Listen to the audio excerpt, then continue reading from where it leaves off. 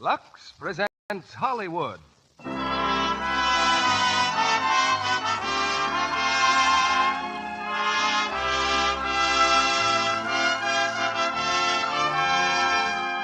Lux Radio Theater brings you The Devil and Miss Jones, starring Frank Morgan, Linda Darnell, and Gordon Oliver.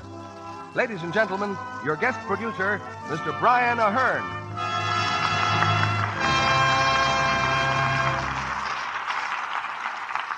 Good evening, ladies and gentlemen. An unnamed philosopher once made this simple observation, that when you look through your window, you see the crowds in the street, the world on parade. When you look in your mirror, you see only yourself. Both are made of glass, with this small difference, that one has a coating of silver added. And that difference can apply to human beings. Add enough silver to a man, he often ceases to consider others and sees no one but himself. And that is the premise of our play tonight, which takes place several years before the war. But I can assure you that all further moralizing stops at once, for this is no weighty drama of social significance. It is rather one of the screen's most entertaining comedies. The Devil and Miss Jones, presented through the courtesy of Frank Ross, producer of the Technicolor spectacle, The Robe. In the Devil's Corner, with no intended prejudice, we have the irrepressible Frank Morgan, who will soon be seen in Metro-Goldwyn-Mayer's The Great Morgan. As the angelic member of tonight's cast, we have the altogether lovely Linda Darnell. And as a gentleman who literally raises Hades, we present that up-and-coming screen star, Gordon Oliver. Together they bring you the story of a modern merchant prince who, in the early 1930s, walks in disguise among the common folk with the most uncommon consequences. I spoke earlier of looking out of the window versus looking in the mirror. Once the point of that parallel has been established, let me hasten to add that I have no objection to mirrors and their contribution to humanity. Certainly they have helped to make women still more beautiful in many ways, and not the least of these is showing them how Lux toilet soap can help them have lovelier complexions. And since a lovelier complexion often means romance and happiness, I'd say that consulting a mirror often is no more than good sense. And if you use Lux toilet soap, you'll find your mirror is the glass that cheers. Well, now on with our play, as the curtain rises on the first act of The Devil and Miss Jones, starring Frank Morgan as J.P. Merrick, Linda Darnell as Mary, and Gordon Oliver as Joe.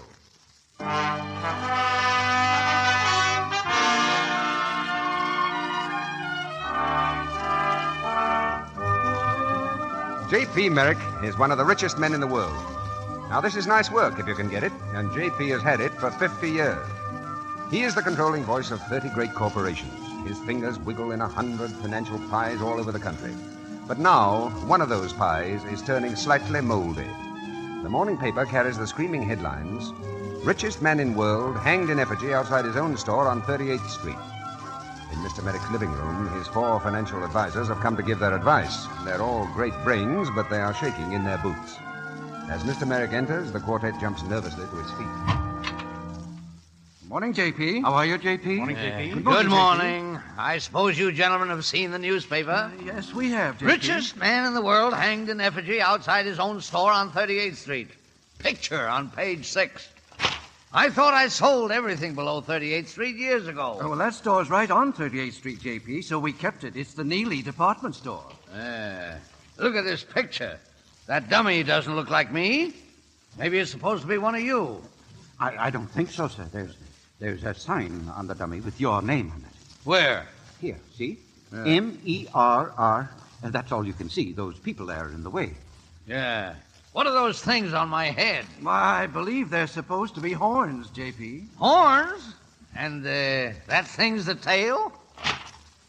What's been done about all this? Well, we had a talk with the manager of the department store. He fired the ringleader and half a dozen employees who participated in it. Is that all? Have this picture enlarged and everybody in it fired? An excellent suggestion, J.P. Gentlemen, I pay you a great deal to take care of my interests and privacy. I want privacy. I haven't had my photograph in a newspaper in 25 years. No, this is temporary, J.P. Our detective will ferret out the whole thing in no time. What detective? We have a man who's an expert. He's just outside, J.P. If you care to speak to him, he'll show you this thing is a simple little disturbance that really has no significance. Yes. The Boston Tea Party was a little disturbance, too. I want to talk to this detective. Good day, gentlemen. Good day, J.P. Good day. George, send that detective in here. This way, please, Mr. Higgins. This is Mr. Higgins, Mr. Merrick. All right, George. My breakfast. Yes, sir. Sit down, Mr. Sit down. Thank you, sir. What did you say your name was? Higgins. Thomas Higgins, sir. Well, what progress have you made, Mr. Higgins? Well, I've gotten a job in the store, sir. Nobody in the whole store knows I'm a detective, except the personnel head. And he gave me a card. Here it is, sir. Yeah, to whom it may concern. Thomas Higgins is employed in a confidential capacity and is accountable only to me. Signed Arthur W. Davis, personnel head. You see, sir, I'm a salesman in the children's shoe department. And that's the hotbed. That whole 5th floor. Your breakfast, Mr. Merrick. Will you have the graham crackers individually, or shall I crumple them in the milk, sir? Individual. Yes, sir. No. You can crumple them for a change. Yes, sir. Tell me, Higgins, how soon could you find out who these employees are, the troublemakers? Well, not more than 2 or 3 weeks, sir. Why not 2 or 3 days? Well, I've got to worm my way into their confidence, sir. Become one of them. How do I know what they'll do in the next 2 or 3 weeks? I'm not going to hang from every lamppost in the city while you worm your way into their confidence. Is there anybody you suspect? Well, I haven't really started, sir. I thought I'd begin the day after tomorrow. What's that? Well, my wife's having a baby in Philadelphia. That's where I live. I thought I'd go home tomorrow. Mr. Higgins, I don't think you ought to be separated from your wife while you're having a baby. I'll get someone else for this assignment. Well, that's very considerate of Mr. Merrick, but It's nothing at all. I'll just keep this card for the next fellow. Good day. Well, I'm very grateful for your kindness, Mr. Merrick. Yeah, it is perfectly all right. You just go back to Poughkeepsie and forget all about it. Poughkeepsie? Oh, yes. Yes. Well, good day, sir. Baby. Mr. Merrick, sir, it's time for your pepsin. Dr. Schindler made it up into chewing gum. He thought you'd like the change. Yeah. Look at this picture, George. They've even got a tail on me. I'm there on the dummy. And look at the faithful employees who are hanging me. Morons, sheep. No wonder you can convince them of anything. Oh, I'd like to hear one of those troublemakers talking. I'd show them. I'd tell them. George, why shouldn't I? Of course. I'll get a job in the store. Mr. Merrick. Why not? I'd like to see them operate. But think of your stomach, sir. Yes, I'll be one of them. Mix in with them. Let them talk to me. Why, these idiots. I'll play them like a cat and a mouse. Really, Mr. Merrick, George, from now on, my name is Thomas Higgins.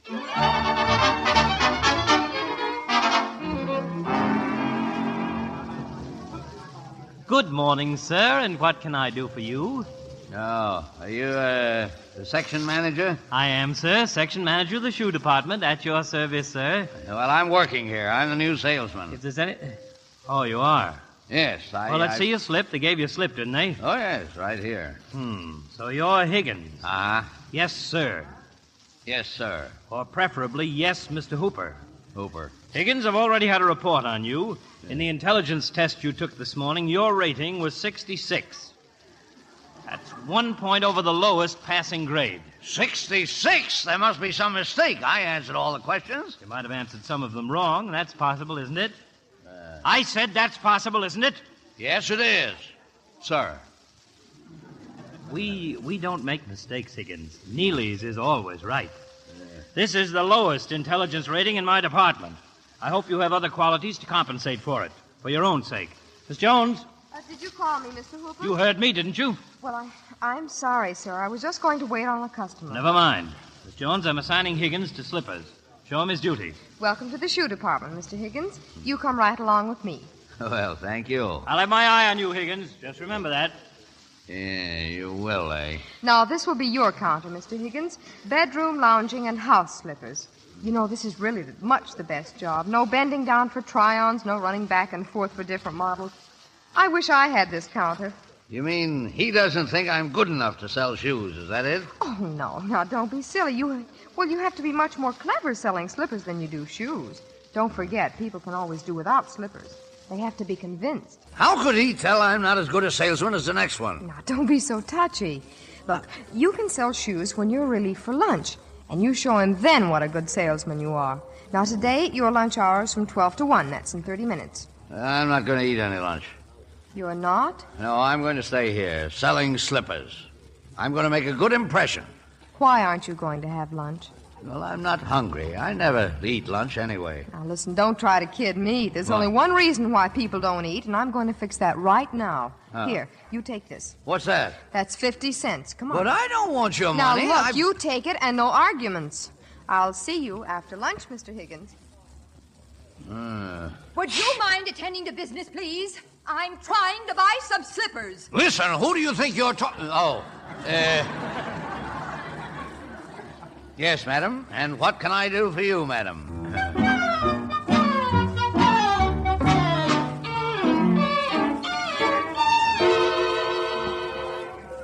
Mr. Higgins, it's time for your lunch. I'll take over your counter now. But I'm not hungry, really. Now, why do you argue so much? You go to lunch and hurry up about it.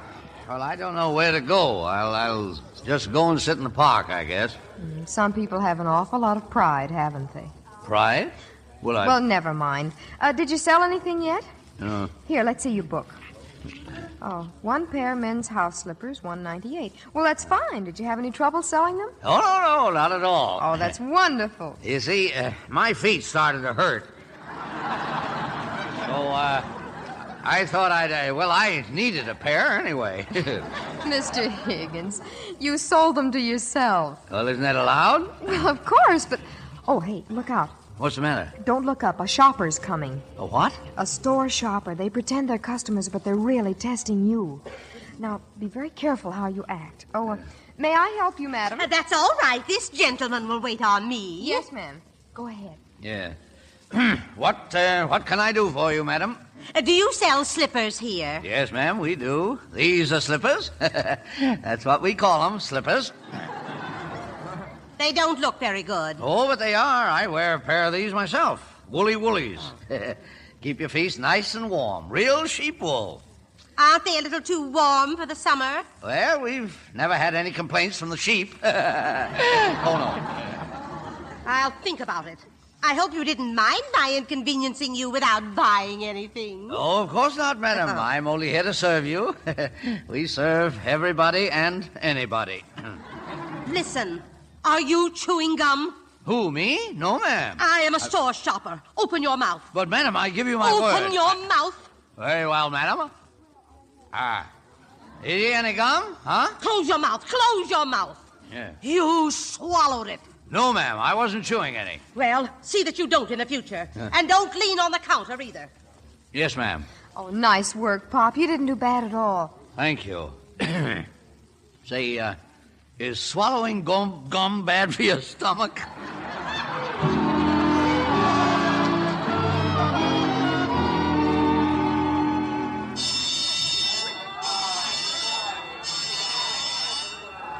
$5 o'clock. Oh, I thought this day would never end. Oh, you mean we can go home now? We are as free as the birds until 8:20 a.m. tomorrow. Employees! Listen, employees, here I am over here. Oh, it's Joe again. Gather around, everybody. All the employees of the Neely store. Oh, Joe, don't, please. Come on, everybody. Well, who's that fella? Oh, it's Joe. He used to work here. Now he gets thrown out of the store every afternoon. Joe, listen to me. Folks, I have a message for you. They fired some of us for asking for our rights, but we haven't given up. We're still at it. Attaboy, Joe. Stop this! Stop this at once! I'll call the detectives. Go on, call the detectives, Mr. Hooper. Who cares? Don't be afraid, employees. Come to our meetings. If enough of us stick together, they won't be able to stop us. Nobody listen to him. Nobody listen to him. Detectives, get rid of this man. Get him out of here. I repeat, folks, come to the meeting tonight. We've got to fight together. Okay, buddy, come on, outside. Let go of me. Outside. Folks, they're throwing me out again, but they can't stop us. Come to the meeting. Grab him around the neck, Eddie. I got him. Don't be afraid. Right is on our side. Shut up. They can't stop us. Go They on, can't. go on. Get out Don't of here. forget, Come to the meeting. Oh, Joe, why does he always do that? Come now, clear the floor, please. Clear the floor. Is that Joe person a good friend of yours, Miss Jones? Joe? Oh, Yes. Joe's the greatest guy in the world. Fellow employees, gather near the loudspeakers, please. Who's that? That's Mr. Allison, the general manager. He talks to us every day over the public address system. Fellow employees, there was a disturbance on the 5th floor a moment ago. Nothing short of trespassing. A criminal offense. There are still some troublemakers employed in this store we have not as yet ferreted out. But we shall. And if employees are found cooperating with these traitors in our one big happy family, I can tell you now, they will not only be discharged, but blackballed from ever working in any department store in this city. Now, may I wish you all a very good evening. Good night, fellow employees. Why, the big Tell me, Mr. Higgins, are you doing anything tonight? Me? Oh, no, not especially. You come with me. We're going to that meeting.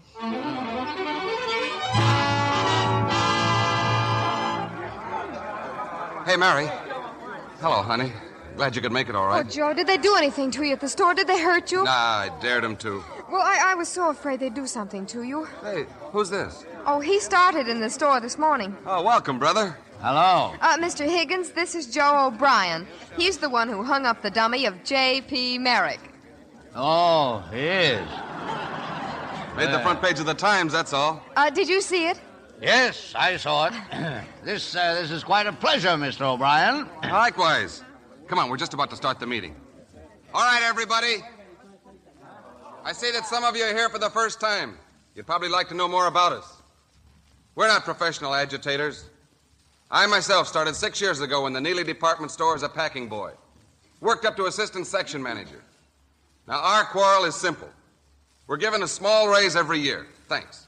At the end of 10 or 15 years, when our salary's higher than the new employees, we're let out. Now, this is a regular practice of the store, mind you. It's probably good bookkeeping, but I think it's pretty unfair. Yes, Joe, may I interrupt, please? Sure, what's on your mind, Mary? Well, I'd like to show you a practical case of what we're fighting for, if I may. Certainly, Mary. Folks, this is Miss Jones of Children's Shoes. Thank you. Ladies and gentlemen, this gentleman sitting right here is Thomas Higgins.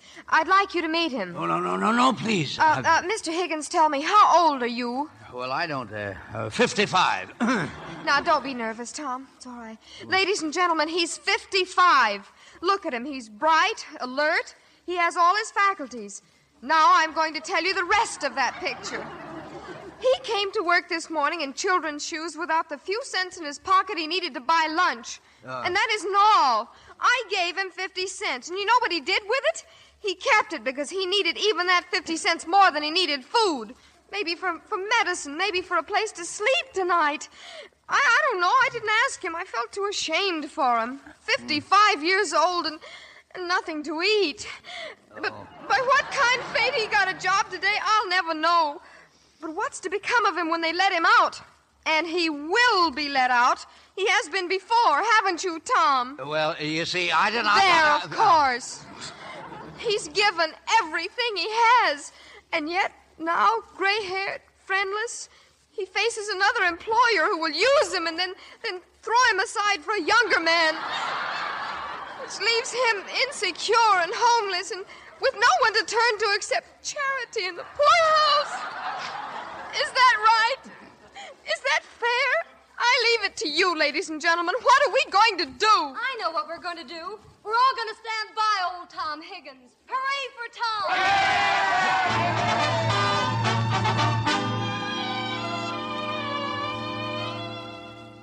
And then they all stood up and cheered for me. What do you think of that, George? Very interesting, Mr. Merrick. Yeah. Now, if you just put your feet in this hot water, sir, I'm sure they'll feel a little better. Yeah. Oh, yeah. Oh, gosh, that's... Yes, those idiots making me one of them. I'll show them who hangs who. I'll hang every troublemaker in the place. Have you got those notes I telephoned to you? Yes, sir. Yeah. Here they are. 1, intelligence tests out. Yeah. May I ask why, sir? No, you may not. Yes, sir. 2, pay back 50 cents to Miss Jones. 3, do something about section manager. Yeah, and add another one. Store shoppers out. Yes, sir. Store shoppers out. You know, George, I didn't do so well selling things today. Really, sir? Well, it's just a matter of luck, that's all. Oh, yes, sir, yes, of course. But I'll fix that. What I want you to do is to find a little girl somewhere, bring her to the shoe department tomorrow at exactly 10 after 12.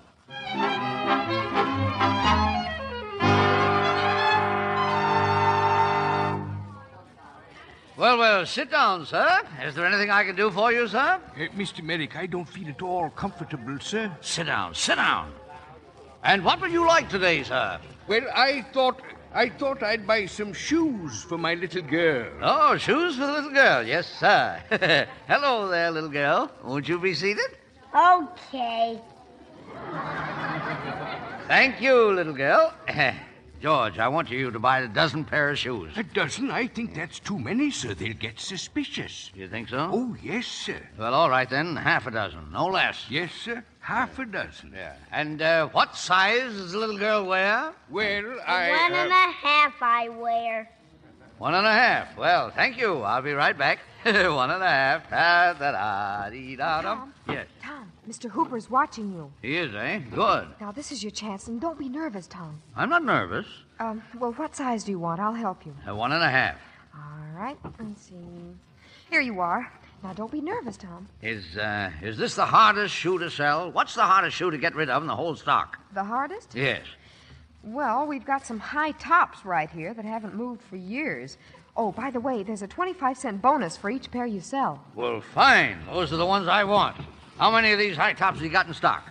Let's see. 5. No, that's too bad. I can sell 6. Well, I do wish you'd just try and sell the ordinary shoes, Tom. You're making trouble for yourself. Now, don't be silly. Just watch, that's all. Well, good luck, Tom. Yes?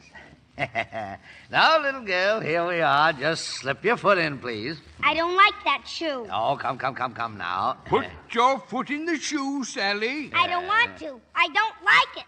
Put your foot in. I don't like it. Get away from me, you big dope. George, where'd you get this brat? She belongs to the upstairs maid, sir. If she doesn't stop yelling, there's going to be another upstairs maid. Stop yelling, dear. I won't. I don't like it. I don't care whether you like it. Here, now, let's not argue, little girl. Let go my foot. Let go or I'll kick you. No, you wouldn't do that. Don't play. Sally, dear, you mustn't kick the gentleman. Get your foot in there. Listen, get it in, do you hear? No, I won't. Did you hear me? Boom.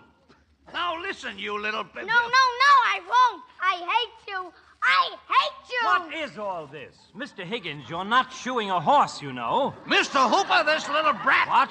I mean, this little girl Quiet. here. I'll take care of this. Oh. Now, little lady, just look what I've got for you. A lollipop. Gimme. There you are. Now, sir, do you want these shoes? Yes, I'd like half a dozen pairs, please. Fine. Mr. Higgins, there's someone at your slipper counter. I'll take care of this customer. But I've got those shoes sold. There's someone at your slipper counter. Go on.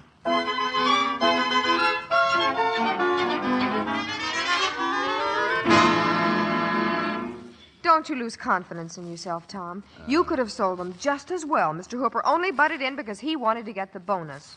I don't remember when I've disliked anyone as heartily as I do him. And I've disliked quite a few people in my time. To their misfortune. Well, you just forget all about it now. I'm an elephant, Miss Jones, a veritable elephant. I never forget a good deed done me or an ill one. Well, you mustn't say anything to Mr. Hooper about it. He can tie the can to you, you know. What can? Well, tie the can to you, get you fired. Now, promise me you won't say anything to him. Promise. No, all right, I won't say anything. Tom, do you know what would be very clever? What? If you'd go over right now and thank him for helping you out. Thank him? Well, you want to keep this job, don't you? You're in no position to be independent. Now, go on over. Go on. Oh, very well. Be nice now. Yeah. Oh, Mr. Hooper. Yes? Mr. Hooper. Well? I wanted to say about that sale. Oh, yes. You've got quite a way with children, Higgins. Well, They certainly take to you like a duck to water. Yes, well. Hot water. Well, I probably couldn't have handled it as well as you. As well as me. You couldn't handle it at all. I made that sale. Oh, I don't know. I have a hunch those shoes are coming back. My sales never come back. Is that so? Mm-hmm. You want to bet? Certainly. How much? Well, make it easy on yourself. How much can you afford? Well, I can manage to scrape a little something together. Would $10 be too much? Make it 20. I'll be lucky if I get the 10. I'll say so. And if you want to bet any more, brother, I'll even give you odds.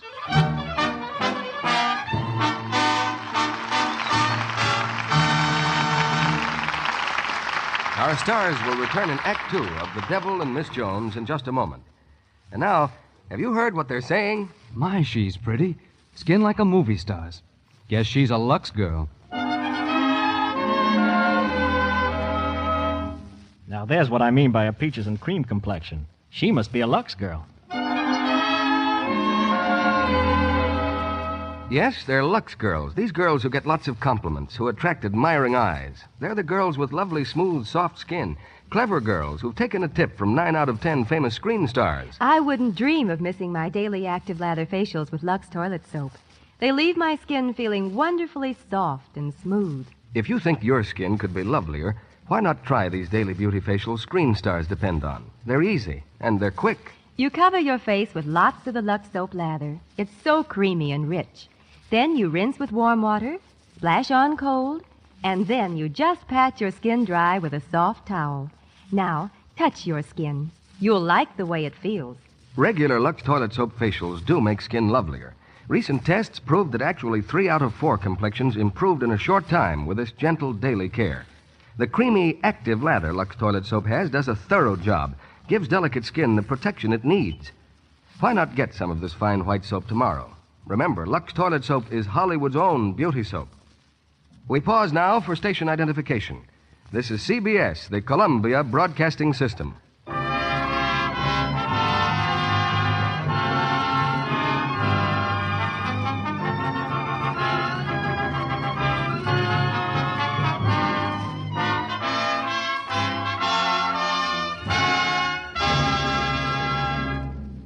Act 2 of The Devil and Miss Jones, starring Frank Morgan as J.P. Merrick, Linda Darnell as Mary, and Gordon Oliver as Joe.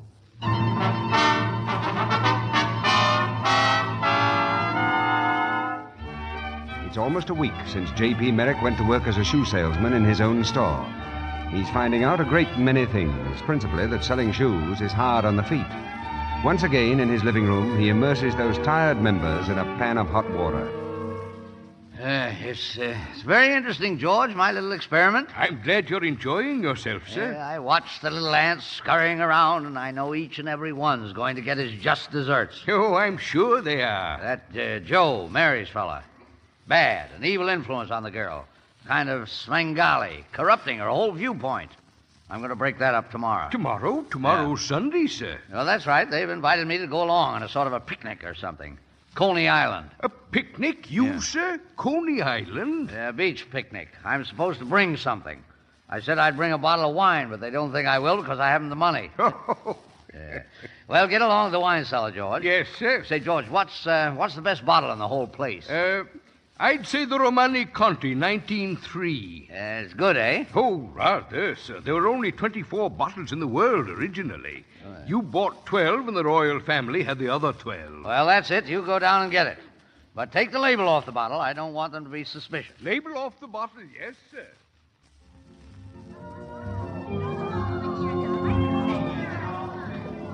Oh, Tom, you shouldn't have spent your money for wine, really. Oh, well, you only live once. Here you are, Joe. Try that. Okay, here's looking at you. Skull. Well, how is it? No. Well, you like it, don't you? Well, I'll tell you, Tom, it's not really bad. It's, Tom, did you spend more than 50 cents for this wine?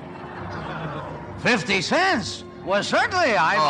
Tom, they saw you coming. Who saw me coming? You mean you don't like this wine? Say, I've got a good mind to return it and make them give you your money back. Yeah, the nerve of some people. Now, wait a minute. You're not giving this wine a fair chance. Here, I got an idea. Pass your cup, Mary. Okay. Here, what are you doing with that wine? I'm going to mix it with 7-Up. Maybe it'll kill the taste. Oh. Here, Mary, try this. Listen, that wine is... How is it, Mary? Oh, no, it's awful. I guess you just can't save it, Tom. Oh, it's a shame, really. It's too bad we had to ruin the bottle of 7-Up, too. Well, pour it out, Tom. It might make you sick. Yeah. I am sick. Wine experts. Well, I'm going for a swim. How about it, Tom? No, thanks. Now, don't show off and swim way out, Joe. Nobody will be watching you. Just you, honey. Don't forget to come back.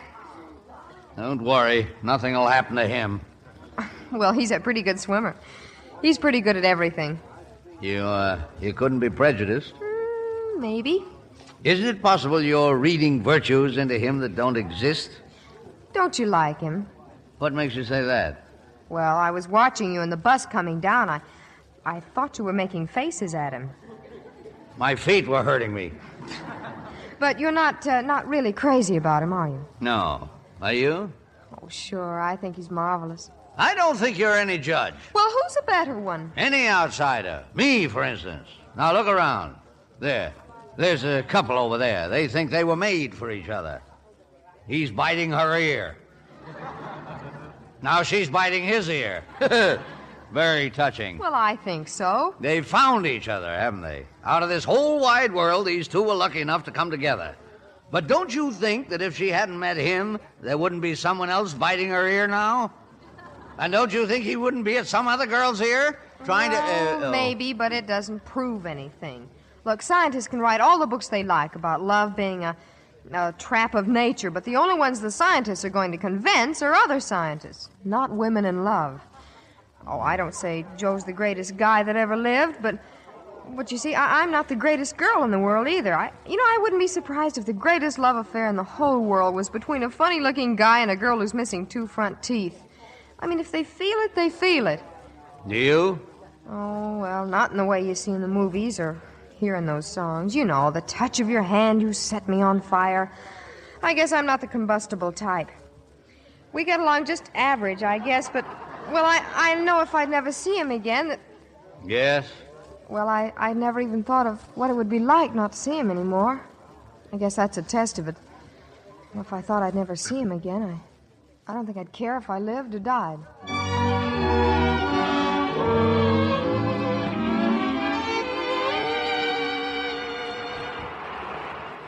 Hey, Mary. Hmm? Want another swim? Mm-mm. It's getting pretty late. Maybe we better wake Tom up and go home. Oh, let's let him sleep a little longer. He must be awfully tired. Say, have you watched what he's been eating? He acts like a guy that's just discovered his stomach. I didn't think a goat could put that stuff away. Oh, Joe, I feel sorry for him. Do you know he's never been married? So? So it's a shame. Oh, he must be very lonely. You know, if you haven't got someone that really cares for you, you're all alone. You're one person against the world unless you have someone. Then it's only half as hard. At least you're 2 against the world. So you both starve together instead of starving alone. Oh, now, Joe, don't let yourself get depressed. Oh, it's all over, Mary. We've lost. What do you mean we've lost? 400 names out of 2,500 employees, and how can you blame them? Blacklists, door detectives. I don't see how we got the 400. Well, maybe if you gave it more time, Joe. Time? We've had a year already. Oh, it's no go, Mary. I know it. Let the poor suckers who are working at least keep their jobs. Oh, Joe, if you could only reach all of them. Yeah, if, sure. Mary, I want to talk to you. I meant to do it when I brought you home, but I guess now's as good a time as any. I can't get a job in New York, Mary. I can't see you anymore for a while. What do you mean? I can't take up your time anymore. Is that what you call our relationship, taking up my time? Well, I haven't got the right to take up your time, is what I'm trying to tell you. Well, I think you might ask my opinion about that.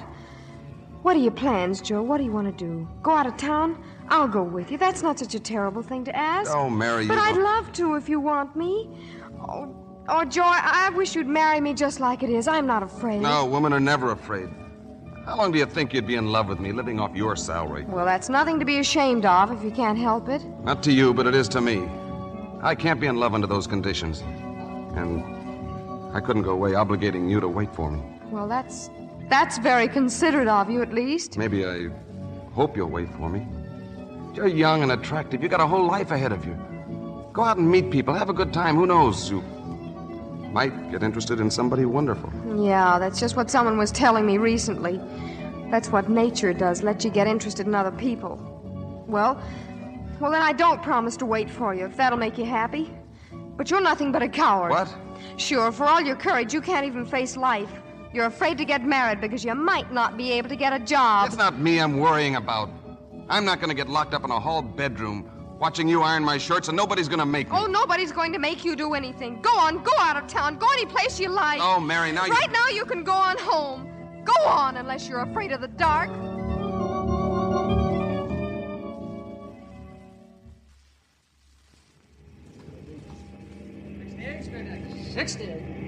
You get off pretty soon now, don't you, Tom? Yeah?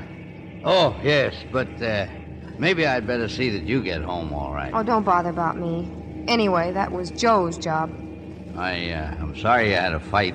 How did you know? Well, I wasn't asleep all the time. Oh. It's going to turn out all right. I've got a 7th sense. You mean a 6th sense? No, I'm very unusual. I've got a 6th and a 7th. Oh, Tom, you really shouldn't drink. You know, it's not good for you. You can't get drunk on what I drank. Wine and 7-Up. Oh. Oh, Tom, you're swell. I like you. You do, eh? Well, that's fine. But I wonder if you'd like the real me. Now, don't tell me you've got hidden depths. Well, a man may not be everything he appears to be on the surface, you know. What do you mean? Nothing. 72nd Street next. 72nd. Well, here's my stop. So long, Tom. So long. Look, now, you be careful going down those steps. I will. See you in the store. Yeah, see you in the store. Getting off. Step lively, please. Take your time, son. Okay, Tom, you dropped something. Bye, Mary. Listen, you dropped some papers out of your pocket. They're here on the seat. What? Some papers, cards and things. What? Come on, step lively. I'll keep them for you, Tom. Keep what? The cards. What? Come on, let's go. Never mind. See you in the store. Bye. Bye.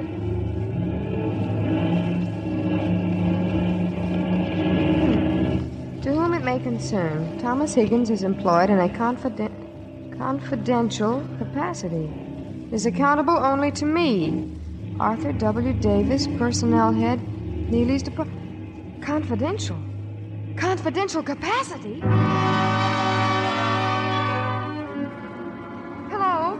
Hello, is this you, Joe? This is Mary. Listen, Joe, I've got to see you. Yes, tonight. Right now, it's very important. Joe, listen, we're in terrible trouble. Just terrible, Joe.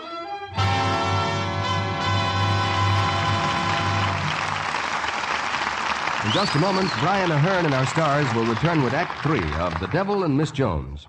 And now, it's Mrs. Abbott's kitchen. And here's Mrs. Abbott engaged in a rather messy job.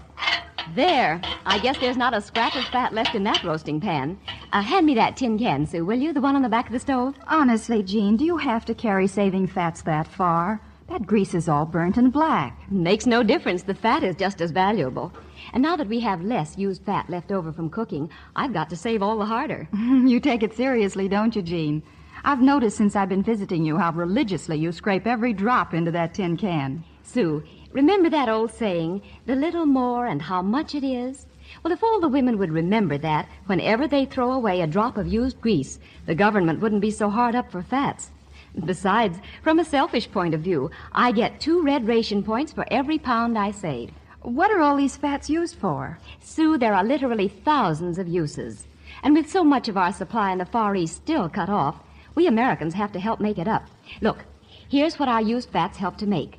Munitions, tons of them. Medicines, all kinds, especially insulin, tannic acid, and the sulfa drugs. You know they use those to treat shock, burns, and wounds. Then there's synthetic rubber. And, Sue, think of all the needs for fats on the home front. Lubricants used in war plants, plastics, paints, textiles, and soap. My goodness, I never realized how important this fat salvage thing really is. Oh, those are just a few uses for our used fats. Now you see why I save every single drop. Remember, for every pound of used fat you turn in, your grocer will give you 4 cents and 2 red ration points. More than ever, under the new rationing requirements, you need those extra points.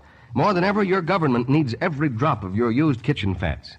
So, won't you keep on remembering the little more and how much it is? And now, Brian Ahern returns to the microphone.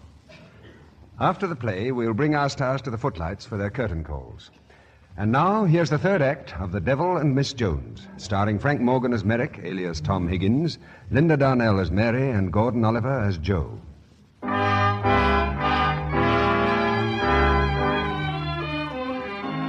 Mary has discovered that Thomas Higgins is a spy for the Neely department store. Her argument with Joe is forgotten now, and in her mind is a single thought, to protect her friends. It's late at night when Joe arrives at her apartment. Well, what's it all about? Joe, do you remember that list of names? The 400 employees? Sure. Well, where is it? Have you got it? No, I gave it to Higgins. You gave it... Oh, when? Down at the beach. I had it there checking it off. When I went in for a swim, I stuck it under Higgins' towel. Oh, Joe... What's the matter? You can get it from him tomorrow. Tomorrow's too late. Higgins is a spy for the store. Higgins is... You're crazy. I am not. Look at this card. Thomas Higgins is employed in a confidential capacity and is accountable only to me, Arthur W. Davis, personnel head. Let me see that. There's no mistake. He's got all those names. Where does he live? I'll get that list back tonight. Oh, I don't know. He got off the bus at 72nd Street. Oh, that's no help. Listen, tomorrow you get him in the stockroom. I'll get that list. Now, how are you going to get in the store? Don't worry how I get in the store. You get him in the stockroom, see, and I'll join you. I'll get that list if I have to hit him over the head.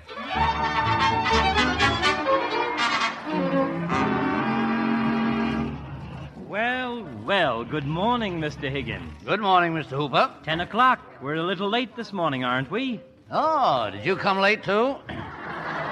You are a little late this morning? Yes, I am. And why, may I ask? Because I overslept. I was tired. My, that's a novel excuse. Well, it's true. Higgins, I don't like your tone of voice. Hooper, I don't like yours either.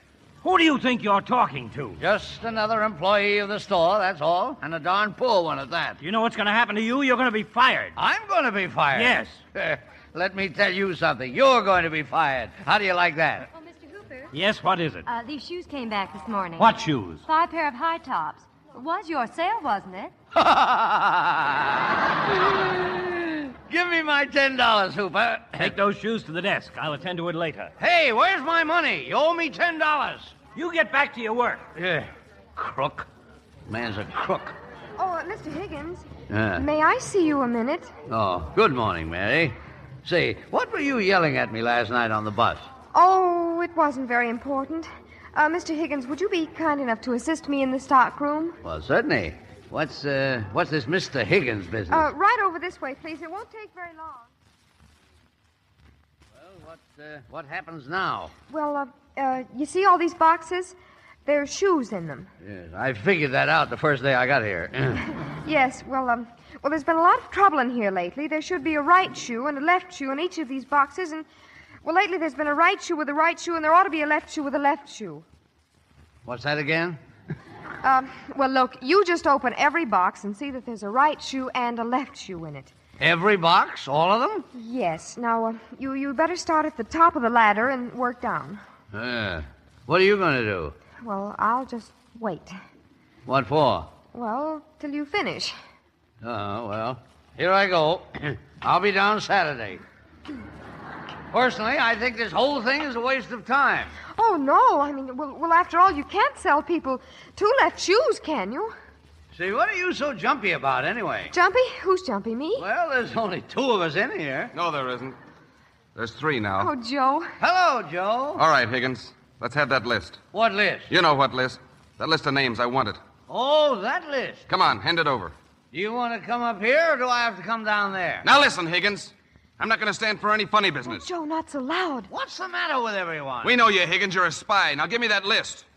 There he is, Eddie. Grab him. Joe, the detective! Come on, you. Okay, Joe, let's go. Take your hands off Get me. him around the neck, Eddie. I got him. Hold on. Let him alone! Let it now.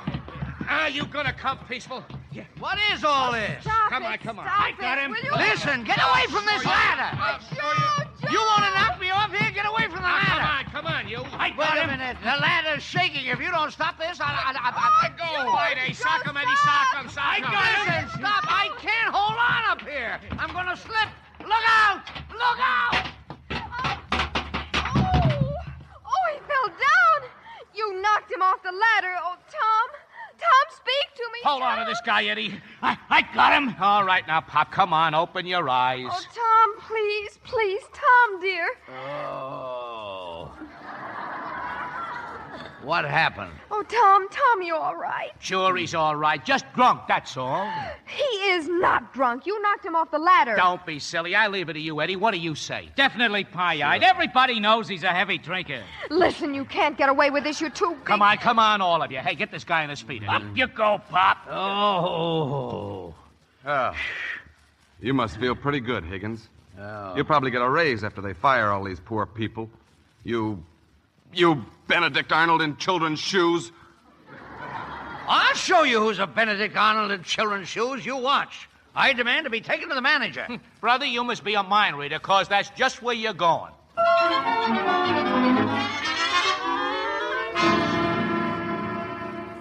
Furthermore, I have not been drinking. And if you weren't such a fool, you could see that for yourself. Just a moment, Higgins. Who do you think you're talking to? I'm talking to you, Mr. Allison. Fine manager you are.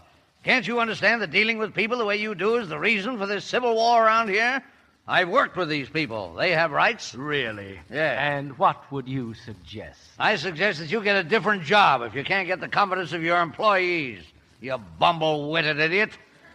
Oh, Tom, this is wonderful what you're doing, and you'll never regret it. Well, let them fire you. As long as there's a breath in my body, you'll never go hungry. Calling me names isn't the solution. I'd like nothing better than to get the confidence of my employees. But who can I talk to? Who represents enough of these people? Mr. Allison, would you consider 400 enough? Yes, I would.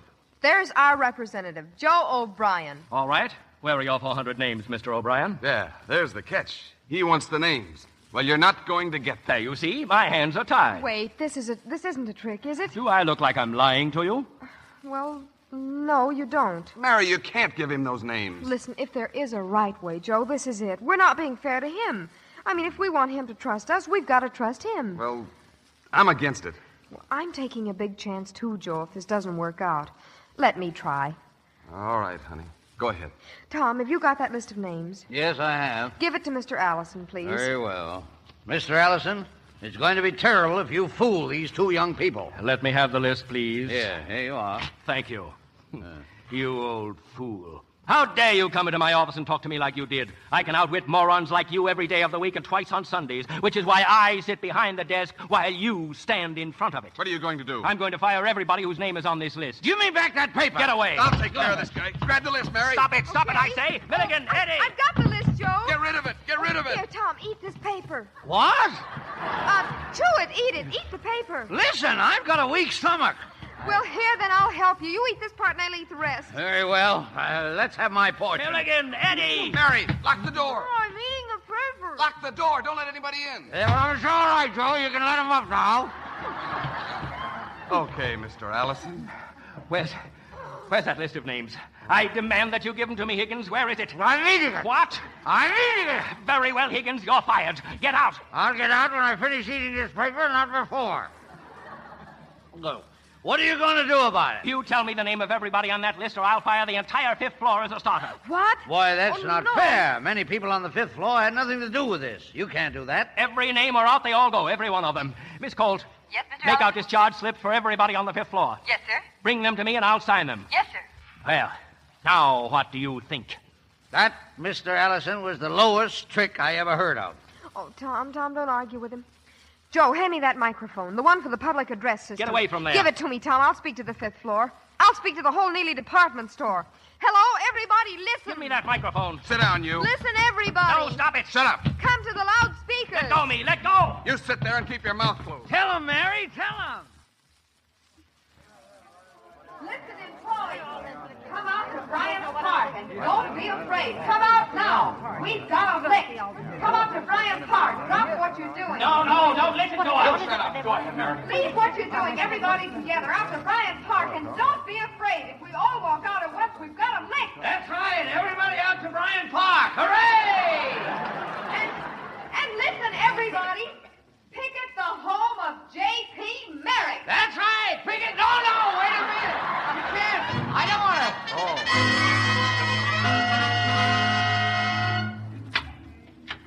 Mr. Merrick, sir. Yes, George. The gentlemen are here, sir. Well, my brilliant advisors. As usual, their advice is a little late. Look at that crowd outside the house, George. Do you know what they're doing? I believe they're picketing you, sir. Yes. I never thought it would end this way. I don't think you've seen the worst, sir. No. They've got the dummy with them. You mean with the horns? And the tail, sir. Yeah, well, send in the brain trust, George. Yes, sir. And then go outside in that crowd and ask for a young fellow by the name of Joe O'Brien and a girl named Mary Jones. Bring them back here with you. In here, sir? In here, George. Very good, sir. Will you come in, please? Oh, thank you. Good evening, J.P. Evening, J.P. How are you, J.P.? Bad business, J.P. Good evening, gentlemen. I see you got safely through the picket line. Oh, don't let this business excite you. No, certainly not. It's only temporary. We'll have it under control. We're going to call the police at once. Oh, no, you're not. Nobody's going to call anybody. I've sent for the ringleaders. They'll be here any minute. You're going to meet them? Certainly. J.P., this is the wrong method. If you do this, you'll be acting against our advice. I know. That's why I'm doing it. Mr. O'Brien and Miss Jones. Oh, come in, Joe. Come in, Mary. Hey, what is this? What are you doing here? Tom, Brian, we've been waiting for you outside. How did you arrange it? Well, it wasn't very difficult. Sit down, Mary. I want you to meet the gentlemen who are the real managers of the store. We've been having a little talk. Hiya. Listen, that butler said Mr. Merrick wanted us. Yes, Mary. Well, everything in its turn. Shall we begin? That's right. Let's begin. Suits me. We're ready. Above all things, let's remain calm. You know, Mr. O'Brien, you're not in a very good bargaining position. Maybe not, but the store's closed. Well, we're going to open it. Here, now to stop that. We're going to remain calm. Yes, that's right. Let's not raise our voices. Mr. O'Brien, what is your main issue? Well, it's not really much of a beef. Just a couple of people like Allison. If they were moved out, I think everybody'd be a lot better off. I suppose you would be a much better manager. I think so, yes. Good. Perhaps the gentleman will let you try. What's that? That's the first point you gentlemen will have to give in on. This is fantastic. Sit down. I protest against this ridiculous... Sit down! Mr. O'Brien, there are going to be a few changes made in the store. I'm sure that everything will be to your satisfaction and to the satisfaction of all faithful employees. I'm not going into details, but these gentlemen are really very agreeable when you know how to handle them. Why, Tom, I can't believe it. You mean everything's settled?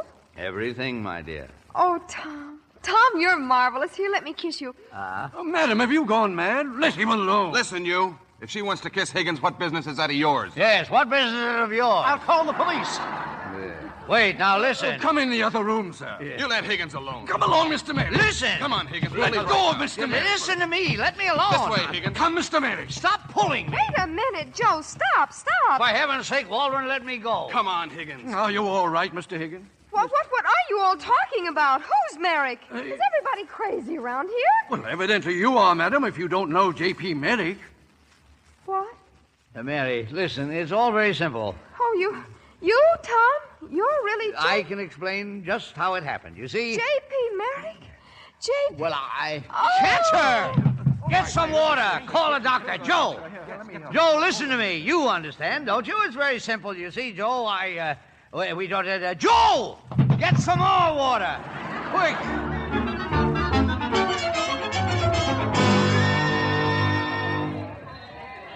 Mary, do you feel better now? Oh, I guess so. I'm still a little shaky. Where's Joe? Well, he went outside to speak to the crowd. Oh, is everything still all right? You hear that?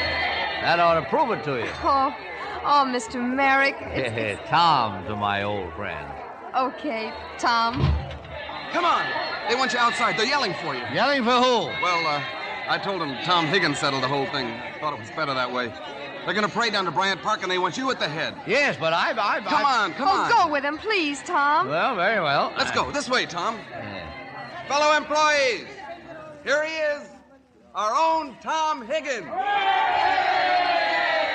Well, thank you. Mr. Higgins. Yeah. Mr. Higgins, we're going to let you carry it in the parade. Carry what? Bring it over here, Eddie. What is it? What do I have to carry? Here you are, Mr. Higgins. It's the dummy of J.P. Merrick, and it's all yours. Well, thanks.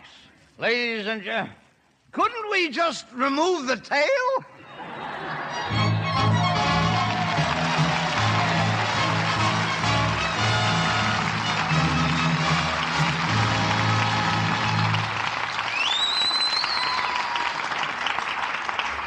For this entertaining hour, I'm sure we all join in awarding orchids to our 3 stars, Frank Morgan, Linda Darnell, and Gordon Oliver. Thank you, Brian.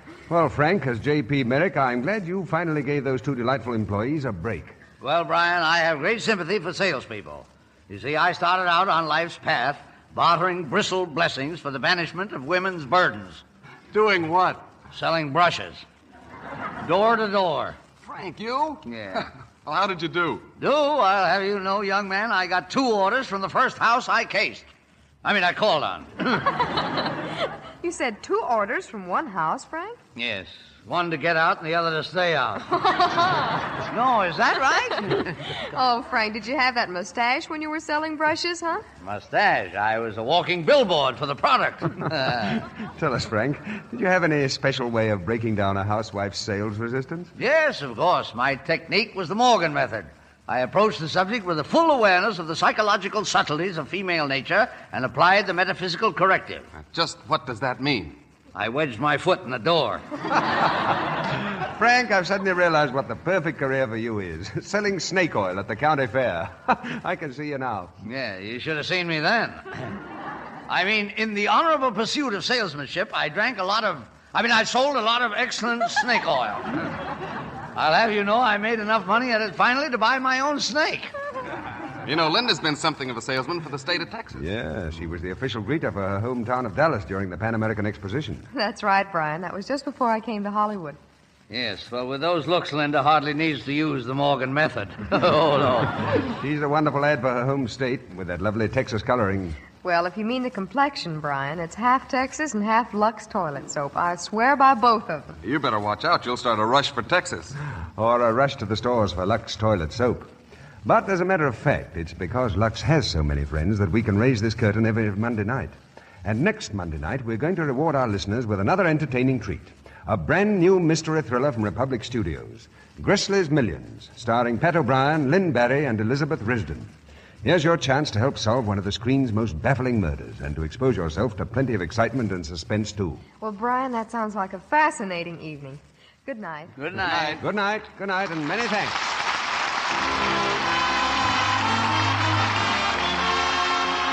Our sponsors, the makers of Lux Toilet Soap, join me in inviting you to be with us again next Monday night when the Lux Radio Theater presents Pat O'Brien, Lynn Barry, and Elizabeth Risden in Grizzly's Millions.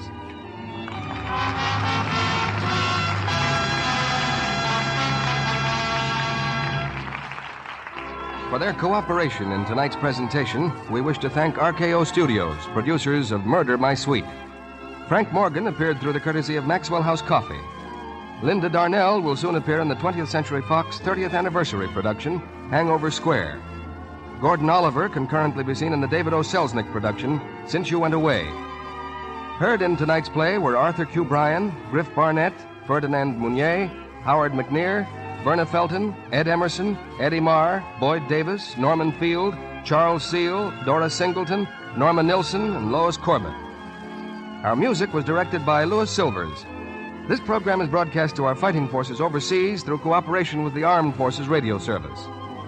Our Lux Radio Theater production of The Devil and Miss Jones has come to you with the good wishes of the makers of Lux Toilet Soap, the beauty care that 9 out of 10 Hollywood stars use to help keep their complexions beautifully clear and smooth and as flawless as every woman wants her skin to be. Be part of the coast-to-coast audience that gathers each week to enjoy this hour of dramatic entertainment with the finest artists of Broadway and Hollywood. This is your announcer, John M. Kennedy, reminding you to tune in again next Monday night to hear Grizzly's Millions with Pat O'Brien, Lynn Barry, and Elizabeth Risden.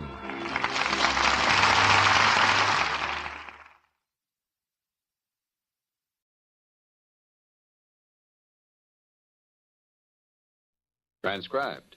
Ladies and gentlemen, the Railroad Hour. And here comes our star-studded show train.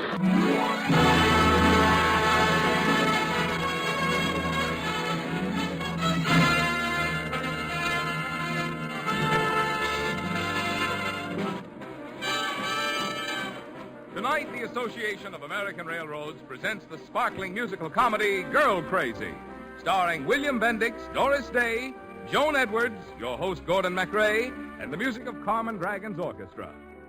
Yes, tonight another great musical comedy is brought to you by the American Railroads. The same railroads that also bring you most of the food you eat, the clothes you wear, the fuel you burn, and all the other things you use in your daily life. And now here is Gordon MacRae.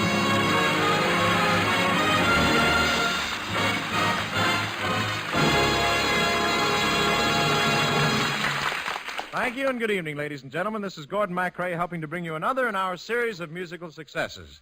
Tonight, the Railroad Hour show train presents the gay George Gershwin hit, Girl Crazy.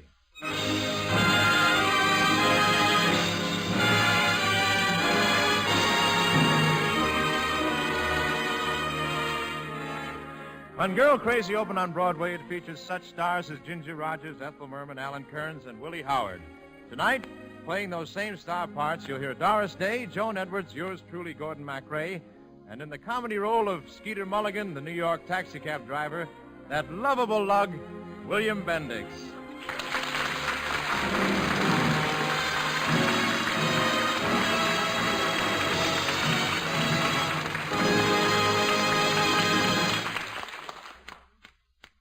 Dear Eloise, I take my typewriter in hand to write you this letter explaining how come I didn't keep our engagement in Brooklyn on the night of last June 29th.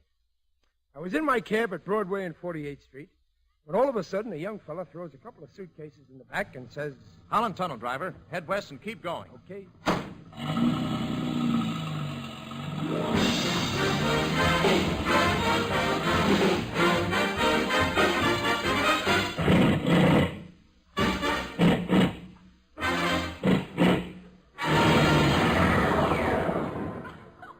Well, buddy, if this ain't the town you're looking for, you're out of luck, because I'm out of gas. Now, relax, Mulligan. This is it. See that sign? Custerville, Arizona. Population male 58, female 0. No women. No wonder the place looks dead. Now, while I ask those cowboys over on the hotel veranda where we can get some gas, why don't you sort of mosey around and take a look at the sights? What sights? When you've seen one grain of sand, you've seen them all. I'll be right back. Oh, okay, boy.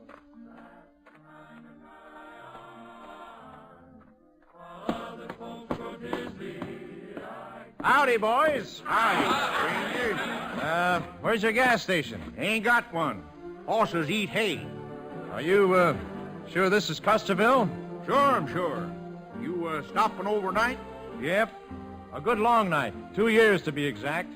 My father owns the Churchill Ranch out here, and he decided I should have some interest other than girls. Oh. And with no women in this town, I see why he picked it. What do you fellas do here, anyway? Oh, mostly we just bide our time. Right, boys? Bide your time? Yeah. You call that doing something? Yes, sir, I sure do, brother. I'm biding my time, 'cause that's the kind of guy.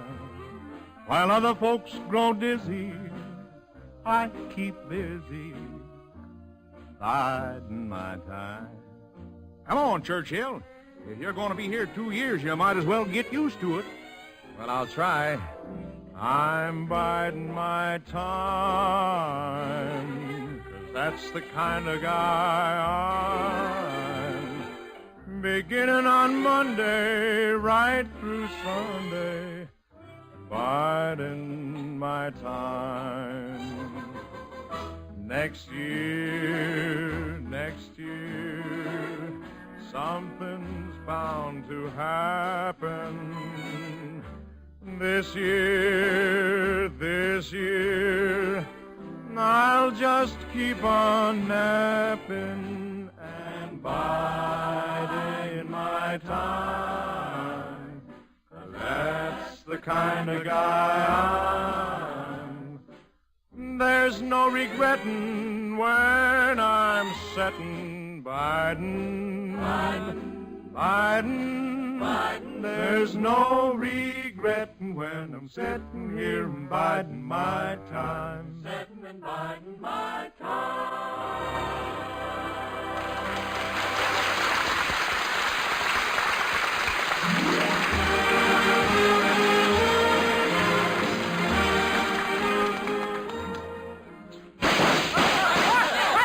Hey, what's that? Sounded like somebody got shot. Another sheriff, probably. You mean somebody killed the sheriff? Yeah, it happens around here pretty regular. Hey, looks like they caught the feller that done it this time. There, here comes the mob. Oh, wait a minute. Let go of me. Who you shoving? Get your hands Why, off it's me. Mulligan. Oh, this ought to be good. It will be. Lank Sanders is a tough customer to tangle with. Well, what are we waiting for? 3 or 4 of you guys get on this rope and string him up. Now, wait a minute. This is all a mistake. I'm innocent. I didn't shoot the sheriff. Look at my face. Is it the face of a murderer? Wait a minute. Let me put it another way. That's enough. Stirring him up. Look, just let me say one more word. If I could only think of a word to say. Stop. That's the word. Thanks, boys. I'm, sorry to spoil you fellas' necktie party, but my taxi driver couldn't have shot your sheriff. It's less than 10 minutes since we blew into town. Well, if that's the case, I reckon I owe him a round of drinks. No, you're talking. I don't mind hanging so long as it's over a bar. Come on, boy. Hey, Mulligan, you better stick to ginger ale. Hello, Jake. Hi, Molly. Well, this explains it. There aren't any women in this town, only angels. Well, Molly don't live here. She just works here in the post office. And here's a letter for you, stranger. I take it you're Danny Churchill. That's me. A letter from Sam Mason. He wouldn't have written it if he'd known it would introduce me to the prettiest gal in Arizona. Hey, that's a thought. You deliver all the letters I get? Yes. Well, I'm going to have everybody in New York write to me. Tell me. Is New York a very wild town? Oh, New York's the most wonderful place in the world. Tell me, you managed to keep busy? Yes, I managed to keep busy. Well, not too busy to go to a dance once in a while or play a game of tennis, I hope. Yeah, you got plenty to learn about the West, Churchill. Well, so long. Jake's right. Jake's right, Mr. Churchill. You must think your father's place is one of those dude ranches. Dude ranch? Say, that's an idea. I never thought of that. What do you mean? Why, I'll turn Dad's place into a dude's ranch. Girls, cocktails, dancing. Oh, you just watch what little Danny's going to do for this town. And you... Now I'm the chappie to make you happy. I'll shine your shoesies and chase your bluesies. Oh, lady, would you, tell me, could you use me? Nope. I'd shake the mat out, put the cat out. I'll clean the garret and feed the parrot. Oh, lady, would you, tell me, could you use me? Do you realize what a good man you're getting in me? I'm no elf or mason or woodman who gets home at 3. Now the gals who see me go soft and dreamy, but I'm a gander who won't philander. Oh, could you use me? 'Cause I certainly could use you. What do you say, Molly? What do you say? Sorry, Mr. Churchill. But you're no cowboy, you're soft and howboy. I feel no muscle to fit the tussle. I must refuse you, I cannot use you. Excuse me. Well, now, give me a chance. No nightlife for you, the birds would bore you. The cows don't know you, a horse would throw you. You silly man, you, to ask me, can you use me? Wait a minute. Though at love you may be a wizard, I'm wanting to know. Could you warm me up in a blizzard, say 40 below? I think so. Your ties are freakish, your knees are weakish. Go to New York pub, stay in the store club. Though you can use me, I certainly can't use you.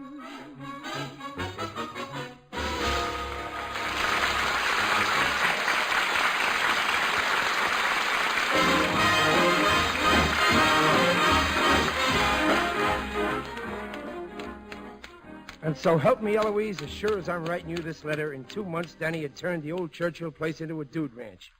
Made me into a cowboy. Even had me wearing them fancy chaps. Darn near froze to death until I found out you were supposed to wear pants under them. Then one day, just before the grand opening, a swell-looking dame walked up to me and said, Well, hello there, handsome. You the boss? No, he's inside. I'll take you to him. Say, you don't talk like a Westerner. Where are you from? Brooklyn. So you like Brooklyn better than Arizona, huh? Oh, yeah. Things is peppier, and people don't waste words when they talk like they do here. Waste words? Yeah. Out here, they say, hi, what's cooking? In Brooklyn, you just walk into a friend's apartment and say, hi. You can smell what's cooking. In here. Hey, Johnny, lady to see you. Okay. Well, what can I do for you, miss? My name is Frisco Kate. I heard you needed a singer for this place and someone to run the gambling room. You want the singing job, huh? And the gambling room. Hey, that's a new idea. Never thought of women as gamblers. Why not? We marry men, don't we? Yeah, I see what you mean. Hey, a lady croupier might be a novelty at that. I'll try it for a week and see what the boys think. Probably the same thing they always think. But I can take care of myself. Okay, Kate. Mulligan will show you to a room. Now, this way, miss. I'll take your bag. I think I'm gonna like it here. Well, don't look at me, lady. I'm the answer to a Brooklyn maiden's prayer. Well, hello, Danny. Oh, hello, Molly. Have you heard the news, Danny? They shot another sheriff. You know, that's beginning to get monotonous. But sit down, Molly. I want to talk to you. What about? Our future. Our future? Mm-hmm. Got it all arranged. A swell little house in Long Island. A kitchen where you can... Say, can you cook? No, never mind. No use spoiling things before we get started. Oh, Danny, don't you ever take life seriously? I wonder what would have happened to you if you'd lived when men earned their living by the sweat of their brows. Well, I'd have sold handkerchiefs. And you're wrong, Molly. I could be serious about you if you'd let me. Embrace me, my sweet embraceable you. Embrace me, you irreplaceable you. Just one look at you, my heart grew tipsy in me. You and you alone bring out the gypsy in me. I love all the many charms about you. Above all, I want my arms about you. Don't be a naughty baby. Come to Papa, do. My sweet embraceable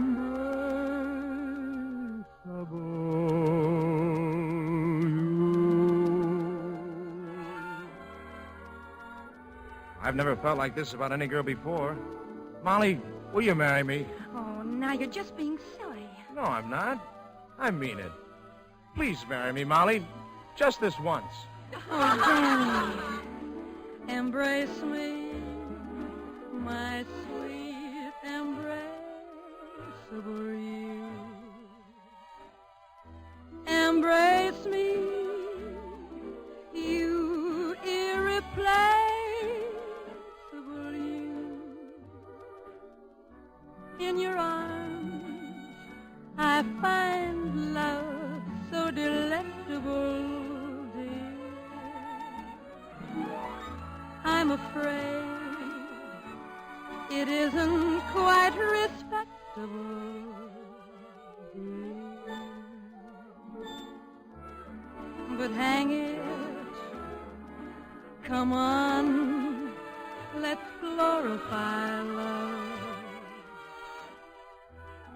Ding dang it, you'll shout encore if I don't be a naughty baby.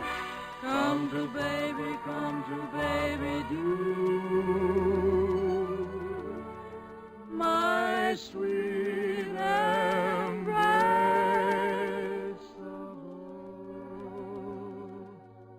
you.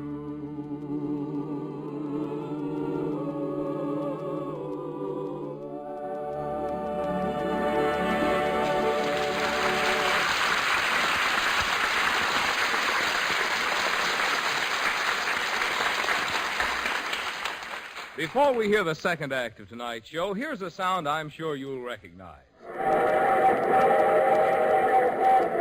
Yes, that's the sound of the locomotive whistle, one of the friendliest, most familiar sounds in all the land.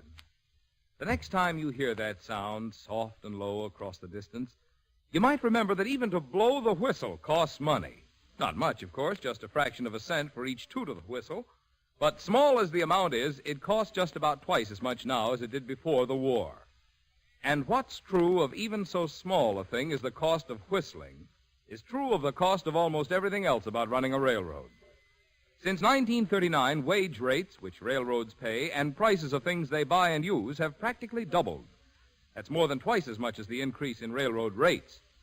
The events of the war and of the peace which has followed it have shown us all that the defense of this country and its agriculture, commerce, and industry demand efficient, adequate, dependable rail transportation. Good and adequate transportation depends upon adequate earnings, the sort of earnings which come when revenues are in line with costs.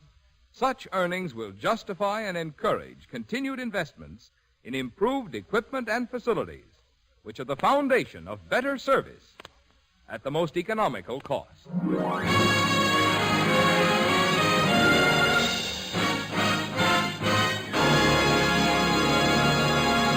And now back to Girl Crazy, starring Doris Day, Joan Edwards, your host Gordon MacRae, and William Bendix.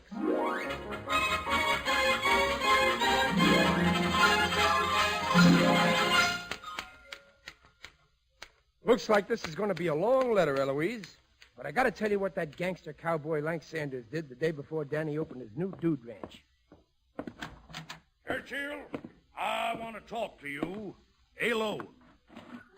And I'll wait outside, boss. No, stick around, Jake. Well, speak up, Lank. What's on your mind? I hear you're opening up a gambling room. That's right, tomorrow night. Well, I'm not going to let you get away with it.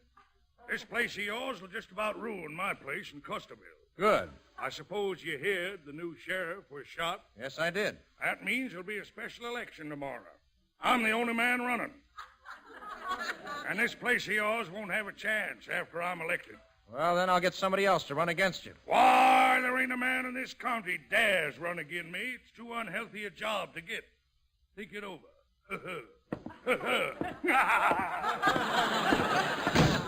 Well, sounds like he means business. Well, that's a good idea you had, getting somebody to run against him, but who? I don't know. Anybody who'd do it would have to be out of their head. A nincompoop. A dope.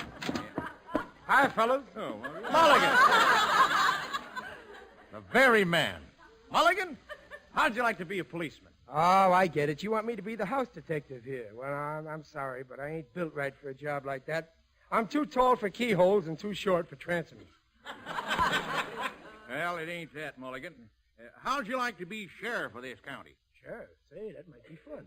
Good. I'll be your campaign manager. We'll go into town tomorrow, and you can spend the whole day making speeches.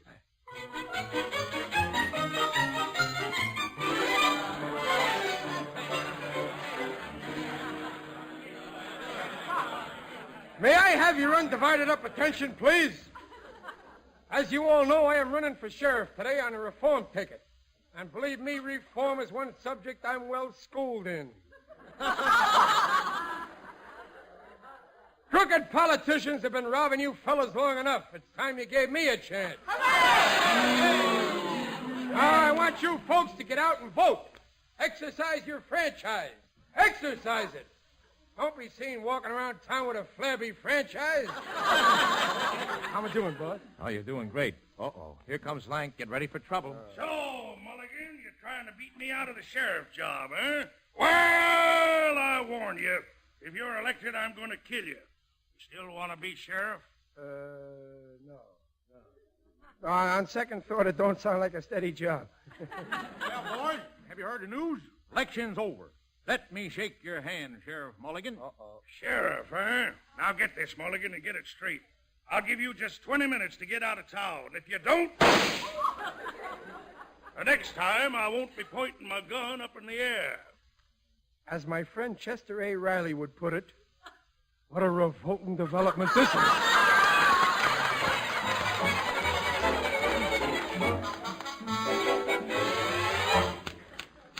Well, Eloise, a weaker man than me might have left town, like Lank said. But did I? No, sir. I hid all day. That night I sneaked back for the grand opening of the Dude Ranch. Danny had a big crowd on hand, and that Frisco kid sure knew how to keep them entertained.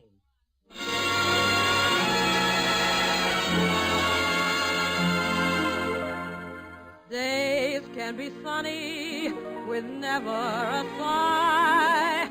Don't need what money can buy. Birds in the trees sing their day full of song. Why shouldn't we sing along? I'm chipper all the day, happy with my lot. How do I get that way? Look at what I got. I got rhythm, I got music, I got my man who could ask for anything more. I got daisies in green pastures. I got my man who could ask for anything more. Oh, man, trouble, I don't mind him. You won't find him around my door. I got starlight, I got sweet dreams. I got my man who could ask for anything more.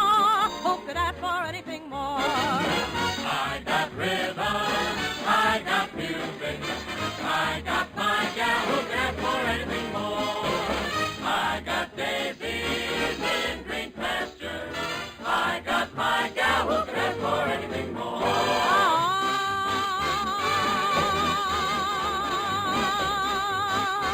Who could ask for anything more?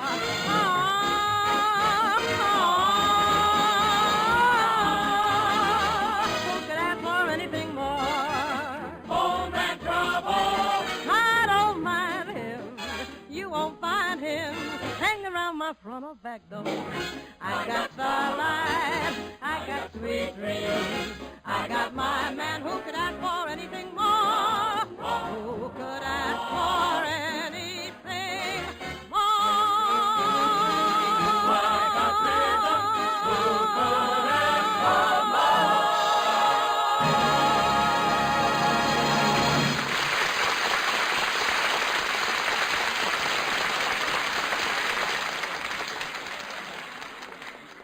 Well, hiya, Katie. How's the party going? Mulligan! Not so loud. I'm wanted for murder. Who've you killed? Nobody. Lank wants to murder me. But I had to see how Danny's party was going. Hey, that was some number you just sung. What a voice. You got some sostenuto. And the timbre of your vibrato is allegro fortissimo. Why, Mulligan, what talk? What's the matter? Say something vulgar? Well, Kate, how's everything at the table? Well, I'm raking it in as fast as the suckers can shell it out. Oh, good. Oh, excuse me, Kate. There's Molly just coming in. Okay, boss. Mulligan, you better get out of sight in case Lank shows up. Go someplace where nobody can see you. No, okay. I'll go in the bar. Everybody in there is half blind. Hello, Molly. Glad you came tonight. So am I. It's been most enlightening, Mr. Churchill. Mr. Churchill? Molly, well, what's the matter? I've just had the pleasure of meeting an old friend of yours from New York, Mr. Sam Mason. Sam Mason? Yes, and he told me some very interesting things about you, Mr. Churchill. Mr. Mason informs me that there's a young lady waiting for you in New York who also expects to occupy that little house on Long Island. Oh, now, Molly, that's not true. Tess used to be Sam's girl, and I dated her a few times. That's why he's trying to get even with me. Don't you believe me, Molly? No. But you must. And why must I? Because I love you. For the first time in my life, I know what it means to be really in love. Am I not a man who's normal, my dear? You don't need to be so formal, my dear. There's just one way to cheer me. Come to Danny, do. My sweet embraceable you. What do you say, Molly? Let's get married tomorrow. I'm sorry, but I won't be here tomorrow. Why? Where are you going? To Mexico. Sam's driving me to the races at San Luis. You can't go to Mexico with Sam Mason. I know his tactics with women. Well, they don't seem to be much worse than yours. Goodbye, Mr. Churchill. Molly! Watch it, Molly! Out of my way, boss. Lank Sanders is after me. Well, go in the closet in my office and put on an Indian costume you'll find there. Lank will never know you. But hurry, we're driving to San Luis. Yeah, okay, boss. Thanks. Oh, Mulligan! Have you seen Danny? I've taken in over $6,000, and he'd better put it in the safe. Yeah, well, here, give it to me. I'll be seeing him in a couple of minutes. Okay. Thanks, Mulligan. All right. Now, let's see. Which closet did he mean? Oh, here it is, right here. Blanket, feathers, everything. Oh, better put it on. Oh, those feathers tickled. Oh, no wonder they're supposed to go on my head. Oh, well. There. Say, I look like a genuine Navajo. Uh-oh. Mulligan! Now, where'd that guy go? Hey, Chief, you seen Sheriff Mulligan? How? Oh, can't speak English, huh? How? Too bad. Somebody ought to warn Mulligan I know he's here and I'm aiming to ventilate his vest. And how? I'll just hide in this closet, and when Mulligan shows up, I'll let him have it. Ugh. Everything okay, rain in the face? Go get the car started, will you? Ugh. What's the matter with you? Ugh. Isaac Clay. I know you found the suit in the closet. What about it? Pale face, lanky pale face, and the Isaac Clay. Now, look, I haven't time for any more clowning. Kate told me she gave you $6,000 to give me. Where is it? Will you talk English, Mulligan? That did it. Oh! Lang! Look out of my way, Danny! Up, run around that desk, you coward! Why don't you get shot like a man? This is no time to get reclassified. Toss me that Tommyhawk, Mulligan. Go round again. Okay, here you are, boss. No.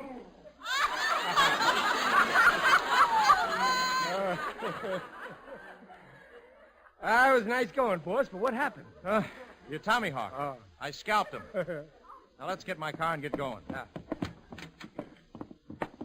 Hey, look. There's Molly. She's getting ready to leave in Sam Mason's car. Hurry. Molly! Molly, wait! You're not going to Mexico with Sam, Molly. You're going with me. That's what you think. That's what I know. Sorry, but I promised Sam, and I keep my promises. Let's go, Sam. Molly! Molly! I had to go girl crazy over someone who could not be true. My own embrace of all you.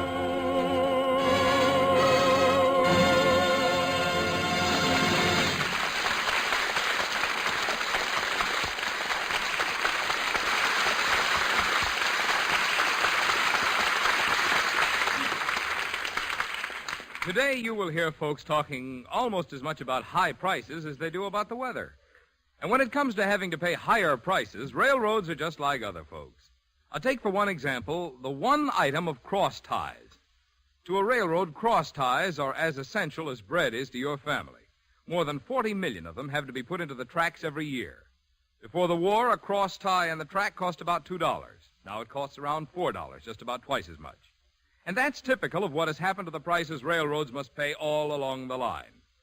Increase in prices, whether they're the prices of the things you buy for your family or the prices of the things railroads need, did not start with higher railroad rates.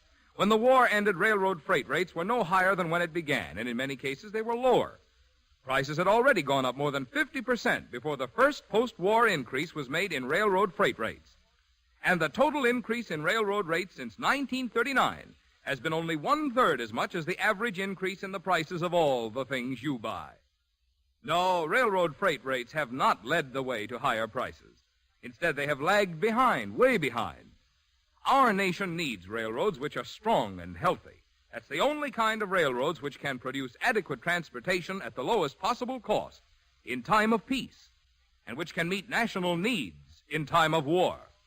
And the only way to have railroads which are strong and healthy is to have railroads whose revenues keep pace with increased costs.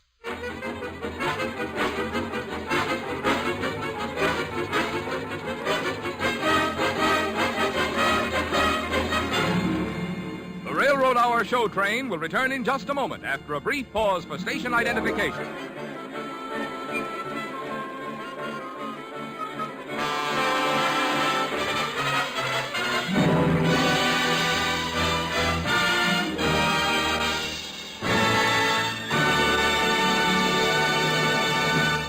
And here's the last act of Girl Crazy, starring Doris Day, Joan Edwards, your host Gordon MacRae, and William Bendix.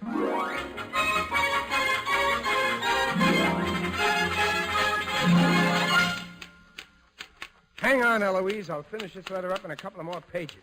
But I got to tell you about that trip we took to Mexico. When Danny and I arrived at the hotel in San Luis, Frisco Kate met me in the lobby.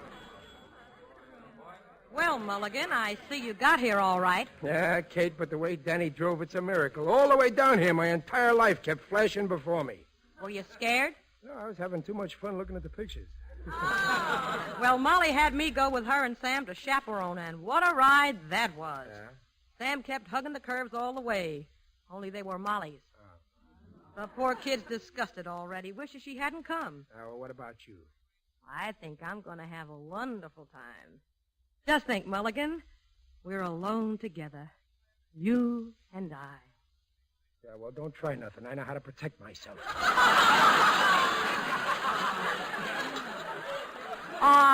Don't be like that. Say something nice to me.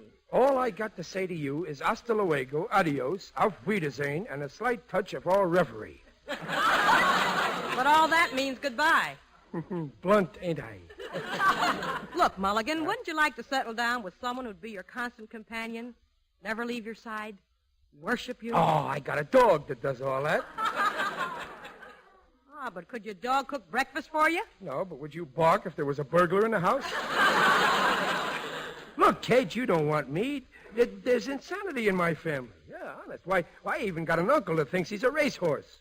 Well, just thinking he's a racehorse isn't so bad. Well, maybe not to you, but the family always bets on him to win, and he keeps coming in second. Now, leave me alone. Go on, scram, beat it. What a man. Treat me as rough as you like, Mulligan. I love it. Treat me rough, muss my hair. Don't you dare to handle me with care. I'm no innocent child, baby. Make me woolly and wild. Treat me rough, pinch my cheek. Kiss and hug and squeeze me till I'm weak. I've been pampered enough, baby. Keep on treating me rough. Treat me rough, muss my hair.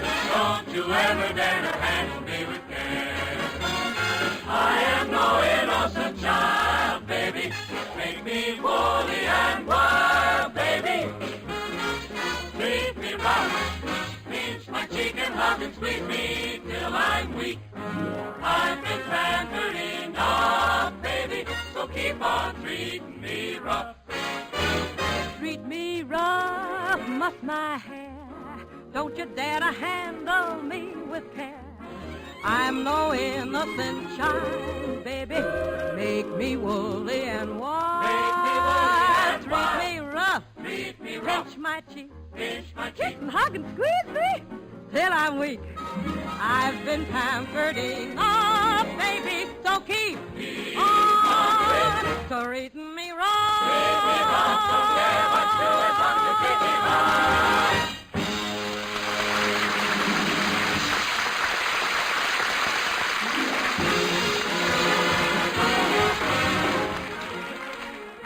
Okay.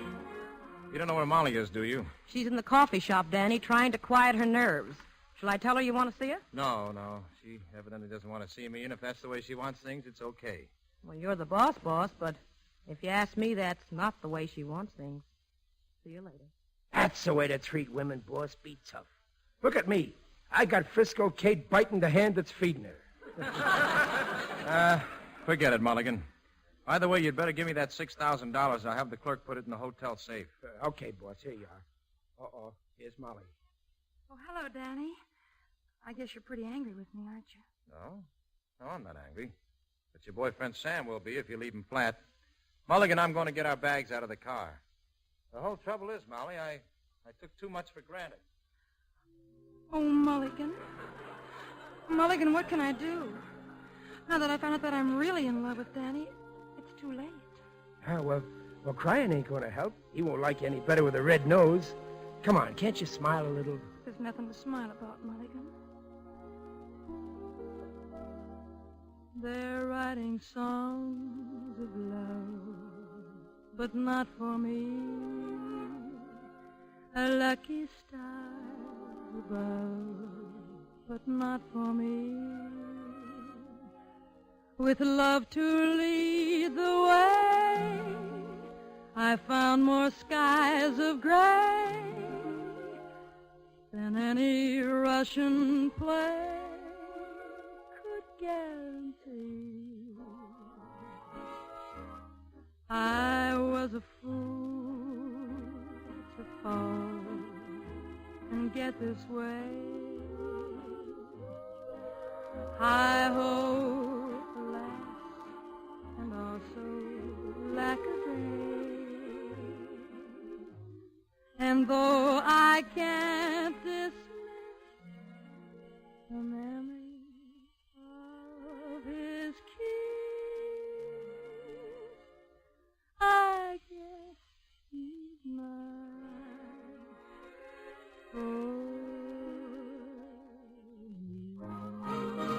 They say the West is swell, but not for me.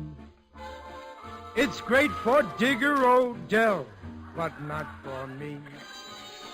I'm gonna make my will, 'cause back in Custerville, those guys are out to kill a sap like me. It's such a healthy spot, but not for me. This job is much too hot, and not for me. Each sheriff wears a vest of lilies on his chest, and boy, that's not for me. He's knocking on a door, but not for me. They dug a 6x4, and that's for me. The climax of a plot should be a marriage knot. But there's no knot. Oh, what a spot for me.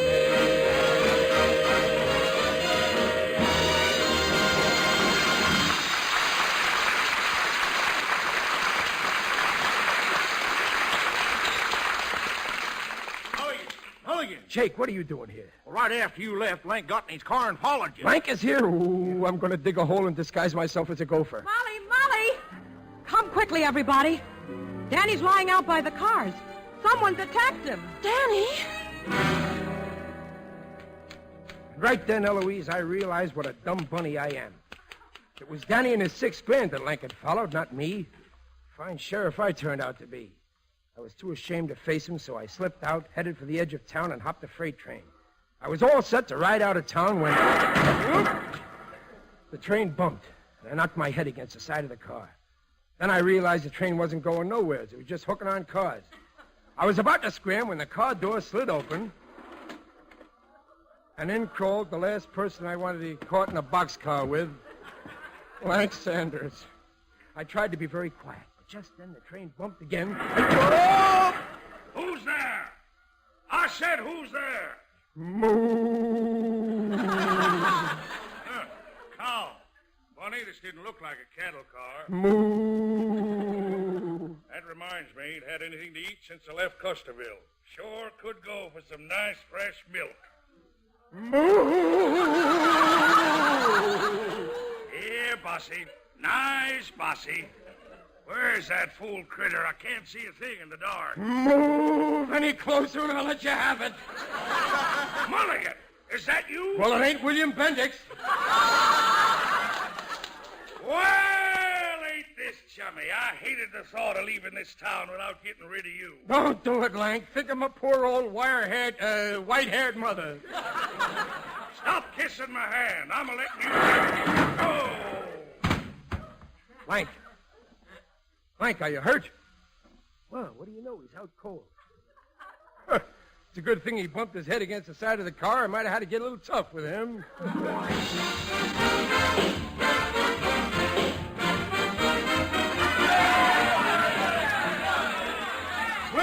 Please, that's enough. I appreciate all the celebrating in my honor, but let's quiet down. I'll be hoarse for a week. Oh, Mulligan, I'm so proud of you. Yeah, me too, Kate. And for capturing Lank and getting back Danny's $6,000, I'm gonna let you marry me. What an honor. I should have known that you'd taken after Lank to recover my money for me, Mulligan. I shouldn't have doubted you. I guess I just couldn't think straight. Oh, don't worry, darling. From now on, you're gonna have a wife to do your thinking for you. Oh, Molly. You got it easy, Molly. Why, I've got to bark if there's a burglar in the house. Kate! I love all the many charms about you. Above all,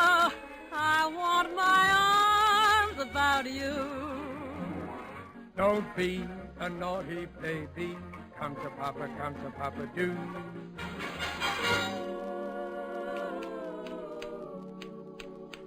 So, Eloise, I'm afraid you lost your boyfriend to Kate. Very truly yours, Skeeter Mulligan.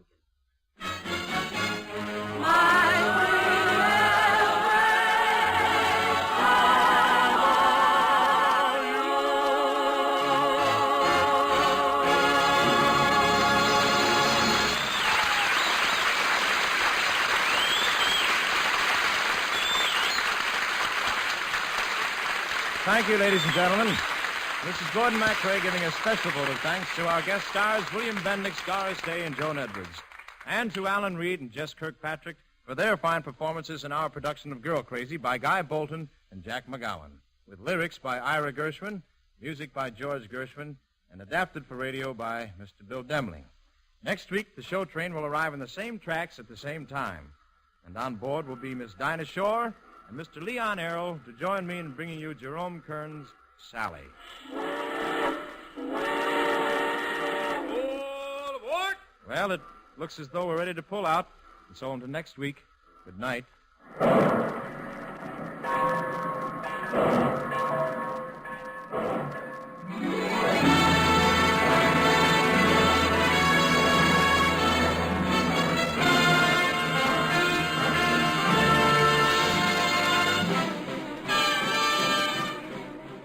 Girl Crazy has been presented by special arrangement with the Tams Whitmark Music Library.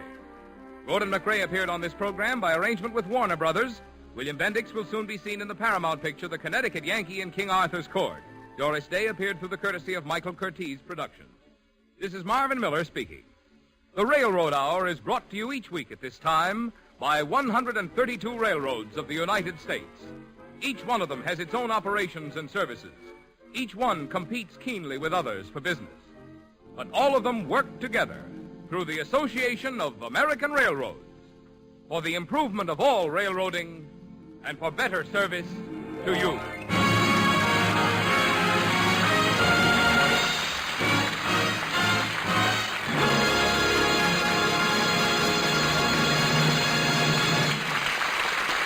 This is ABC, the American Broadcasting Company.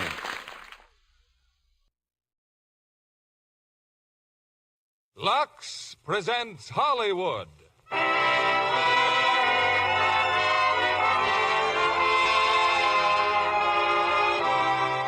Lever Brothers Company, the makers of Lux Toilet Soap, bring you the Lux Radio Theater, starring Joseph Cotton, Valley, and Louis Jourdain in The Paradine Case. Ladies and gentlemen, your producer, Mr. William Keeling.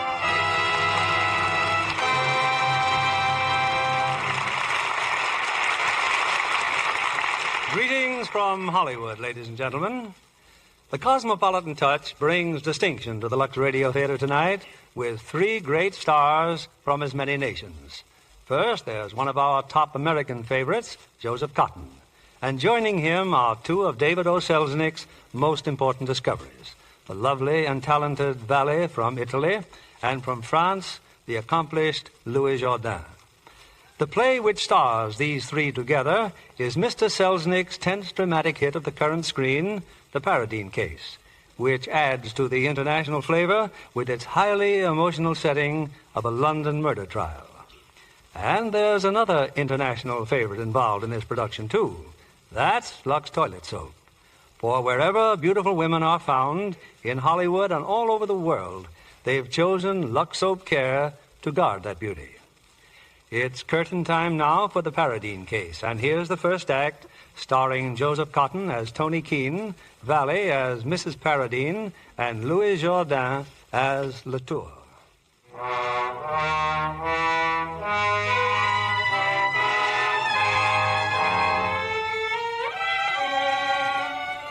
A few days ago, the London newspapers announced the death of a celebrated war hero, Colonel Richard Paradine. His death was sudden. There was a police investigation with a startling development. Don't worry about anything, Mrs. Paradine. We'll have you out of here as soon as possible. As soon as possible. It's incredible, Sir Simon. They came to my home, two policemen, They arrested me.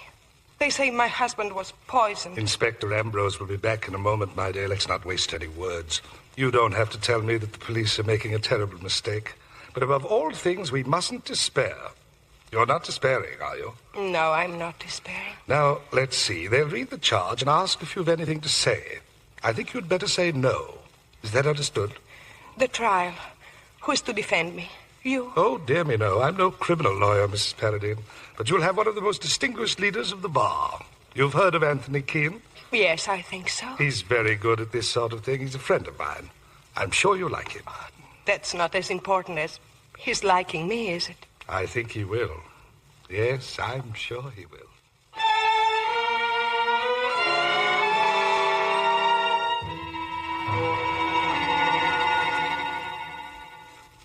Tony, what's the matter, dear? You're miles away. Just been thinking, Gay. That case Simmy wants me to take Mrs. Paradine. I don't believe she did it, Tony. Nice people just don't go about murdering other nice people. So you think she's nice? A photograph looks nice. A little too beautiful, maybe, but anyone who was nice wouldn't have married a blind man, even though he was so rich. Nice people never murder their husbands, It's amazing that 11 years of wedlock with an incurable realist hasn't altered a single one of your lovely delusions about nice people. But you've changed, Tony. Have I? 11 years ago, you wouldn't have taken on this Paradine case. That's nonsense. I never turned down a thumping big fee then any more than now. You still love me, though. A little. Come here. I'm not really mental, you know, not entirely. But, darling, Simmy and Judy, they're coming for dinner. Now, who's the realist now? Tony, you are taking the keys, aren't you? I suppose so. I'm meeting her tomorrow with Simmy. I'll wait.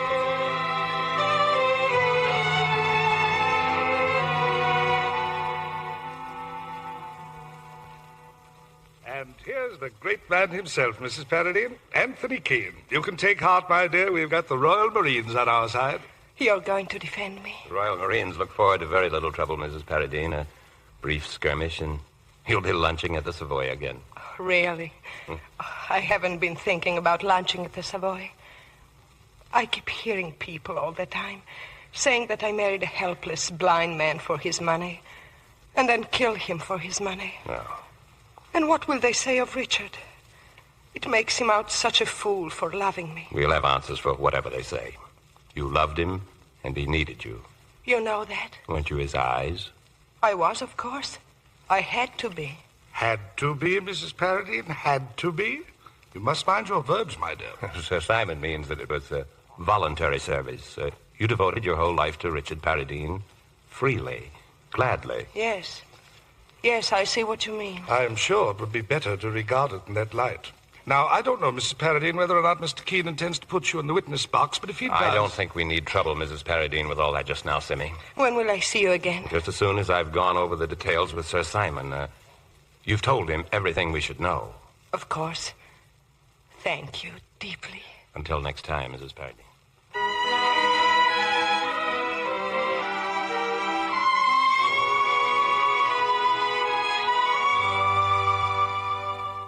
Aren't you coming to bed, darling? A little while, Gay.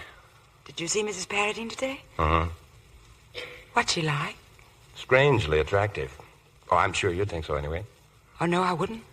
She's cost me too much. Cost you? Oh, of course, our anniversary and a trip I promised you. Why, we'll still make it, maybe before the case even comes to trial. But it's all right, darling. Gay, but honestly, I was thinking just today how much fun it would be to go to Italy. Italy? Huh. I thought we talked of Switzerland. I know, but, well, Italy somehow seems so much more colorful. We could go back to Venice, you know, get in the gondola. Oh, darling. Oh, what's so amusing? Nothing. I can't imagine anything more wonderful than being in a gondola, can we? Well, then. It's just that you're so transparent. What? You're such a devious kind of barrister, too. You're pretty devious yourself right now. Mrs. Paradine is strangely attractive. And isn't Italy colorful? So. Oh, of all the idiotic... I thought it might please you to know I can be jealous. You really think I'm interested in a woman who... Silly, of course you're not interested. And I'm glad you're not getting so old you can't admire an attractive woman. Well, I'd better get back to work. Trouble, dear? No, not exactly, but I thought Semmy would have a lot more information to give me. But can't she give it to you, Mrs. Paradine? Yes, of course. I'll see her in the morning. But I've told you, Mr. Keene, my past is of no concern to anyone but my husband and myself. And my husband is dead. Don't you understand, Mrs. Paradine? The prosecution always tries to tear down the character of the defendant. Naturally, I wouldn't like them to have the advantage of me. You think they may discover something? Well, if there is anything to discover, at least anything that you think might be embarrassing. Mrs. Paradine, it's essential that I have your cooperation. Forgive me if I've been difficult. It will not shock you, I assume, to learn that I am a woman who, what would you say, a woman who has seen a great deal of life. Oh, please, don't mistake my persistence for any lack of sympathy. When I was still in school at Naples, it began.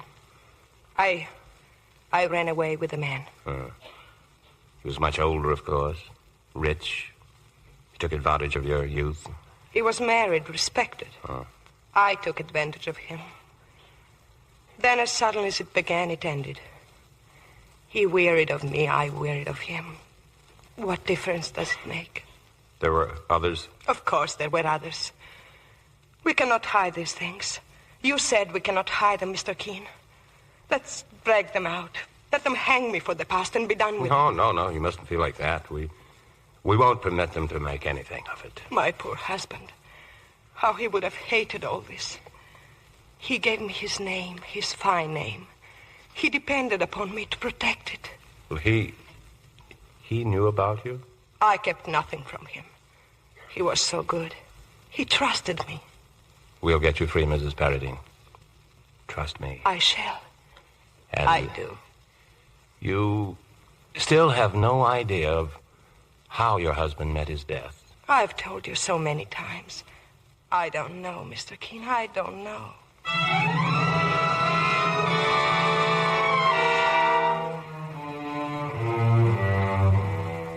But I still say, Tony, why not let the Crown have the burden of proof? They say she poisoned her husband. We'll let them prove it. Sammy, what possible objection could you have to our proving that Paradine committed suicide? He was ill, depressed. I just think it's dangerous. Blind men have committed suicide before. We have only to decide who helped Paradine to do it.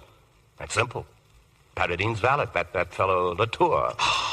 Latour worshipped him. He guided Paradine's every step like a mother hen. It's after midnight. Darling, I know it's after midnight, but I'm not sleepy and I've work to do. Well, Simmy looks dead. Well, he isn't dead. Quite right, my dear. I only look dead. Judy just phoned. I told her you were still here. I wish that daughter of mine would let me manage my declining years by myself. I'll tell her tomorrow. We're having lunch, you know. Latour's our man, Simmy.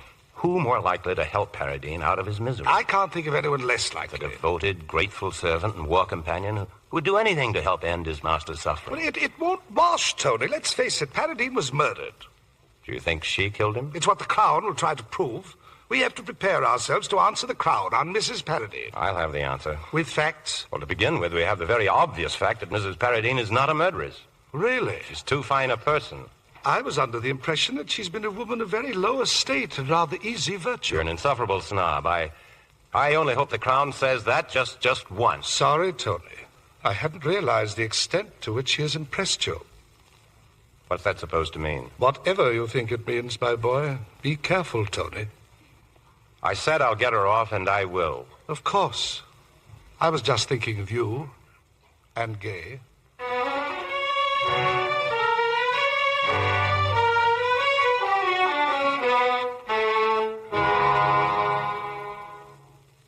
True, isn't it, Mrs. Paradine? Latour worshipped your husband. Yes, it's true. So if Colonel Paradine wanted to die, there was only one person he could turn to. Isn't that right? I wouldn't say that. That Andre helped him. Andre? You call him Andre, a valet?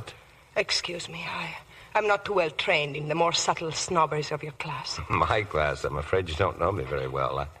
I'm a bit confused, Mrs. Paradine. You seem very eager to protect Latour from even suspicion of being involved. Well, this is impossible. You spoke as my rescuer. Talked of a brief skirmish, and yes, so I did. Well, we'll drop Latour for the time being. And go on to what, Mr. Keene? I don't know exactly, but... Well, we've time yet before the trial. I'll keep you well advised, Mrs. Paradine. Now, look here, Judy. Daughter or not, you've no right to... Oh, stop it, darling. You know I'm right. Now, why has Tony dropped the suicide angle and the valet? I didn't say he dropped it. He just wasn't able to talk Mrs. Paradine into it. Has he got a substitute? I don't know. She's going to Cumberland to investigate Hindley Hall. That's the Paradine country house. But Paradine died in London. And why would Hindley Hall be open? Well, it's not really open. There's just the housekeeper and... Look here, Judy. Is that handsome young valet there? Of course he is. Tony's going up there because he thinks there was something between Mrs. Paradine and Latour. Oh, absurd. Is it? Well, why are you looking so funny? Or did you have the same idea? And he's jealous. Oh, my heavens, Tony's jealous of that valet. Judy, of all the... Have you ever known Tony to visit any other client so often in jail? Tony's in love with his wife, and you know it. If he lets Gay down after all these years... Oh, go on. Leave me alone. The best men always end up with the worst women. Tony's after her boyfriend, and that's why he's going to Cumberland. I'm right, aren't I? I'll not be treated as a hostile witness by my own flesh and blood. I just wish I were married to Tony for just 1 hour. I'd make him jump through hoops. I wish you were married to someone, my angel. Perhaps he could put up with your claptrap better than I can. What's she like, Father? What's she really like? Fascinating. I'm an old ruin, Judy, but she certainly brings my pulse up a beat or two. Poor Gay.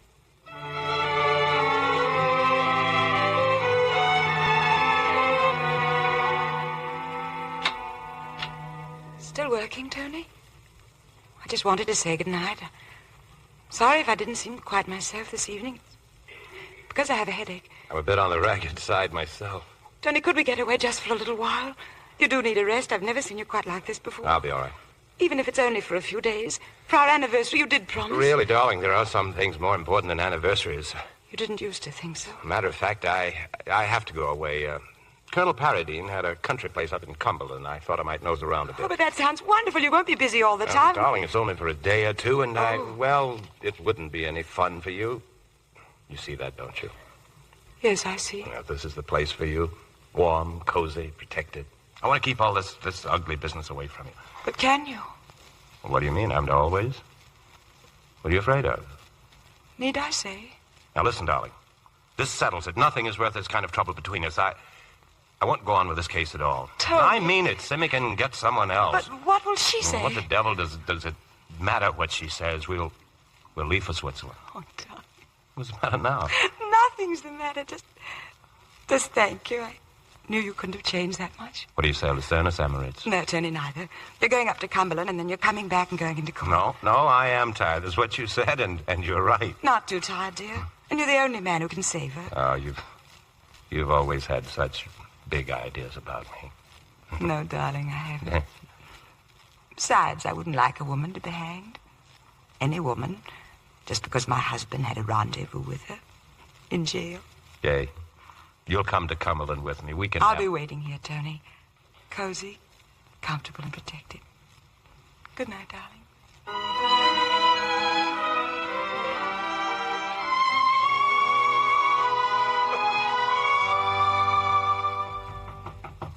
Yes? Well, Mr. Latour. Can I have a word with you, Mr. Keene? Well, don't they announce callers at this inn? How did you know this was my room? I saw you come up from the lakeshore, and then this light went on. Oh, you've been watching the inn for some time? Yes. Huh. I walked over from Hindley Hall. It came to my mind it would be well to see you. What is it you want with me? I beg your pardon, sir, but I thought it was you who wanted to see me. What caused you to think that? You came to the hall today. I didn't go to the hall to see you. I came to see the house. But when I met you at the gate, you asked my name. You said you wanted to speak to me later. Only you disappeared. Why? I don't know. I think first... No, I don't want to talk to him. And then I think perhaps I'm wrong. Now, just remember this, Latour.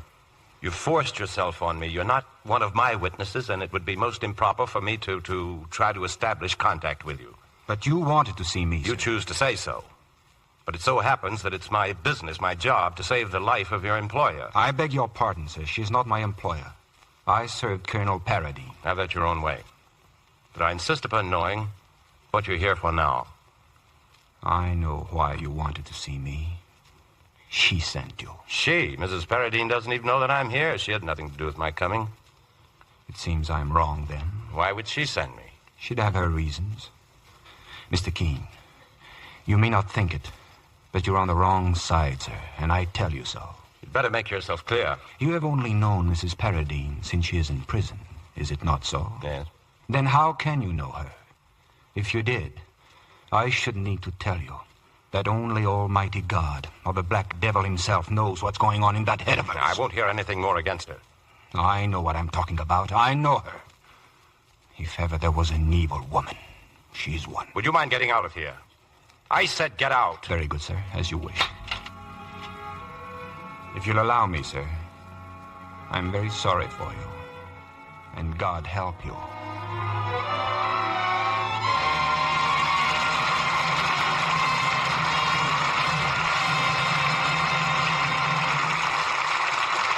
After an intermission, we'll bring you Act 2 of the Paradine case. And now, our Hollywood reporter, Libby Collins. Who's in the limelight tonight, Libby? One of the best-known and best-liked stars in Hollywood, Mr. Keeley, Joan Crawford.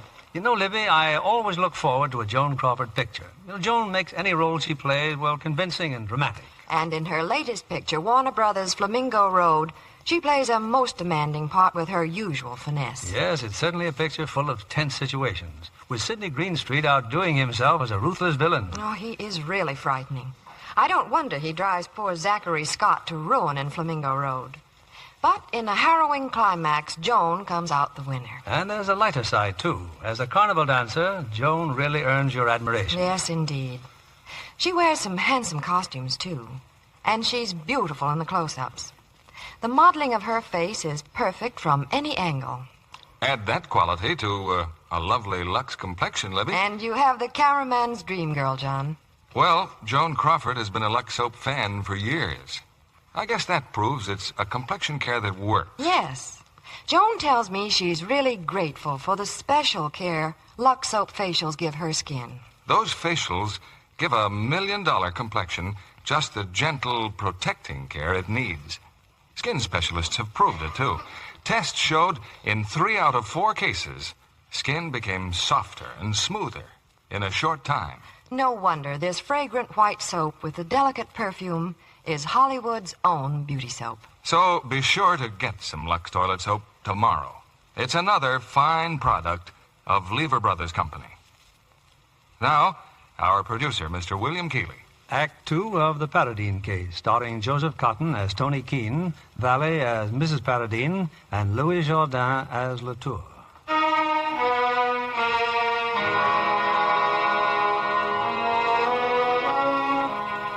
The defense of Madalena Paradine is far more than just another case to Anthony Keene. Almost against his will, he's fallen under the charm of a lovely woman. And back now in London, his first call is at Holloway Prison. Mr. Keene, I thought you'd forgotten me. Forgotten you? I've been up to Hindley Hall. Why? Why did you go there? I thought it might help me to know more about your background. I went through the house, into your room. And spoke to whom? I saw Latour, Mrs. Paradine. At first he avoided me, then he came to the inn to see me. Indeed. And what did my husband's valet have to say about me? I beg you, don't behave this way with me. I don't know what you mean. Latour hates you. Don't you know that? He despises you. He despises old women. He hates you, and he'll tell the jury why he hates you. Can't you see that? Of course I see. You needn't explain these things as though I were a child. Then listen to me. We'll go to trial soon. The presiding judge is a man named Horfield. She's not what you'd call a friend of mine exactly, but Horfield doesn't bother me. It's only that I bother you? I want to save you. I want to fight for you, but I can't, working like this in the dark. I can't sleep. I can't work. I can't think while I don't understand you, Mr. Keene. You were so sure of yourself. What has happened to you? Tell me this much. Is it possible that Latour hates you because you made him disloyal to your husband? That's enough, Mr. Keene. What existed between you and Latour? I will not be treated in this manner by my own counsel. I prefer that you give up the case. No. I must try to help you. I don't think anyone else can. My personal feelings are such that... You must forgive me if I regard my life as more important. I'm sorry. I apologize. Abjectly. I'm a little tired. You're not yourself either. Perhaps tomorrow, Mr. Keene, we can... Yes, of course. I'll come back tomorrow.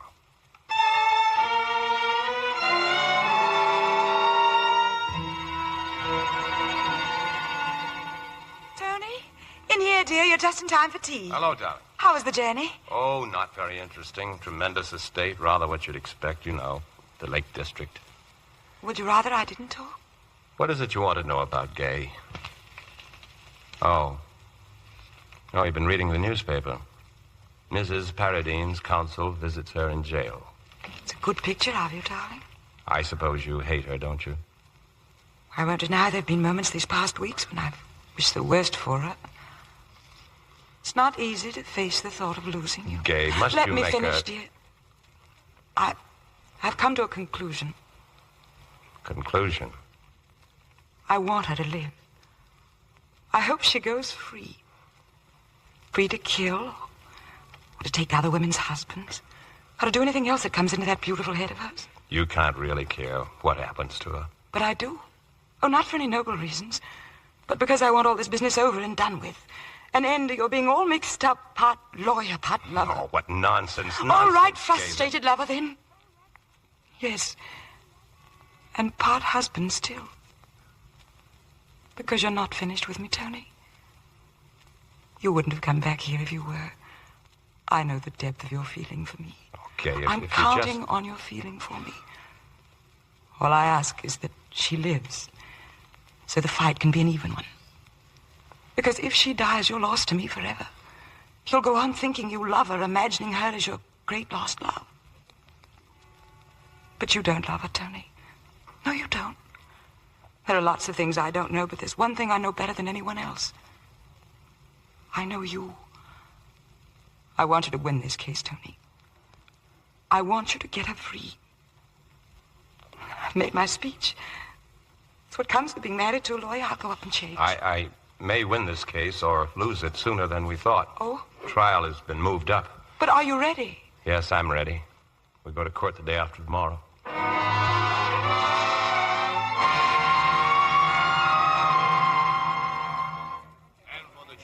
Of the Central Criminal Court, draw near now and give your attendance. God save the King. The prisoner will stand. Madalena Paradine, you are charged with the murder of Richard Patrick Paradine on May the 6th last. Are you guilty or not guilty? Not guilty. I can't stay, Judy. I can't. I never should have come in the first place. Of course you'll stay. Tony doesn't know you're here, and he can't possibly see you. Just two more dim faces up here in the gallery. I shouldn't be here.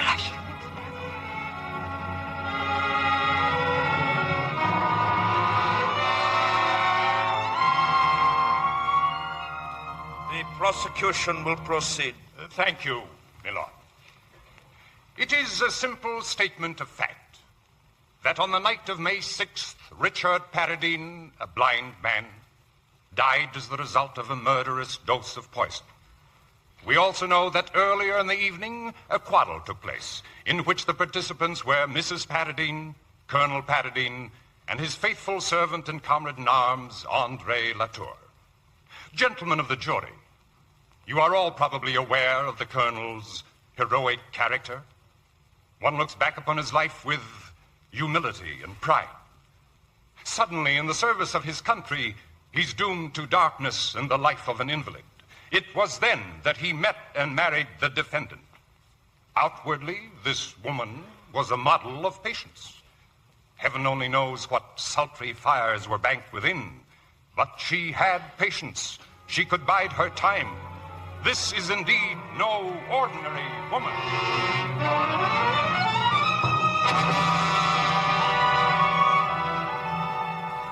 The defense may cross-examine if it wishes. Thank you, my lord. Now then, Mr. Larkin, as Colonel Paradine's butler, you served him dinner in his room, after which he asked for a glass of Burgundy wine at his bedside. Is that correct? Yes, sir.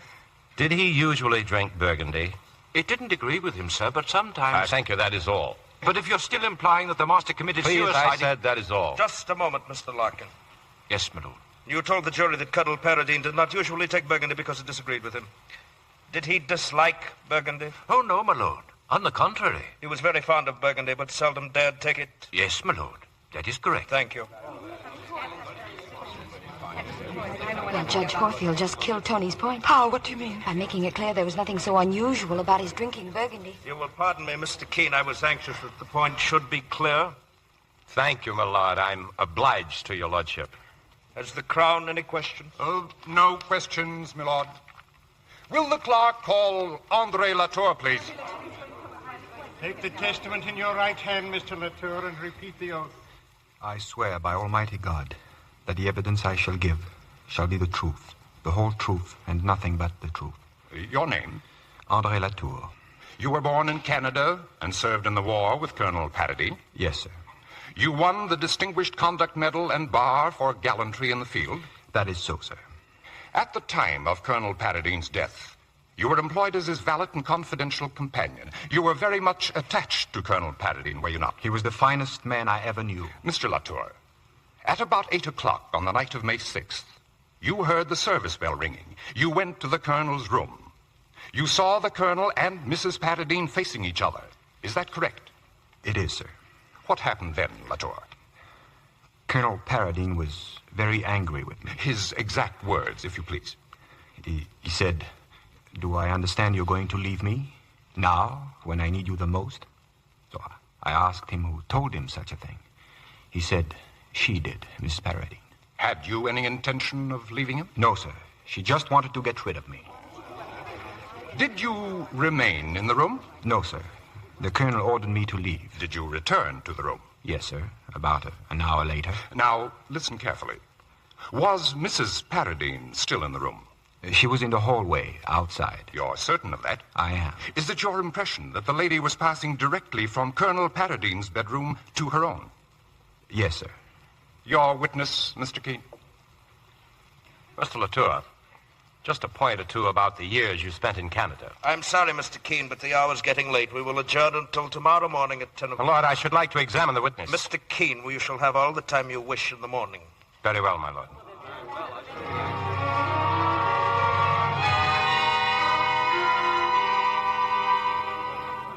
And the Central Criminal Court is again in session. What's the judge got against Tony, Gay? I don't know. Well, maybe he had a better breakfast this morning.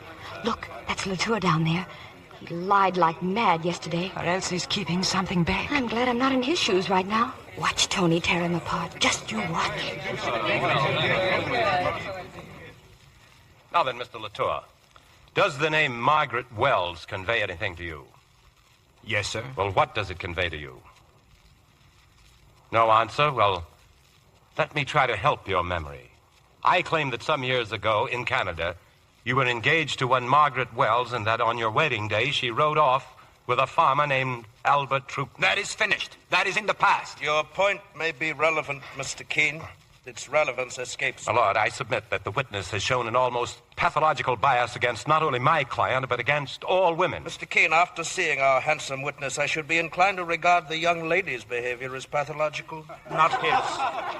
Mr. Latour, were you aware that Colonel Paradine made a will in which he left you £4,000? Well, it's a very simple question. Colonel Paradine told me he might leave me a little something, but I didn't know about the will, sir. You mean he told you he was going to leave you this legacy, but you doubted his word? No, sir, I did not doubt his word. Then you believed it? Yes, sir. You knew you would receive such a legacy on his death? We never discussed it. I didn't think about it. Yes, sir, I knew. You don't remember very easily, do you, Latour? And did you or did you not repeatedly hear Colonel Paradine say that he wished to be dead? That he wished he was dead, sir? That he was sick of life and wished to be dead? He said a lot of things when he was angry about his blindness. I didn't take much notice. You didn't take much notice. Very well. Tell the court, please, exactly what happened at about 8 o'clock on the evening of May 6th. You want me to go over my evidence again? No, Latour, I do not want you to go over that evidence again. I charge that your evidence was a tissue of lies, that you were trying to cover up what really happened. There is another person in this court who was also there, who knows what happened. Remember that. What is your question, Mr. Keene? I asked Mr. Latour if he still wishes to swear that Mrs. Paradine invented a cock and bull story about his leaving the Colonel's employ, and that this started the quarrel. Yes, sir, she did. It would be your word against her word against yours. Yes, sir, and so it was then with the Colonel. So you're asking his lordship and the jury to believe that after your years of devoted service, Colonel Paradine had absolutely no faith in your word of honor? I put it to you, Latour, that your story is a pack of lies. Do you persist in it? If she says the contrary, she'd better... Well, what were you going to say? The witness will answer the question. I stick to what I said before. If you don't mind, Latour. Did the butler tell you about putting the glass of Burgundy at the Colonel's bedside? Yes. Well, was that unusual? Maybe so. No, maybe about it. Was it or wasn't it? It was, sir. And after he told you this, you went upstairs again? Yes. Why?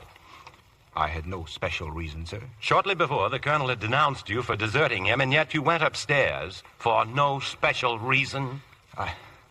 I was unhappy about being on bad terms with him. I wished to make it up with him. Very well. You knocked at his door and went in? I did not go in. Why not? The Colonel told me to go away. You have stated that you saw someone else in the hall. Yes, sir. Mrs. Paradine. And what was she doing? Going to her bedroom. Mrs. Paradine's bedroom was directly across the hall from Colonel Paradine's bedroom. Yes, sir. And when you saw Mrs. Paradine, did you know where she'd come from? No, sir. Not for certain. She might even have come out of her room, seen you, turned to go back? It is possible. But she could not have come out of the Colonel's room without going around you, or through you. Is that correct? Yes, sir. So, Mrs. Paradine went into her room and shut the door. What did you do? Nothing. I hung about for a minute or two. What was your purpose in hanging about for a minute or two? I just didn't know what to do, and then I decided to go downstairs. Have you ever seen anyone die by poison, Latour? No, sir. Any animal? No, sir. Wasn't there an old dog killed by poison at Henley Hall about 2 years ago? Oh, I beg your pardon, sir. I almost forgot. So we've noticed. It was the Colonel's old hunting dog. He was sick, so we put him away. You mean you put him away? Yes, sir. What poison did you use? I don't know, sir. You don't know? No, sir. We got the single dose from the vet. Don't persist in saying we. You mean you did?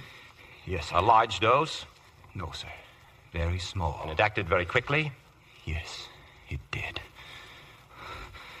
I understand what he means to say.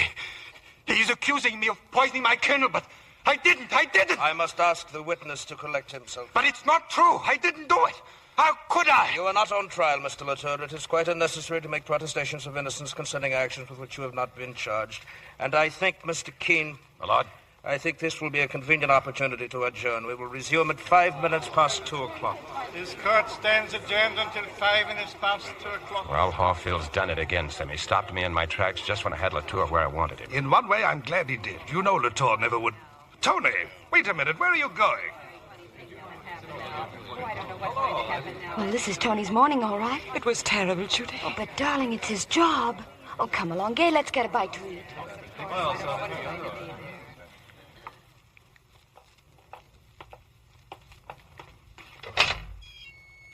She's in here, Mr. Keene. Mrs. Paradine. Thank you. Well, it's gone well for us this morning. Really well. Has it? Well, surely you must know that. I'm not a lawyer, Mr. Keene. Good heavens, you're a clever woman. Don't you realize how I shook Latour? I only realize that you have not kept faith with me. Huh.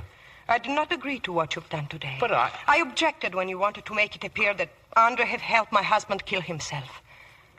Now you make him out to be a murderer. No, I will not forgive you for what you've done today. Forgive me when I've exhausted myself destroying everything in an effort to save you? I did not ask you to do that. Forgive me. And I was idiot enough to fall in love with you. Did you hear that? If it's true, then how could you deceive me as you've done? Mrs. Paradine, this case is narrowed down to one of three things. Either your husband managed somehow to poison himself, or Latour did it, or you did it. As you like. But I will not have you making Andre a murderer. Are you in love with him? What has that to do with it? You are my lawyer, not my lover. Someone else said something very much like that. I should like to know whether you intend to continue with the case. Yes, of course. I'm planning to dispense with the witnesses except you. I'm going to rely on your evidence and my final speech to save you. I know I can trust you. I feel it. Yes. You will save me. You can trust me. But not at his expense. You understand that, don't you? But suppose that's the only way to save you. You are not to destroy him. If you do, I shall hate you as I've never hated a man. I must go on the way I've begun. I must act according to my own view. You can say what you like in the witness box, but my questions will be mine. Of course, Mr. Keene. And the answers will be mine.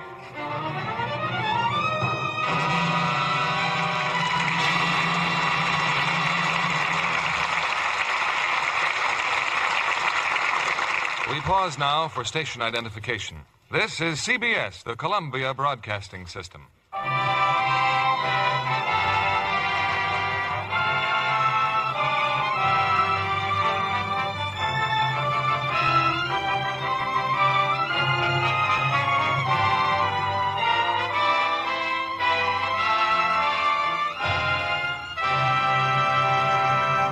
In a few moments, we'll continue with the third act of the Paradine case.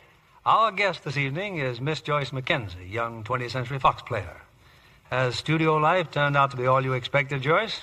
Every bit and more, Mr. Keeley. There's always something new and interesting going on. I'll never forget the fun it was to see Betty Grable doing her new picture, The Beautiful Blonde from Bashful Ben. The screen's #1 box office blonde. You know, it's Betty in a new kind of role. Yes, the picture's a riotous takeoff on a typical Western. Betty turns out to be a clever comedienne as the trigger-happy heroine of The Beautiful Blonde from Bashful Ben. With Rudy Valley and Cesar Romero as a pair of timid heroes. It's a grand piece of entertainment. You know, Mr. Keeley, I'd always admired Betty Grable's beauty on the screen. When I actually saw her, I was more impressed than ever. What do you think, Mr. Kennedy? Well, I felt the same way, Joyce, when Betty Grable was on our program 2 weeks ago. She's a winner, all right. And, I'm proud to say, one of our most enthusiastic Lux girls. I know, Mr. Kennedy. Betty Grable depends on Lux soap facials regularly for that delicate skin of hers. Betty told us when she was here that both her little daughters are Lux girls, too. What better recommendation for this gentle complexion soap? Personally, I find Lux toilet soap a wonderful beauty care. It really works. Thank you, Miss Joyce Mackenzie, for coming tonight. There's a reason, you know, why this fragrant white soap is the choice of 9 out of 10 screen stars. And that's why you should begin Lux Soap Beauty Care tomorrow. Here's our producer, William Keeley. The curtain rises on the third act of the Paradine case, starring Joseph Cotton as Tony Keene, Valley as Mrs. Paradine, and Louis Jourdain as Latour.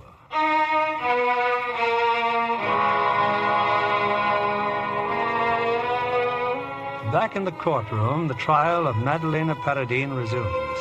Andre Latour is again in the witness box as Anthony Keene pounds away at his testimony. Answer the question, Latour. Did he discharge you? Did Colonel Paradine discharge you? I didn't know. I suppose he did. Yet you continued in the employ of the woman who allegedly lied about you to her master? I think I wanted to help take care of the Colonel's estate, and there was nowhere else to go. After you were told that Colonel Paradine was dead, did you see the body? Yes, sir. I was told to clean up the room after Dr. Young had left. Who told you to? She did, Mrs. Paradine. And you noticed the wine glass. Did it still contain the Burgundy? Only a few drops. Oh, there were a few drops still in the glass. Yes, sir. Now listen closely, Latour. If you were told that the doctor had examined the glass and found it to be clean, that it had been washed and dried, would you still claim you saw a few drops remaining in the glass? Yes, I would. I would still say what I saw. When did you wash and dry that glass, Latour? I never touched the glass. I never touched it. Really, my lord, I must insist that the counsel for defense keep within bounds. I quite agree, Mr. Farrell, but I've been reluctant to interfere, knowing how Mr. Keene resents interruptions. May I continue, my lord? Please do, Mr. Keene. You are aware, Latour, of the penalty for perjury? I've told the truth. The truth. Was it at Hindley Hall or here in London that you first gave Mrs. Paradine occasion to complain about your attentions? Not true. She never did. And was she not at last forced to go to her husband and beg him to dismiss you from his service? I won't listen to these lies. Colonel knew, didn't he? Knew, because she told him. I will not answer. Because you don't want to admit that he trusted you and you betrayed him. No, I did not. She lied to you, and I hate her. Because she told her husband about you? No, she did not. He found out. At last. So he heard you speaking improperly to his wife. Is that it? Yes. My lord, I've finished with the witness. I didn't want to tell about it. I didn't want to hurt his good name. I said I was finished, Latour. It was she who dragged us both down. I hated every moment with her, but God forgive me. I couldn't help myself. My lord, this man is a confessed perjurer. Must the jury listen to this rubbish? Mr. Keene, this is not the first time you've been responsible for an over-emotional atmosphere in court. I cannot blame the witness for his behavior. May I be heard, my lord? You may. Latour, in testifying as to what was overheard by Colonel Paradine, are you implying that you engaged in improper conduct with Mrs. Paradine? Yes. You know now what I did. I cannot live with the memory of what I've done. Did you avoid the truth because of your feelings about this woman? I lied because I didn't want the world to know what she was. His wife. My colonel's wife. That is all, Latour. My lord, the prosecution has concluded its case. You have heard the Crown, Mr. Keene? I have, my lord. Members of the jury, the woman in the prisoner's dock is a foreigner, friendless and alone in a strange country. But a country, thank heaven, that has always prided itself on its passion for justice. I had fully intended to call before you numerous witnesses to speak of her character, of her self-sacrifice.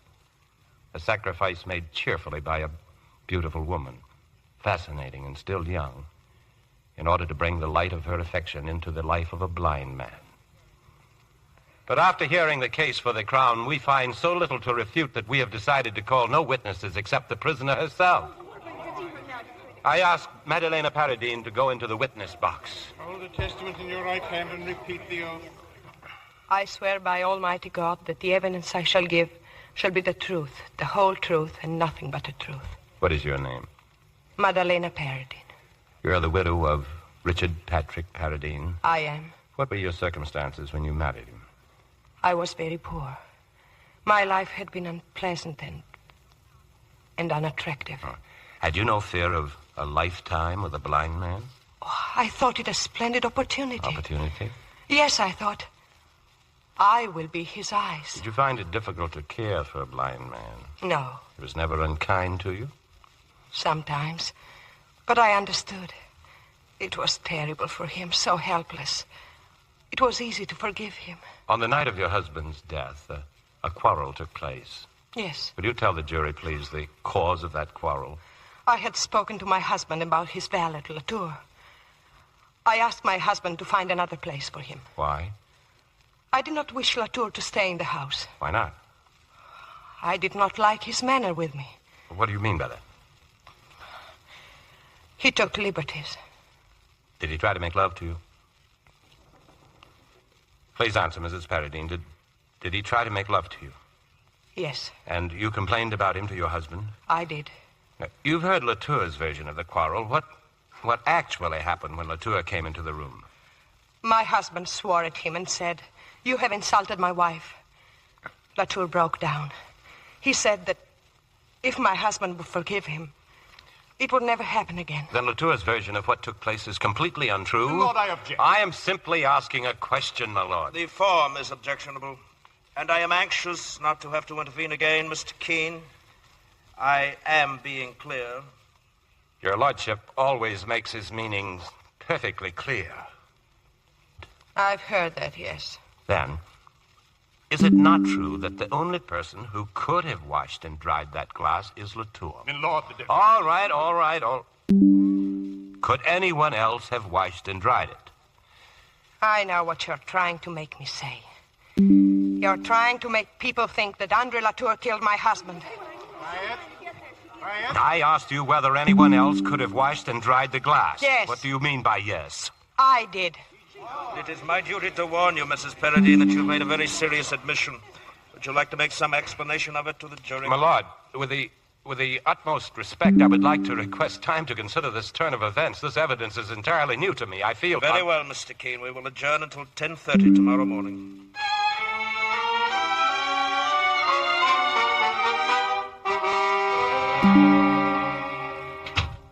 Hello, Tony. Well, hello, Judy.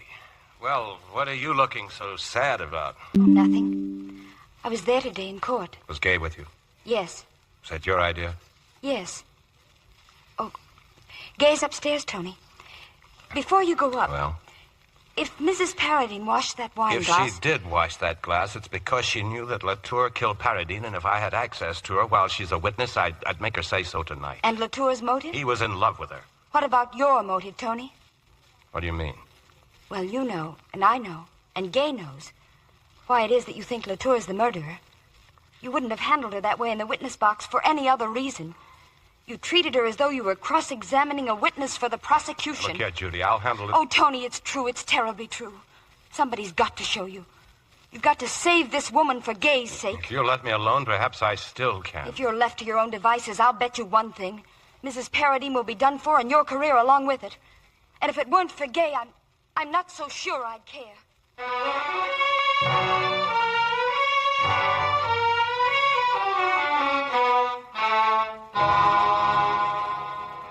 Well, Mr. Keene, the defendant is in the witness box. You may resume where you left off yesterday. My lord, I have no further questions. I have finished with the witness. Does the Crown wish to cross-examine? We do, my lord. Mrs. Paradine, these attentions on Latour's part had gone on for some time. Yes. Then why did you delay telling your husband? I was ashamed. Ashamed? Why? Was it your fault? Of course not. Then why be ashamed? Mrs. Paradine, did you not refrain from complaining about Latour because you were madly in love with him? Madly in love with him? And yet I went to my husband and asked him to send Latour away? Is that what you think? And did you not finally succeed in your objective and induce this unfortunate man who worshipped his master to betray him? I deny that. Mrs. Paradine, is it not a fact that as soon as you discovered that Latour took no interest in you, you resolved to overcome that indifference? No. Weren't you in love with Latour all the time he lived at Handley Hall? No. Were you not madly in love with him all the time? Just a moment, please. My lord, I'm simply trying It's this message. I've just been handed a message from the police. Andre Latour committed suicide an hour ago. Andre... Quiet. My lord, I would like to have an opportunity to consider what bearing this new tragedy has on the case. I submit that it is great bearing, my lord. It is perfectly obvious why the witness committed suicide. Oh, no, I don't think so. Latour himself said he couldn't live with the knowledge of having betrayed Colonel Paradine. I suggest that both counsel remember where they are. Mr. Farrell, do you wish to apply for an adjournment? Adjourn? No, my lord. Then proceed with your case. Very well. Mrs. Paradine, you admitted yesterday that you deliberately washed the glass that contained the poison which killed your husband. Why did you wash that glass? Answer my question. Why did you wash that glass? You must answer the question, Mrs. Paradine. I'm sorry. I didn't hear it. Counsel has already repeated it. What does it matter now? Andre is dead. The man I love is dead. I thought about it day and night, but I didn't know how. I wanted to do it so that we could be free, so that Andre and I could be free. But Andre wouldn't help me. He and his honor. I must again warn you of the gravity of your statement. Andre knew I killed the blind man. Andre knew it. I didn't tell him, but he knew it. I think it quite unnecessary to ask any further questions, my lord. Mr. Keene? Mrs. Paradine. I have nothing further to say to you, Mr. Keene. I loved Andre, and you murdered him. My life is finished. It's you who have finished it. My only comfort is the hatred and contempt I feel for you. My lord, members of the jury, I've done my best. This case has already taken its heavy toll in the life of Latour, in its burden on you and indeed on me. I am more than ever conscious of my shortcomings. Everything that I've done seems to have gone against my client. But you must not confuse my incompetence with any of the issues of the trial. Many things have become obscured. Many things have become obscured. My lord, I regret I cannot continue. I request your lordship's indulgence to let my friend, Sir Simon Flacker, take over the case.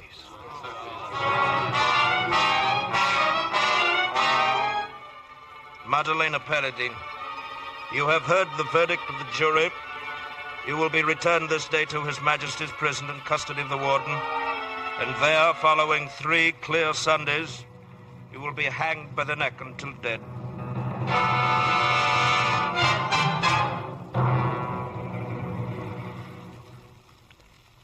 Simmy, I'm sorry I had noticed the time. It's almost morning. I wonder what the newspapers will say about our day in court. Yeah, they'll probably suggest that next time you place your confidence with more discretion. They'll be right. I just don't know what happened to me today when she turned on me, when she said that, well, it doesn't matter now. I'll run along. Where are you going at this hour? Sit down, Tony. I do wish you'd at least telephone Gay. She must be worried to death. Worried for fear that I'll come home, you mean? No. At least I can do for Gay is to spare her the boring job of standing by me. Now listen, Tony, you're not as wise about everything as you may think. No. And you mustn't despair. If there's one thing I can't abide, it's despairing. What would you have me do after this? Hope for a high court judgeship? Oh, all this talk about giving up the law, poppycock. If I know anything about Gay, there's nothing at all she wants at this moment but Father? just... Judy, I thought you were asleep hours ago. Come here, dear. I wish you wouldn't constantly butt into matters that... Oh. There he is, my dear. Hello, Tony. Kay. What about having some breakfast? Thanks, but... Well, as a matter of fact, I was just about leaving. Tony, you really shouldn't have worried me like this. I suppose I should have known you'd be here with Simmy. Tony, I was proud of you today. Proud? Yes, I was. Darling, it won't be easy. There'll be those who laugh at you. And I don't think the newspapers were very kind. The worst of all is what I've done to you. Tony, the most important moment in your life wasn't when you discovered what she was. It wasn't even when you had the courage to stand up there before the whole world and confess your mistakes. The most important moment... Look at me, Tony. The most important moment in your life is now. My husband is the most brilliant man I've ever known. You can throw away your career and become a beachcomber if that's what you want. Maybe that's not such a bad idea. Oh, darling, don't you understand? I want you back on the job just as fast as ever you can. And I hope you have a tough case. Very tough. So that it will take the best you have. Oh, darling. All your fancy ideas about me. I'll try, Kay. I'll try.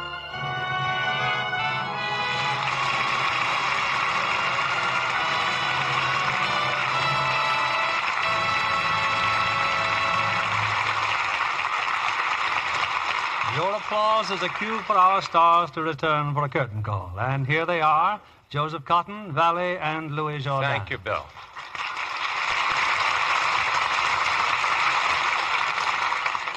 It's a great pleasure to be back. Oh, Joe, you must have seen some exciting things while you and Alida were making your picture in Vienna last winter. Well, Vienna's sort of an international hotspot right now. Did you have a chance to visit your home in Italy, Miss Valley? Yes, and of course, that was the biggest thrill of the trip for me. But you know, one thing that's still missing throughout most of Europe is an abundance of good soap. Like my favorite, for instance, Lux soap. Well, thanks for the tip. I'm going to Europe myself this summer, so I'll take plenty of Lux soap along. Louis, I hear you had a little excitement in New York recently when you were mobbed by the fans at the Broadway opening. Well, to be honest, the crowds were really gathered for the new Selznick picture, Portrait of Jenny. And I just happened to be there. Oh, by the way, Joe, I can assure you that you and Jennifer Jones have made a hit. Thank you very much, Louis. Bill, what have you lined up for next week? Next week, a fast-moving musical, Joe. It's the Warner Brothers hit, April Showers. And our stars are Jack Carson, Dorothy Lamour, and Robert Alda. There's a moving, dramatic story and some of America's best-loved songs, like April Showers. So I know our audience will like it. Sounds like a grand show, Mr. Keeley. Night. Good night. Good night. Good night, and thank you again. Ladies and gentlemen, the armed forces of the United States face a grave shortage of physicians and dentists. Young men who received their medical education during the war years and have not served in the armed forces are urged to volunteer now when the need is so great.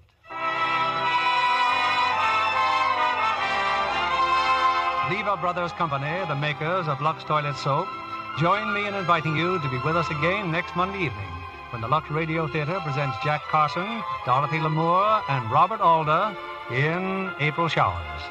This is William Keeley saying good night to you from Hollywood.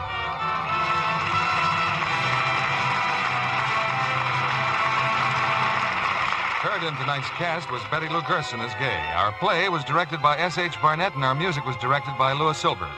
This is your announcer, John Milton Kennedy, reminding you to join us again next Monday night to hear April Showers, starring Jack Carson, Dorothy Lamour, and Robert Alder.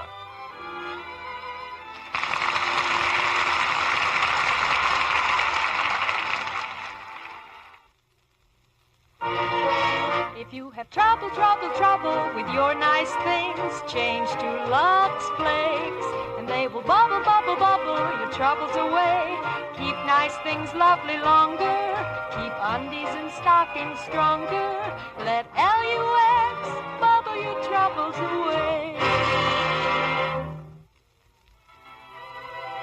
Be sure to listen next Monday night to the Lux Radio Theater presentation of April Showers, starring Jack Carson, Dorothy Lamour, and Robert Alder.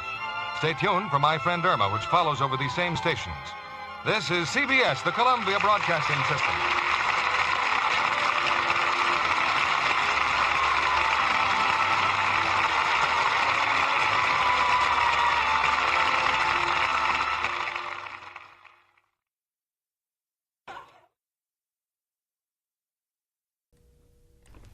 And now, the Lux Radio Theater proudly presents Vincent Price as Winston Smith in 1984.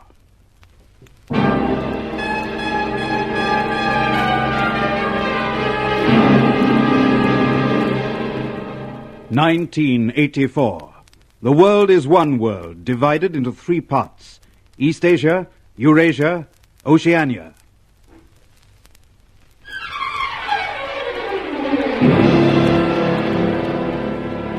Religion is abolished. God is rooted out. There is only Big Brother.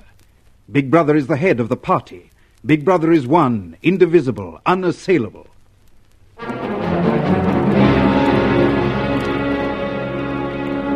Oceania is good because Big Brother is good. Oceania is one because Big Brother is one. Big Brother sees everything, knows everything. Everyone exists by the clemency of Big Brother. Big Brother, Big Brother, Big Brother. In Oceania, there are the proles. The proles, like the animals, are free. They have no telescreens in their houses. They have no numbers. They wear no uniform. The proles are the primitives, the early inferior people. Subdued by the party, subject to the party, they are the lost and the forgotten. Between the proles and the party there is a great gulf fixed. A prole cannot join the party. No party member can retreat to the proles. The party is one as Big Brother is one. Big Brother. Every member of the party wears a uniform, a suit of overalls. Every member of the party has a telescreen in his house.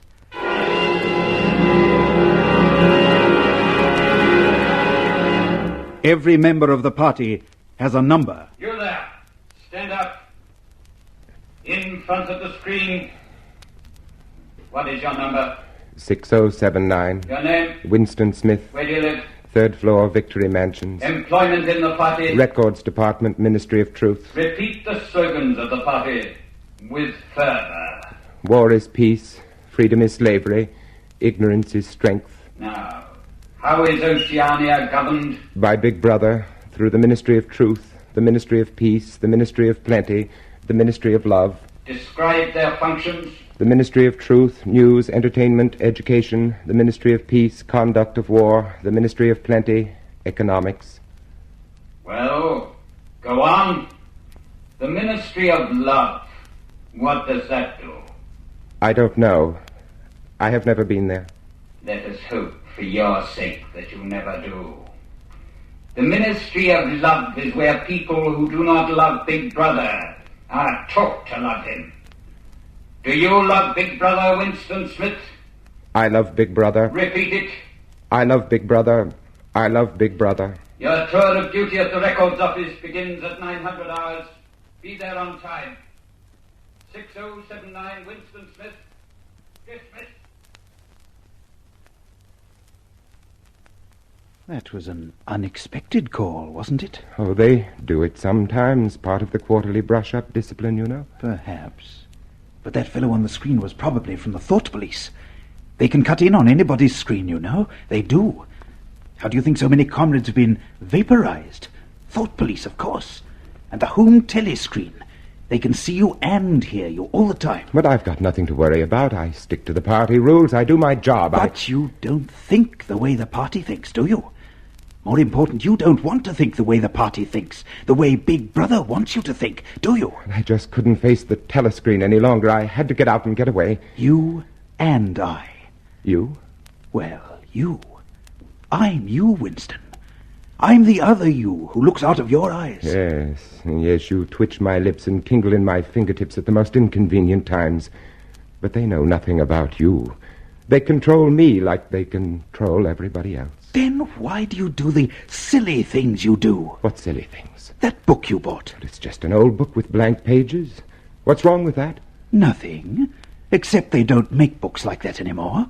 And if they ask you where you got it, you'd have to tell them at an antique shop in the Proley Quarter. But I just wanted to keep a diary. Nothing wrong in that, is there? No, except you'd find it hard to explain why you wanted to keep a diary. And remember, you're not supposed to go into the Proley Quarter anyway. I know. The Proleys aren't members of the party. They're just slaves. But will you stop it? I've got enough to worry about as it is. Yes. It's the girl, isn't it? The girl in the fiction department. Yes. Yes, the way she looks at me. The way she stays near me. She's rather pretty. But if you like that sort of thing. A lot of good it is when she wears the red sash of the Anti-Sex League and could be a police spy into the bargain. You're rattled this morning. Mustn't get rattled, you know. It shows. That's the way they get onto you first. Pull yourself together. There's where you work. There's the Ministry of Truth straight ahead. Smile now, Winston. Smile.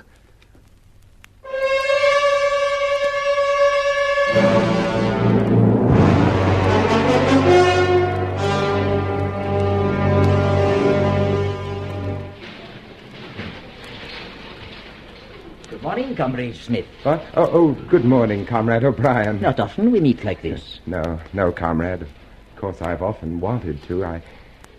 Wanted? What, Comrade? Well, I don't know. It's probably foolish.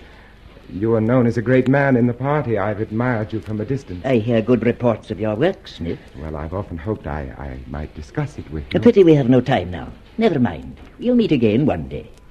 In the place where there is no darkness. In the place where there is no... I beg your pardon, Comrade. Good morning, Comrade. Don't let me keep you from your work. A place where there is no darkness. He said... Never mind that now, you fool. Compose yourself. You're at work. Everybody watches. Everybody listens for Big Brother. Oh, yes. Yes, of course. But O'Brien understands. Yes, O'Brien understands. You know now that you're not alone. But smile, smile. There's that girl again. Don't let her see. Don't let her guess. Above all, not her. 6079, Comrade Smith. Present for duty. Repeat the slogan of the Ministry of Truth. Who controls the past, controls the future. Who controls the present, controls the past. Does the past exist? Yes. Where? In records and in memories. Which is the more important? The records. Why? The records endure, but memories fade. So? Who controls the records, controls the memory of the people. Are you impressed with the greatness of your task? I am. Then begin, Comrade Smith. This is urgent. Big Brother's order of the day, 17th of the 3rd, 84, contains references to unpersons. Rewrite completely. Unpersons. Oh, I have to be careful about this. Unpersons are always tricky. Even Big Brother can't refer to them. Unpersons don't exist. Oh, let's be frank. Unpersons are persons who have been liquidated, destroyed. Your job is to see that all record of them is destroyed as well. Are they mentioned in the press? Delete their names. Are they shown in photographs? Make a new photograph. Are their voices recorded? Destroy their records, and presto, they do not exist. They never existed. They have no place in memory or history. That could happen to you, too. All personnel will lay aside their work and face the telescreen for the 1-minute hate. You're out of luck. The girl's sitting right next to you. Watch your step now. Make it a convincing hate. Thought police are very shrewd. You are here to hate. You are here to loathe, to despise, to detest with all your being. Whom do you hate? Goldstein. Goldstein. Goldstein. Goldstein is what? Enemy of the people. Saboteur. Traitor. Whom else do you hate? The Brotherhood. Goldstein and his Brotherhood. And the penalty for traitors like these? Death. Death. Death. Death. Death. We hate traitors. We love Big Brother. We hate traitors. We love Big Brother. Speak to us, Big Brother.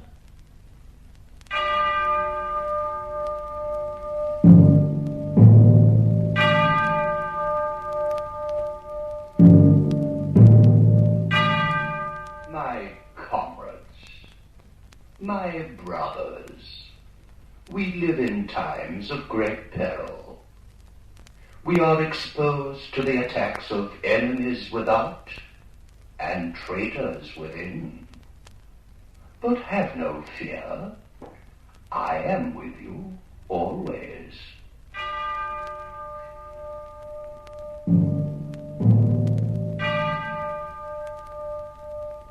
The 1-minute hate is concluded. All personnel will return to work.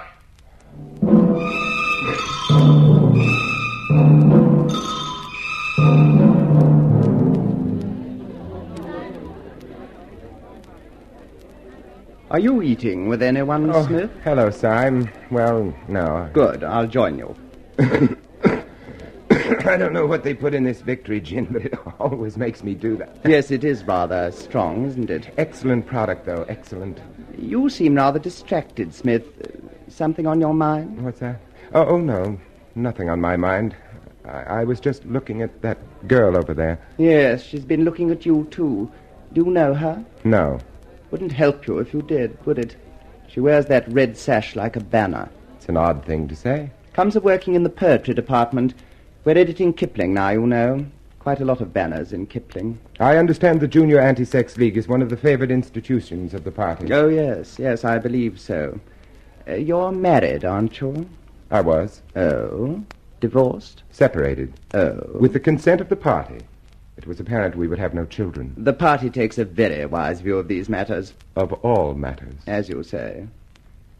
Funny, that girl's still looking at you. But I can't help it if she has nothing better to do. Oh, here comes Parsons. He lives near you, doesn't he? Yes, next floor down. He's got a wife and children. You'd better talk to him. I don't think I could. Hello. Hello, comrades. Hello, comrade. Parsons. Oh, I've been chasing you, Smith. What? Yes, it's about that subscription you forgot to pay me. Oh, which one is that? Hate Week. The House by House Fund. We're going to decorate Victory Mansions. And $2 you promised me. Oh, well, here you are. Thanks. I say, did I tell you about what my little girl did last Saturday? Well, she was out with the junior spies troop near Berkhamsted. They spent the whole of the afternoon following a strange man. They kept on his tail for 2 hours and then handed him over to the patrols. Clever, eh? What was the man doing? Nothing, he says. But my little Millie was smart. She spotted him chipping pieces off the rocks with a hammer. Must have been a saboteur. Well, what happened to the man? Well, I don't know. But I wouldn't be surprised if, you know? That's very good. Of course, we can't afford to take chances. I mean, not with subversive agents everywhere. No, of course. Well, I've got a few more subscriptions to chase up. I'll see you later. Tell me, Smith, did you ever regret not having any children? And I can't say I've thought much about it. Why? I was just wondering. Parsons seems very happy with his little brood, doesn't he?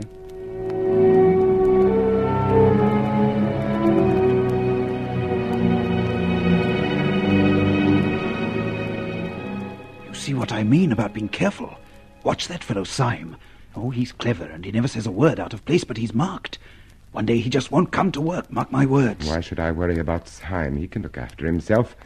I'm worried about me, about that girl. Oh, working in the same building, people are bound to see each other frequently. But for some reason, she's interested in me. She keeps turning, and why? It can't be sex. She's a member of the Junior Anti-Sex League.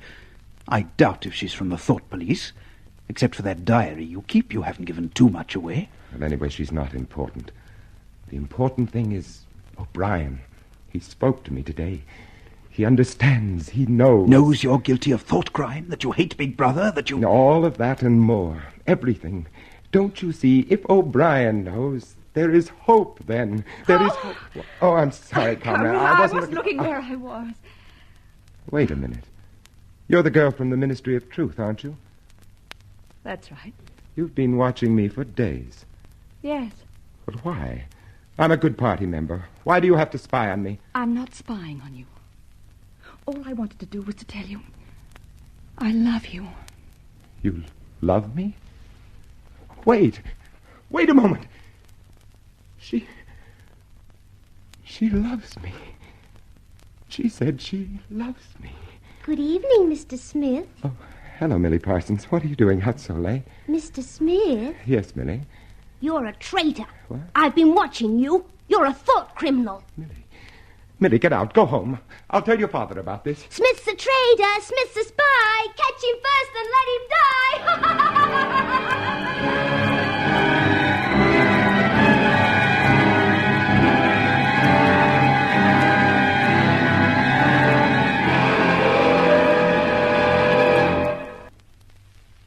There is a chance. There is O'Brien. He understands. He is in revolt, too. Yes, there is O'Brien. Hello, you've walked a long way. Remember that shop? Yes. That is where I bought the book for my diary. It's a junk shop. It's old and musty and full of useless things. But it proves something, don't you see? It proves that things were different once, in spite of what the records say. And if they were different once, they could be different again. Go on. In you go.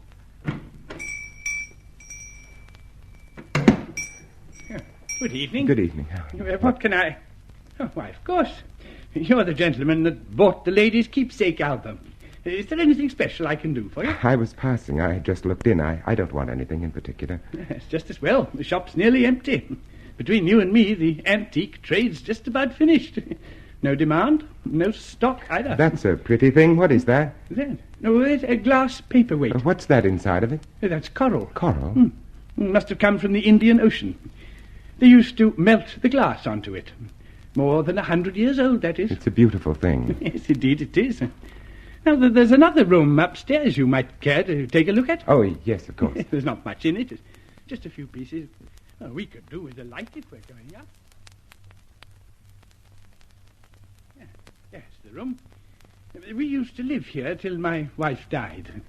Now I'm selling the furniture off little by little. See, that's a beautiful mahogany bed. There's no telescreen. Ah, I never had one of those things. Too expensive.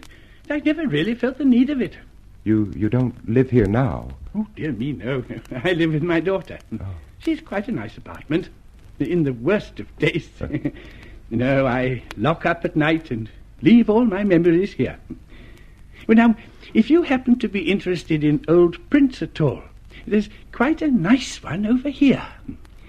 The frame's screwed to the wall, but I dare say I could fix it for you if you wanted it. I know that building. It's a ruin now. It's in the middle of the street outside of the Palace of Justice. That's right. Outside the law courts. It was bombed in, many years ago. It was a church at one time. A church? Oh, yes. St. Clement Danes. Oranges and lemons, hey, the bells of St. Clement. Silly of me. What's that? Oranges and lemons. That was a rhyme we had when I was a little boy. Oh. How it goes on, I don't remember. But it ends up, here comes a candle to light you to bed. Go to Paddington Station. Take the train to Ilborne. Yes. Now, when you get there, turn left outside the station. Walk 2 kilometers till you come to a gate with the top rail missing. Now, follow the path and wait for me by the fallen tree. Have you got that? Yes, wait. I'll be there at 1500 hours. I must go now. Now, don't follow me. Just finish your cigarette. But listen, you... I love you. I love you.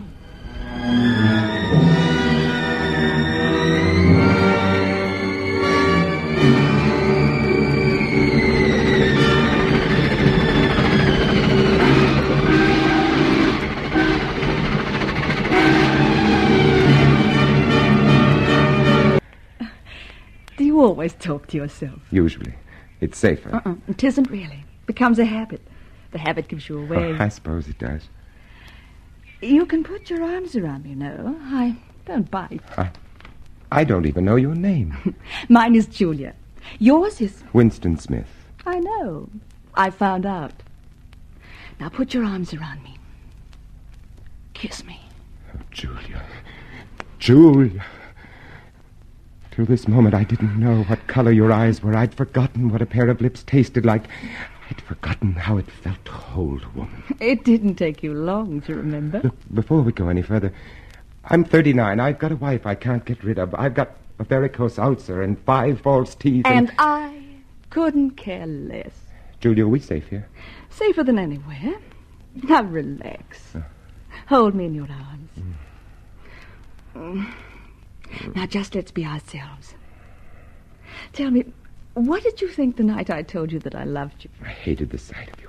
You must know I thought you belonged to the thought police. The thought police? Oh, not really. Well, if not that, at least a good party member, pure in word and deed. Banners, processions, games, community hikes. And you thought if I had half a chance, I'd denounce you to the police and get you killed off? More or less, It's this blasted sash that does it. The Junior Anti-Sex League. Let's get rid of it for the afternoon, huh? Julia, you're a perpetual surprise. Not really. It's just that I've got the right appearance. I'm good at games. I was a troop leader in the Junior Spies. I do voluntary work 3 evenings a week for the Junior Anti-Sexers. I spend hours and hours pasting their silly posters all over London. I always look cheerful, and I always yell with the crowd. That is the only way to be safe. Why did you pick me? Something in your face.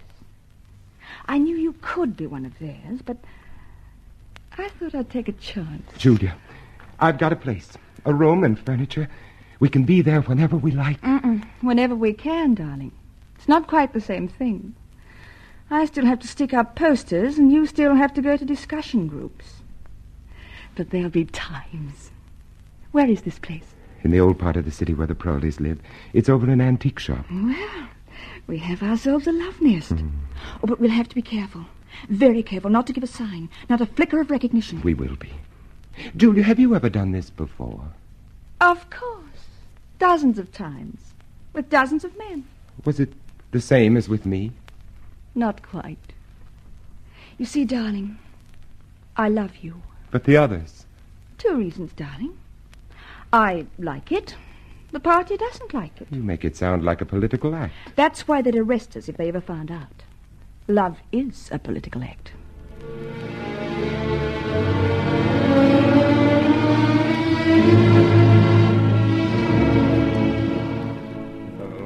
Julia. Yes, darling. Do you think it was ever like this for everybody? Like what? Being in your own room on a summer evening, talking about things you wanted to talk about. Not worrying about telescreens or thought police. I don't know.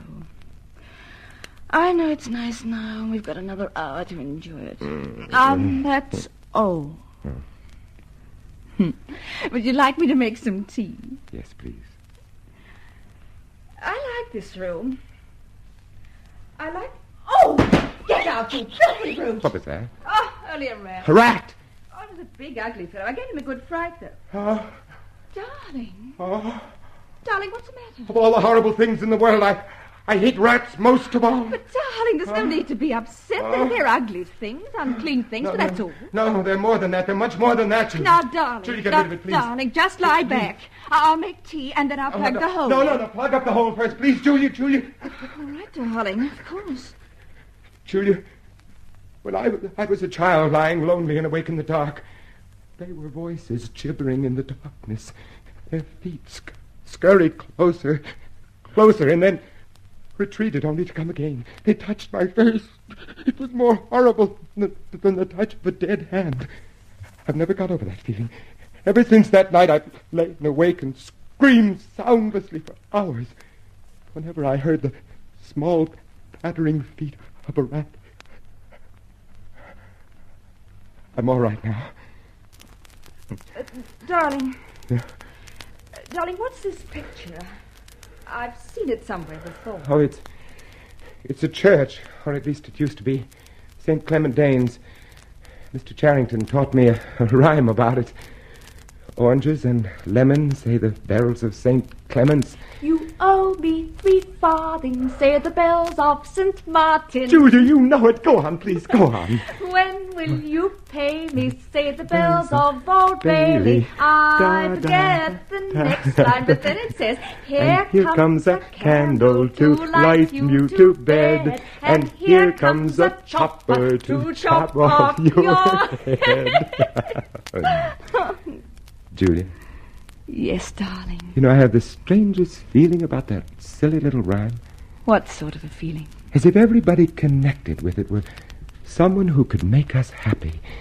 As if I hoped the next person to recite it would be O'Brien. O'Brien? Yes. I told you he spoke to me again in the lift yesterday. He wants us to go up to his flat. Oh, darling, must we really? But he's one of us. No. He may hate Big Brother and the party and all the rest. But, darling, that doesn't make him one of us. Oh, Winston, we're 2 people. We make love together and we talk together and we drink tea together. O'Brien has no part in that. But don't you see, as we are now, we're alone. If we join O'Brien and his brotherhood, we won't be alone. We'll still be arrested in the long run. But that's not the important thing. The important thing to me is this room and what we do here and how we live here and the joy we have. We don't need O'Brien to keep us alive. It's not being alive that counts. It's being human. And being human means you share your living and your hoping and your fearing with other people. The party's only too happy to have you share. But not the human things. Only the inhuman ones.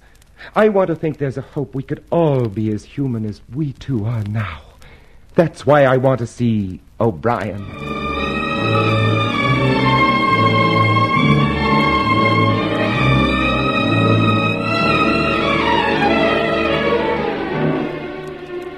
I know your names, you know mine. I'm O'Brien. We may dispense with introductions. Pardon me while I switch off the telescreen. Can you really switch it off? Members of the inner party have that privilege. We are... Alone? Yes, we're quite alone. Well, Julia and I believe that there is some kind of a secret organization working against the party. We believe that you are involved in it. We want to join it and work for it. We are enemies of the party. We are living together. We are thought criminals. I tell you this because it puts us at your mercy, and you will know that we are telling the truth. If you wish, we will sign a statement. There is such an organization. Its leader is Emmanuel Goldstein, whom you know of. Yes, but we thought we were afraid that Goldstein and the conspiracy were invented by the thought police. No, they exist. But what are you both prepared to do to help the conspiracy? Anything we are capable of. You're prepared to give your life? Yes. To commit murder? Yes. To betray your country? Yes. To cheat, forge, blackmail, corrupt the minds of children? Yes. You're prepared to commit suicide if ordered to do so? Yes. You're prepared to separate and never see each other again? No! It's just as well to understand these things right at the beginning. You understand you'll be fighting in the dark. You'll receive orders and obey them without knowing why. Sooner or later you will be caught and tortured and you will die. You will never know whether your work has served a single good purpose. We and you now are the dead. Our only true life is in the future. 1,000 years away, perhaps. But if in that 1,000 years we extend the frontiers of sanity even a little, we shall have done well. You have a hiding place? Yes, in the old quarter, a room over an antique shop. The proprietor is called Charrington. That will do for the moment. Later we shall make other arrangements, give you more definite instructions. Now it is time for you to leave. Then we are accepted? Yes, you are accepted. Have you any more questions? Only one. Do you know an old rhyme called The Bells of St. Clement's? Yes, I think so. Oranges and lemons, say the bells of St. Clement's. You owe me 3 farthings, say the bells of St. Martin's. When will you pay me, say the bells of Old Bailey. When I grow rich, say the bells of Shoreditch. You know it, you know all of it. I told you he'd know it, Julia, didn't I?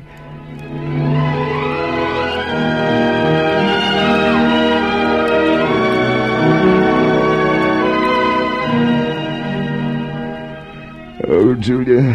What, darling? It's nearly time to get up. Oh, I don't want to get up. Oh, neither do I. You know what I was remembering just then? No. You remember that thrush that sang to us the first day in the wood? No, he wasn't singing for us, just for himself. Not even that, he was just singing. That's what I mean. I wonder if we will ever see the day when we'll be just singing. No, I doubt it. What did O'Brien say? We are the dead. We are the dead. You are the dead. What? It came from behind the picture. Behind the picture. Yes. Oh! Now you can be seen. You are the dead. The telescreen behind the picture. Julia! Stay where you are. What? Don't touch each other. Clasp your hands behind your heads. Now stand back to back. I suppose we may as well say goodbye. You may as well say goodbye. And while we're on the subject, here comes a candle to light you to bed. Here comes a chopper to chop off your head. Mr. Charrington. No!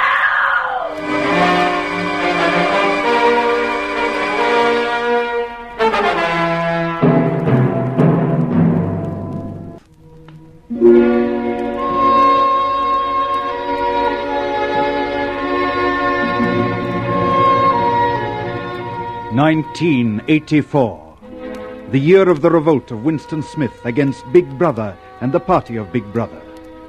It had been a bloodless revolt, bloodless and small and secret in a mahogany bed in a fusty upstairs room. The issue had been decided before the thought was conceived or the act begun. But even now, Winston Smith had no certainty where he was. His world was a windowless room with walls of white porcelain flooded with light from hidden lamps, stark under the scrutiny of 4 telescreens from which every motion was visible. He was more lonely than he had ever been in his life. And yet, he was not alone. Can I talk? There are still the telescreens, Parsons. Oh, I don't mind those. I have nothing to hide, nothing at all. What are you in for? Thought crime. You wouldn't think it possible, would you? You don't think they'll shoot me, do you, old chap? I mean, they don't shoot you if you haven't actually done anything. I know they give you a fair hearing. They'll know my record, won't they? You know what kind of a chap I was. Not brainy, of course, but keen. I'll get off with 5 years, don't you think? Or 10? A chap like me could make himself pretty useful in a labor camp. Are you guilty? Oh, yes. Oh, yes, I'm guilty. You don't think the party would arrest an innocent man, do you? Thought crime is a dreadful thing, old man. It's insidious. Do you know how it got hold of me? In my sleep. Yes, that's a fact. Never knew I had a bad streak in me, and yet there it was. How did you find out? I started talking in my sleep. Yes. They heard me shouting, "Down with Big Brother." Who denounced you? Well, actually, it was my little daughter. She listened at the keyhole and heard it, nipped off and told the patrols next day. Pretty smart, eh? And she's only 7. But that's the sort of thing I mean. They'll understand that I trained my children properly. They'll take that into consideration, won't they? Parsons? Yes. Yes, just tell me what you want done. I'll cooperate. You won't have any trouble with me. Room 101. Oh. Yes. So, You're alone again. Alone except for that whimpering thing in this gleaming aseptic world of the ministry of love. It's not a new experience, this solitude. You're not too afraid, are you? Yes, I am afraid. I am afraid of this procession of frightened men with broken bodies and terrified eyes. I don't know whether that's part of the treatment, too. Yes, it's all part of the treatment. Keep reminding yourself of that. The lightest word, the least calculated gesture is all part of the treatment. There is no mercy, there is no kindness, there is no intermission of misery. It is all part of the treatment. Come on, you. We can't wait any longer. Me? No, not you. This. Come on. On your feet. Where are you taking me? Room 101. No! Don't do anything but that. You've been starving me for weeks. Finish it off and let me die. Shoot me. Hang me. Take my family and cut their throats. But don't take me there. Room 101. No!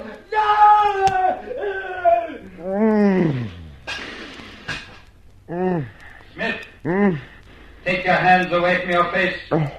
It's forbidden to cover your face in the cells. Take hold of yourself now.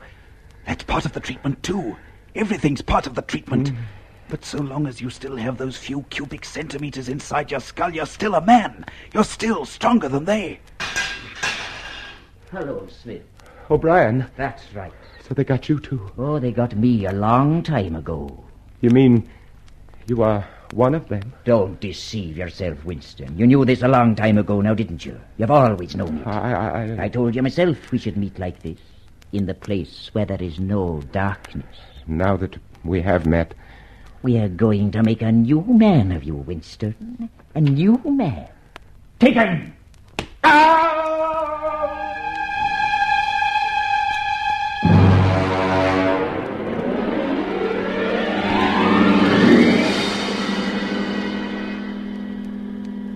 You see how it is, Winston. Pain itself and suffering is no longer a chance, an accident. It is a calculated process, a thing measured and graduated and controlled.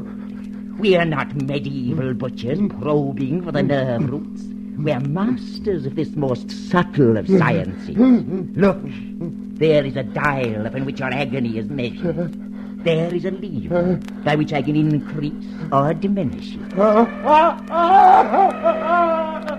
But it is not I who inflict this pain on you, Winston. It is you yourself. You understand that, don't you? You've always understood that. Winston, you are suffering the pain of birth, the rebirth to sanity. You must be born again. You know that, don't you? Look at my hand, Winston. How many fingers do you see? 2. And on this hand, 2. Put them together. 2 and 2. What does that make? 4. And if the party says 2 and 2 make not 4, but 5, what then? There is still 4. How many fingers, Winston? 4. What else can I say? 4. How many fingers, Winston? 4. Stop it, I'll tell you 4. 4. How many fingers, Winston? 5.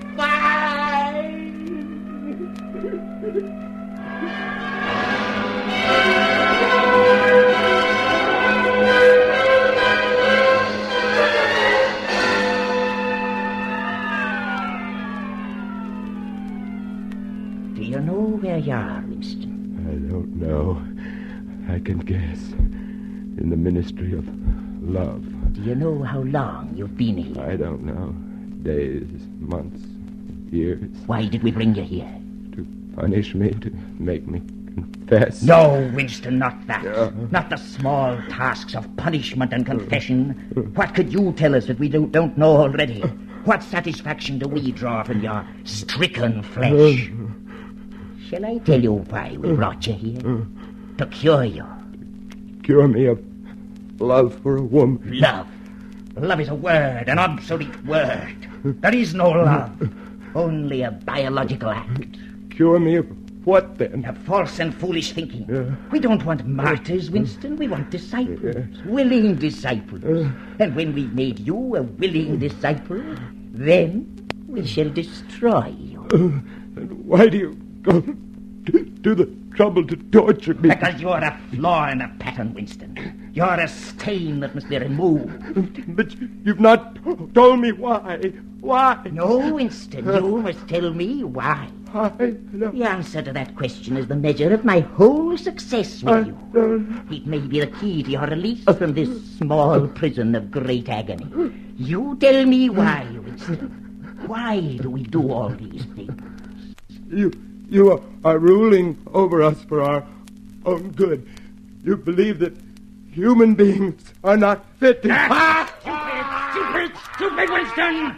You deserve an eternity of pain for a folly like that. Now I will tell you why. The party seeks power for its own sake. We are not interested in the good of others. We are interested only in power. Not wealth or luxury or long life. Only in power. Pure power. No one ever seizes power with the intention of giving it up. Power is not a means. It is an end in itself.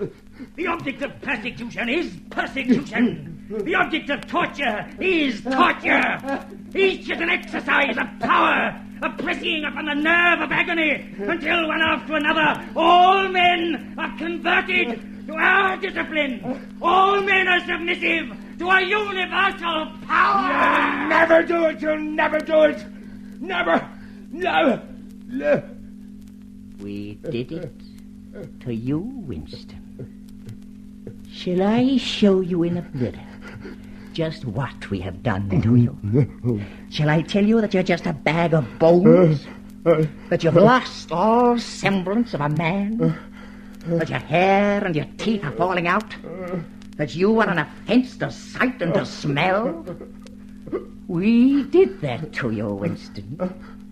Now, 2 and 2 make 5! But I'll never betray you. You failed there. You couldn't make me betrayer. Could you? You failed, O'Brien. You failed. You failed. No, we never fail, Winston. Never. We cannot afford to fail. Take him to room 101.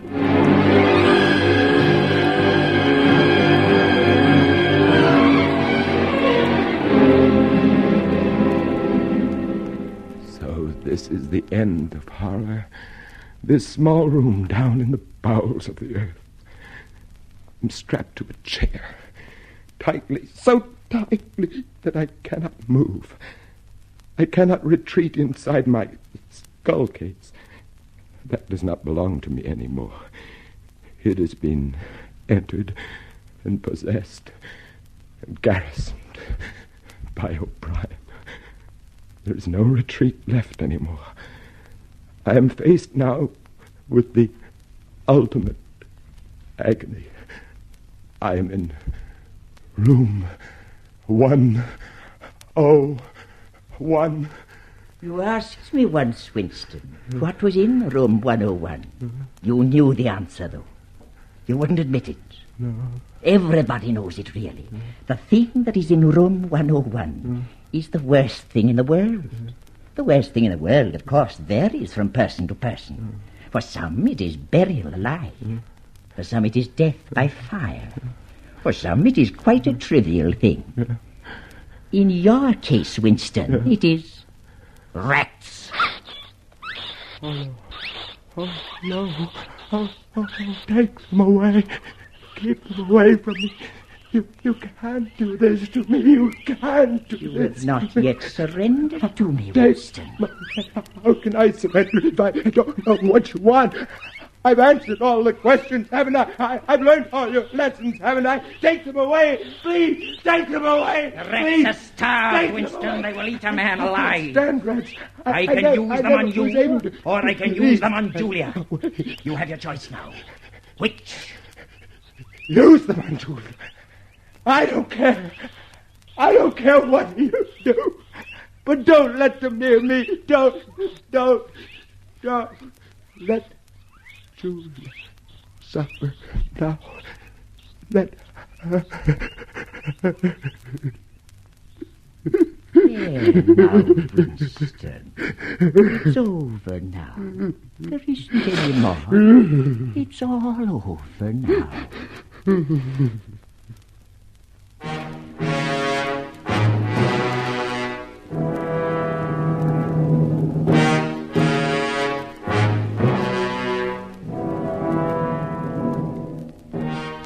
And now there is a calm, a great pervasive calm. You sit at your corner table in the cafe and fumble with the chessboard and sip your victory gin and scan the newspapers. You look out the window and watch the people go by. One day, Julia passed, and something stirred in your mind for a moment and then died again. There are so many people, and this small corner which they keep for you is warm and comfortable. When you finish the newspaper, you watch the telescreen. Strange that. In a life without struggles, without any hint of climax, that is the moment that comes nearest to emotion. The face of Big Brother flashes on the screen. You hear his rich, full voice.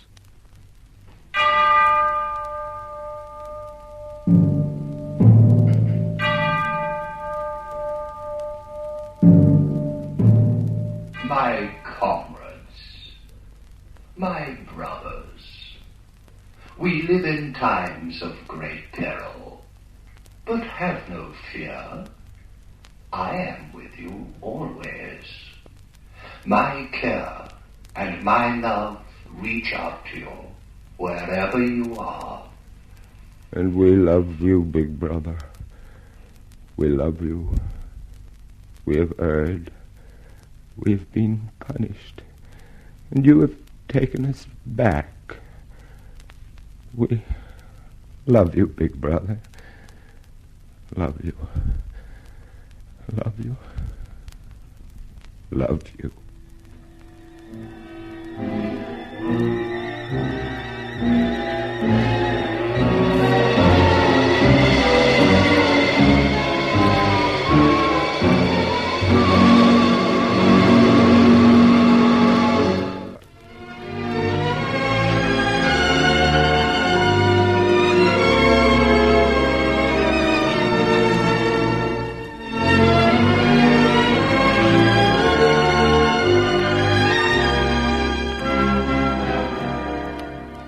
The Lux Radio Theater is produced by Sterling McAvoy.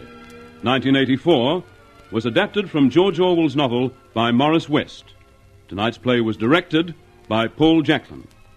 Heard in our cast were Lionel Stevens as O'Brien, Alexander Archdale as Charrington, Guy Dolman as Parsons, and Dorothea Dunstan, Gordon Chater, Rupert Chance, Murray Powell, Leonard Bullen, and Alan Herbert.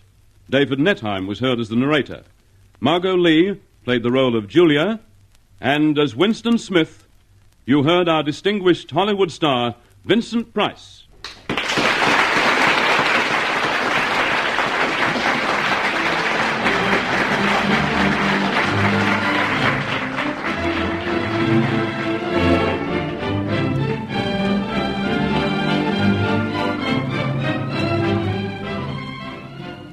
One week from tonight, Accent on Youth, starring Hollywood star Melvyn Douglas in person. Until then, this is the Lux Radio Theater, signing off from 50 stations throughout the Commonwealth of Australia. That concludes this week's broadcast of Echoes of a Century. This program was an independent production by Dalshoe Radio Creations, copyright 2005, produced in the studios of WLSU La Crosse, an affiliate of Wisconsin Public Radio on the La Crosse campus of the University of Wisconsin. I'm King David Mackenzie. Thanks for listening. I hope that you'll join us again at the same time next week. Until then, remember, fear and God do not inhabit the same space.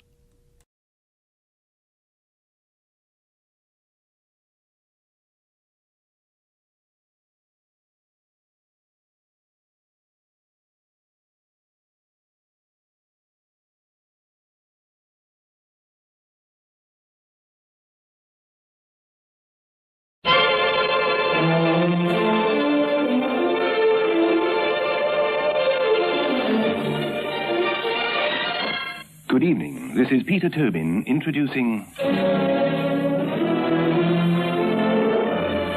Lux Radio Theater.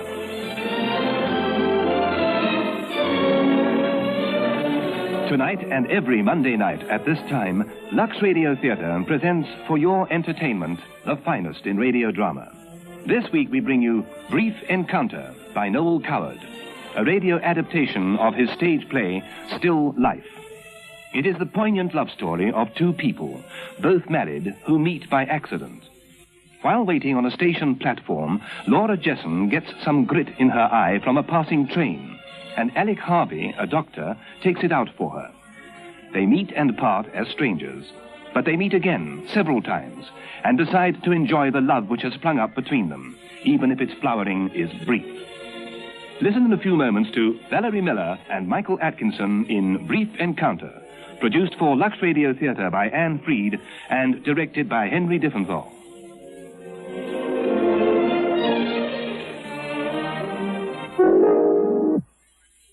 And now, Act One of tonight's Lux Radio Theater presentation, Brief Encounter.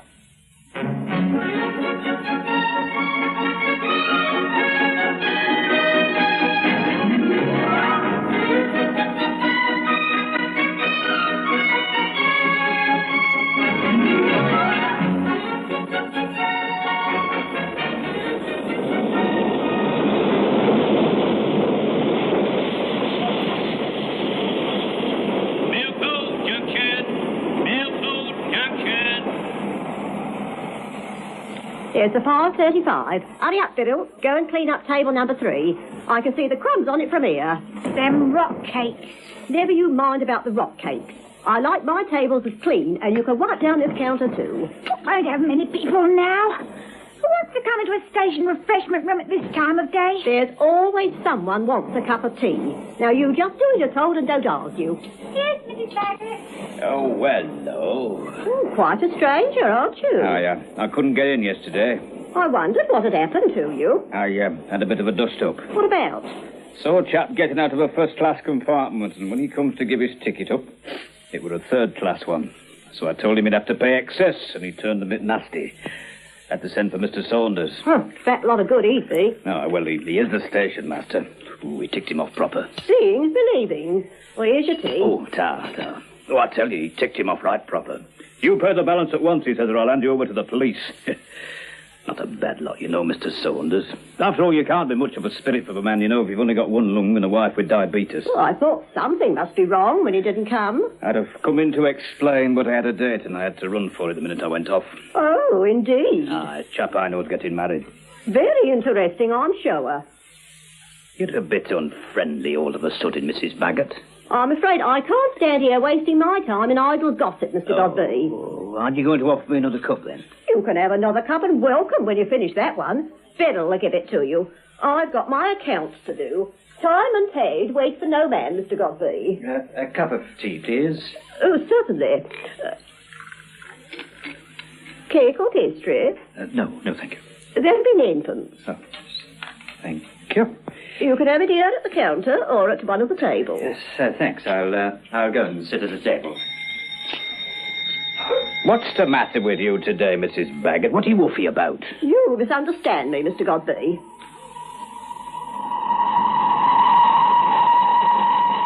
What about me other cup?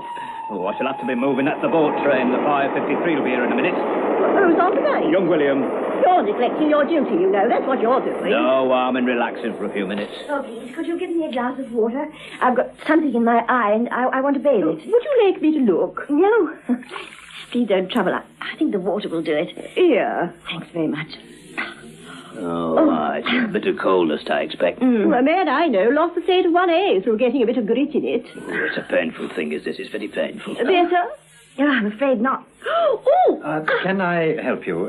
Oh, no, please, it's only something in my eye. Try putting down your eyelid as far as it'll go. And then blowing your nose. Let me look. I happen to be a doctor. Oh, well, that's very kind of you. Turn round to the light, will you, please? Yes. Now, look up. Now down. Yes, I can see it. Now, keep still. I'll take it out of my handkerchief. There. Oh, dear. Oh, what a relief. It was agonizing. Looked like a bit of grit. It was when the express went through. Thank you very much indeed. Not at all. There we go. I've got to run. How lucky for me that you happened to be here. Anybody could have done it. Oh, never mind. You did, and I'm most grateful. Oh, there's my train. Goodbye. Goodbye.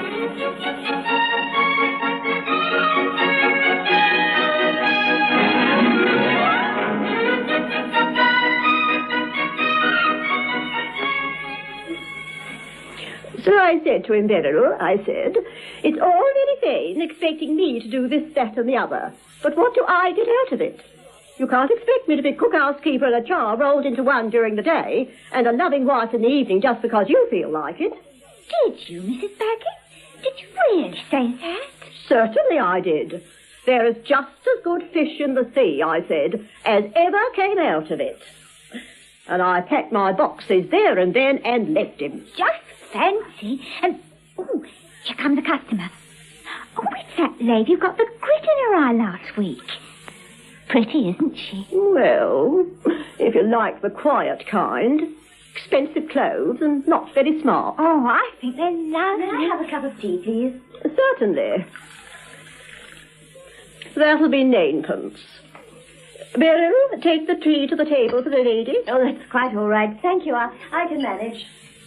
And didn't you ever go back to him, Mrs. Baggett? Never. What happened to him? Dead as a doornail inside 3 years. Well, I never. A cup of tea, please. Yes, sir. Anything else? A piece of cake? No, thank you. It's ninepence, isn't it? Yes. Oh, good afternoon. Good afternoon. Are you alone? Yes, I am. Would you mind very much if I shared your table? No, of course not. I'll Thank just you. move these parcels. I'm afraid we haven't been properly introduced. My name's Alec Harvey. How do you do? Mine's Laura Jesson. Mrs. or Miss? Mrs. You're a doctor, aren't you? I remember you said you were when you took the grit out of my eye last week. Yes. I have a practice in Shirley. Would you come here every Thursday? Yes, to spend a day in the hospital. Stephen Lynn, he's the chief physician there, graduated with me. I take over from him once a week, and it gives him a chance to go up to London. Me a chance to study the hospital patients. I see. Do you? Do I what? Do you come here every Thursday? Oh, yes. I do the week's shopping, change my library books, have a little lunch, and generally go to the pictures. Not a very exciting routine, really, but it makes a change. Well, that's my train. I'll have to hurry. Goodbye, Mrs. Jetton. It was nice seeing you again. Goodbye, Dr. Harvey.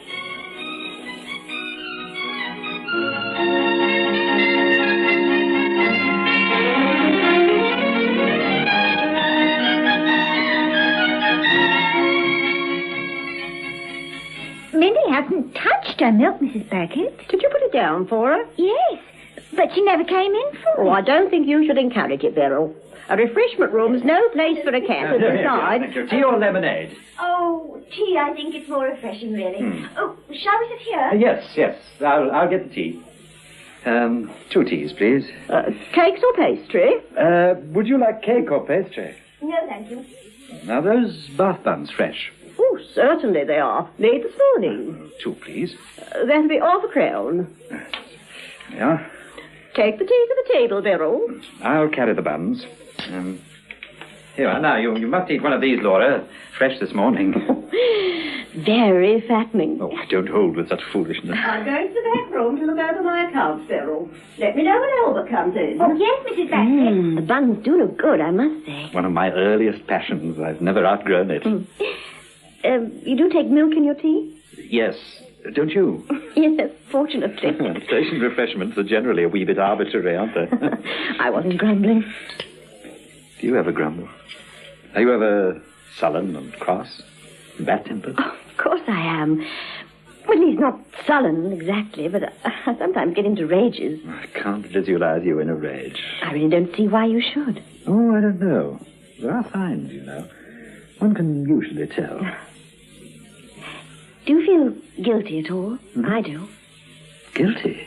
You ought to more than me, really. You neglected your work this afternoon. I worked this morning. A little relaxation never did anyone any harm. Why should either of us feel guilty? I don't know. A sort of instinct. As though we were letting something happen that oughtn't to happen. How awfully nice you are. When I was a child in Cornwall, we lived in Cornwall, you know, May, that's my sister, and I used to climb out of our bedroom window on summer nights and go down to the cove and bathe. It was was dreadfully cold, but we felt very adventurous. I'd never have dared to do it by myself, but sharing the danger made it all right. That's how I feel now, really. Have a bun. It's awfully bad for you. Oh, Alec, you're laughing at me. Yes, a little. But I'm laughing at myself, too. Why? For feeling a small pang when you said about being guilty. There you are, you see. We haven't done anything wrong. Of course we haven't. An accidental meeting, then another accidental meeting, then a little lunch, then the cinema. What could be more ordinary, more natural? We're adults, after all. I never see myself as an adult. Do you? Yes, I do. I'm a respectable married woman with a husband and a home and 3 children. But there must be a part of you, deep down inside, that doesn't feel like that at all. Some little spirit that still wants to climb out of the window, that still longs to splash about a bit in the dangerous sea. Perhaps none of us ever grows up entirely. How awfully nice you are. You said that before. I thought perhaps you hadn't heard. Oh, I heard all right. I'm respectable too, you know. I have a home, a wife, children, and responsibilities. I also have a lot of work to do, and a lot of ideals all mixed up with it. What's she like? Madeline? Yes. Small, dark, rather delicate. Funny, I should have thought you'd be fair. And your husband, what's he like? Medium height, brown hair, kindly, unemotional, and not delicate at all. You said that proudly. Oh, did I? What's the matter? The matter? What could be the matter? You suddenly went away.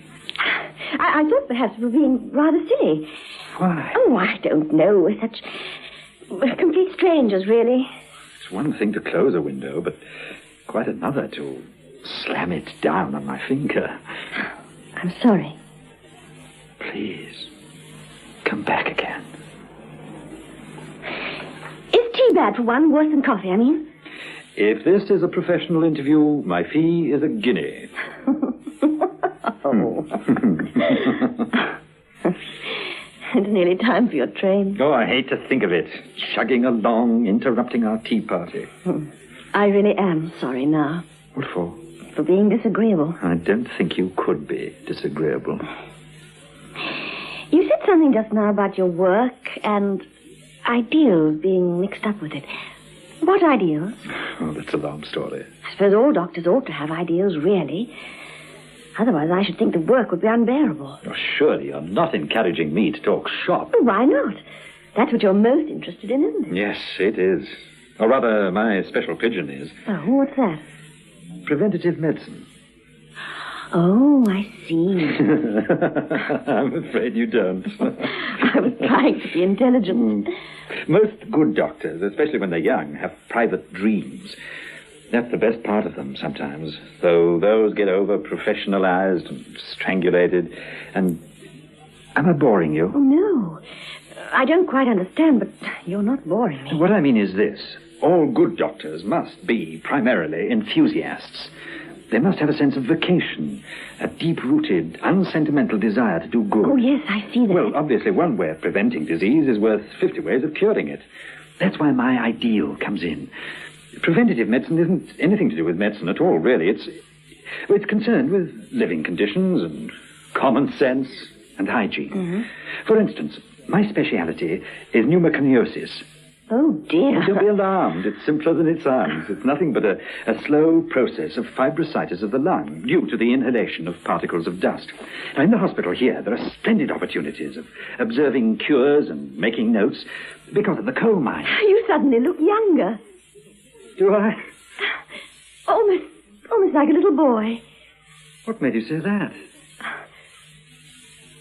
I don't know. Yes, I do. Tell me. No, I couldn't, really. You were saying about the coal mines? Yes. The inhalation of coal dust. That's one of the specific forms of the disease. It's called anthracosis. And What are the others? chalicosis. That comes from metal dust. Steelworks, you know. Oh, yes, of course. Steelworks. And silicosis. Stone dust. That's gold mines. I see. Oh. There's your train. Yes. You mustn't miss it. No. What's the matter? Nothing. Nothing at all. It's been so very nice. I've enjoyed my afternoon enormously. I'm so glad. So have I. I apologize for boring you by talking about my work. I feel dull and stupid not to be able to understand more. Shall I see you again? It's the other platform, isn't it? You'll have to run. Don't worry about me. My train's due in a few minutes. Shall I see you again? Yes, of course. Perhaps you could come over to catch us one Sunday. It's rather far, I know, but we should be delighted to see you. Please. Please. What is it? Next Thursday. The same time. No, I can't possibly. Laura, please. I ask you most humbly. You miss your train. All right. Run. Goodbye. I'll be there. Oh, thank you. Thank you, my dear Laura. Thank you. Till Thursday.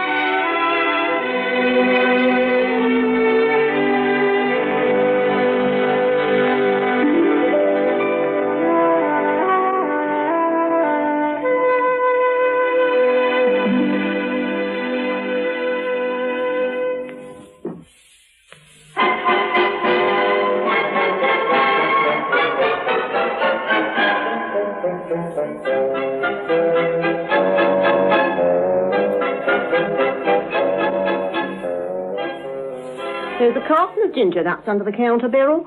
Please pass me a few packets. This display case needs filling. Oh, well, 6 be enough. Yes, and a couple of rich digestive. And some lemon creams. Oh, you'll need some chocolate too, Mrs. Baggett. The last customer took 4 large nut milk slabs, the 2-shilling ones. Oh, thanks. Oh, excuse me. Yes.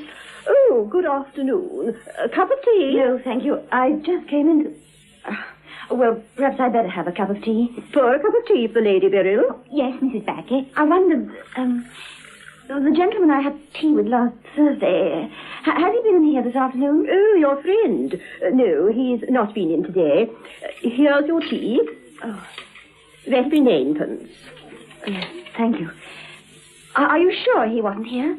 I mean, you had so many customers. Have you seen the gentleman, Beryl? Oh, no, Mrs. Baggett. He's not been here since last week. Oh, here he is now. Oh. Alec. Oh, will you have a cup of tea? No. No, thanks. I haven't time. But I'll sit with you for a few minutes while you have yours. Here, I'll carry it to the table. Yeah.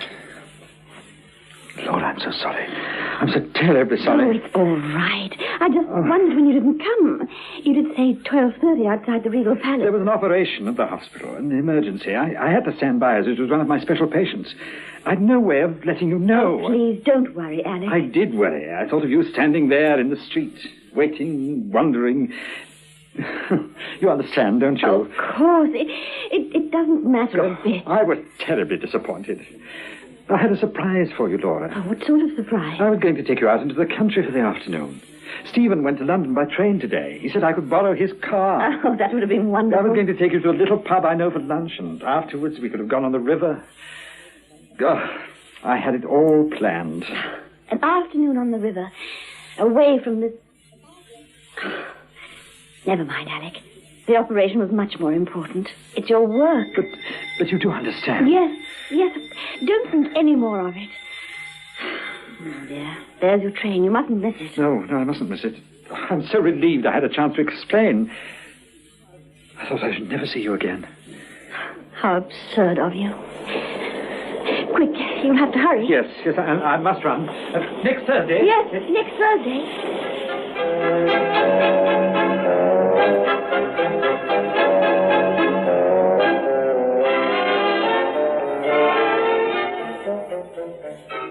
Albert Godby, how dare you? Now, well, I couldn't resist it. Coming in here, taking liberties. Well, I didn't think after what you said last Monday you'd object to a little kiss. Never you mind about last Monday. I'm on duty now. And a nice thing if Mr. Saunders has happened to be looking through the window. If Mr. Saunders is in the habit of looking through windows, it's time he saw something worth looking at. You ought to be ashamed of yourself. Now, it's just high spirits. Don't be mad at me, Myrtle. It's all your fault anyway. I don't know what you're referring to, I'm sure. Well, I was thinking of tonight. If you don't learn to behave yourself, there won't be a tonight. Or any other night either. Oh, come on, just give us a kiss. Oh, I'll do no such thing. Just a quick one across the counter. Oh, Albert, come on, stop there's it. a love. Oh, let go of me. Come on, just one. Come here, Oh, come here. look at me banburies all over the floor. Biru, come and help Mr. Godby pick up them cakes. Good afternoon. Good afternoon. 2 teas, please. Cake or pastry? No, thank you. Just the tea. There you are. 1 and 6pence, please. Thank you. Thank you. You're not angry, Laura. It doesn't matter. But it's true, what I said in the park. We're in love. Oh, please. And we must be sensible. It's too late to be sensible. But we must. We must never see one another again. Got the coffee, please, and a beef sandwich. You can't mean it. Yeah, I'll do. You can't bark like this. I think it would be better if we did. You don't really mean that. I'm trying to mean it. I'm trying with all my strength. Oh, my dearest dear. Please don't. That'll be 1 and 6pence. Laura, thank you. It's all right about tonight, isn't it? I can't think. Come on, Murphy, as good as gold. You're running away from the truth, darling. You know I've fallen in love with you. Yes, I know. And it's the same for you. You've fallen in love with me. Oh, it's ridiculous. Why? We know so little about one another. I've only known you for 4 weeks. How often did you decide in those 4 weeks that you were never going to see me again? Several times a day. So did I. Oh, Alec. I love you. I love you. And you love me, too. It's no use pretending that it hasn't happened, because it has. Yes, but it's wrong. And that's why it must stop here and now. We're neither of us free to love each other. There is too much in the way. But, darling, we're lovers already, aren't we? If it happens or if it doesn't, we're lovers in our hearts. Can't you see how wrong it is? How dreadfully wrong. I can see what's true, whether it's wrong or right. I only know that I have to leave the keys of Stephen's car in his flat. And I want you to come up there with me. Mr. Saunders, Please, Laura. Please, don't say no. There's no peace for the wicked. I'll be back. I'm sure. It'll be perfectly all right, of course. But I don't know. It will. I tell you, it will. There's no chance of Stephen getting back until late. Nobody need ever know. It's so furtive to love like that. So cheap. Much better not to love at all. It's too late not to love at all.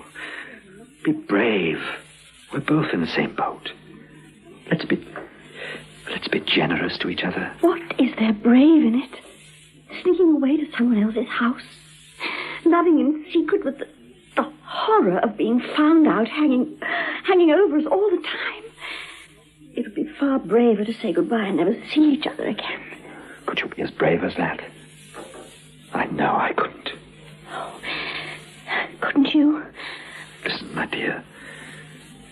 This is something that's never happened to either of us before. We've loved before and been happy before and miserable and contented and reckless, but this is different. Something lovely and strange, desperately difficult. We can't measure it along with the values of our ordinary lives. Why should it be so important? Why should we let it be so important? We can't help ourselves. We can. We can if only we're strong enough. Why is it so strong to deny something that's urgent and real, something that all our instincts are straining after? Mightn't it be weak and not strong at all to run away from such tremendous longing? Is it so real to you? So tremendous? Can't you see that it is? Oh, it's so difficult, so strained. I'm lost. Don't say that, darling. Loving you is hard for me. It makes me a stranger in my own house. familiar things, or ordinary things that I've known for years, like the dining room curtains and the wooden tub with a silver top that holds biscuits, look odd to me, as though they belong to someone else. When I've just left you, when I go home, I'm more lonely than I've ever been before. I passed the house the other day without noticing, had to run back. And when I went in, it seemed to draw away from me. My whole life seems to be drawing away from me, and I don't know what to do. Oh, darling. I love them just the same. Fred, I mean, and the children. But it's as though it wasn't me at all, as though I were looking on at someone else. Do you know what I mean? Is it the same with you? Or is it easier for men? I don't know. Oh, please, my dear, don't look unhappy. I'm not grumbling. Really, I'm not. I don't suppose being in love has ever been easier for anybody. We've only got a few more minutes.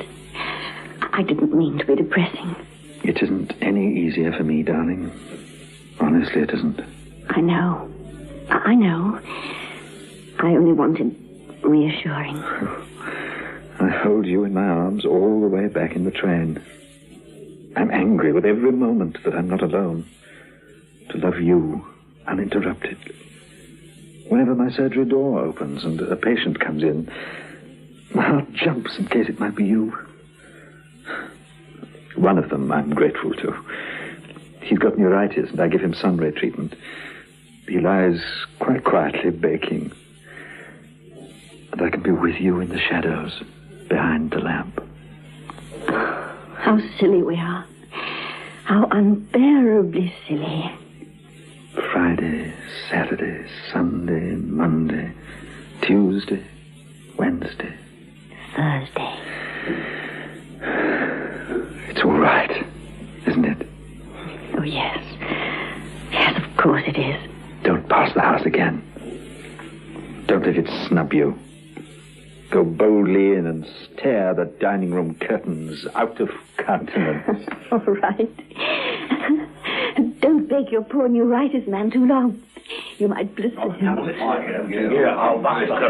afternoon, lady. Good afternoon. Couple of splashes, please. Very sorry, it's out of hours. Come on, lady, you got a kind face. That's neither here nor there. Come on, be a sport. Nobody'll know. I'm very sorry, I'm sure, but my licence does not permit me to serve alcohol out of hours. An order stone, that's what you got, lady. An order stone. You wouldn't want me to get into trouble, would you? Give us a chance, lady, that's all.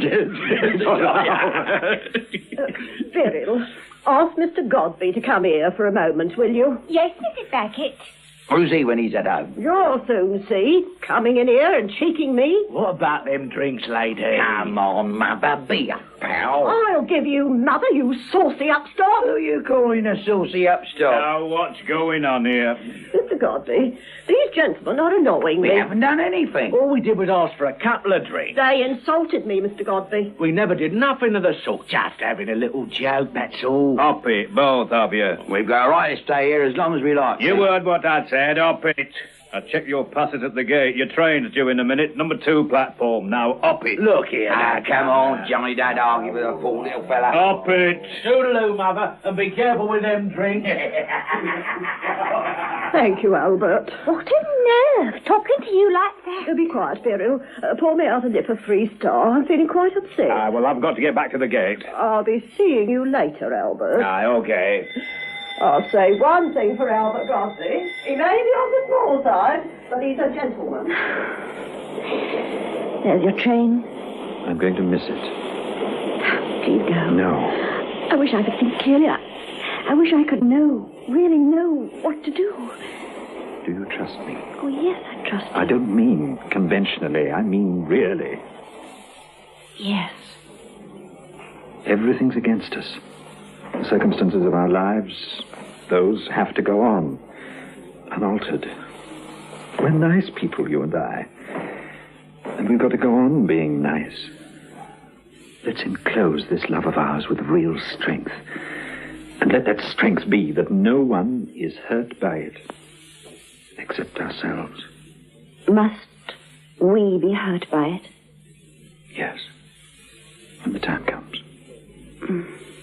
Very well. All the furtiveness and the secrecy and the hole-in-corner cheapness can be justified if only we're strong enough. Strong enough to keep it to ourselves. Clean and untouched by anybody else's knowledge or even suspicion. Something of our own. Forever. To be remembered. Very well. We won't speak of it anymore. I'm going now. Back to Stephen's flat. I'll wait for you. If you don't come, I shall know only that you weren't quite ready. That you needed a little longer to find your own dear heart. Now this is the address.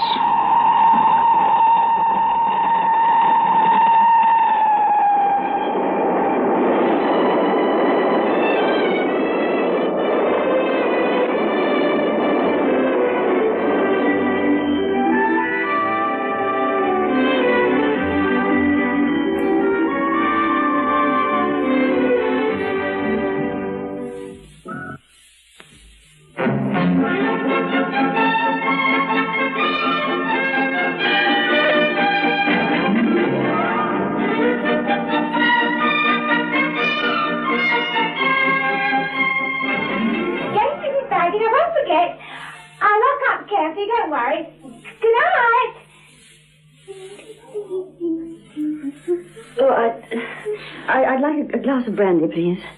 We're just closing. Yes, I see you are, but you're not quite closed yet, are you? 3 star. Yes. That'll do. That'll be 3 and 6pence. Oh, yes, yeah. Thank you. Have you a piece of paper and an envelope? I'm afraid you'll have to get that from the bookstore. Well, the bookstore's shut. Please, it's very important. I should be so much obliged. Oh, all right. Here you are. Oh, thank you. Thank you so much. We close in a few minutes, you know. Yes, I know. I'll go into the table. I won't be long. Well, I'll be in the back room if you want me. Oh, thank heaven. Oh, darling. Please go away. Please don't say anything. I can't let you go like this. You must. It'll be better, really, it will. You're being dreadfully cruel. I feel so degraded. It was just a beastly accident that Stephen came back early. He doesn't know who you are. He never even saw you. I listened to your voices in the sitting room. I crept out and down the stairs, feeling like a... Oh, don't, dearest, don't talk like that, please. I suppose he laughed, didn't he? After he got over being annoyed. I suppose you spoke of me together as men of the world. We didn't speak of you. We spoke of a nameless creature who'd no reality at all. Why didn't you tell him the truth? Why didn't you say who I was? That we were lovers. Shameful, secret lovers. Using his flat like a bad house because we had nowhere else to go. And were afraid of being found out.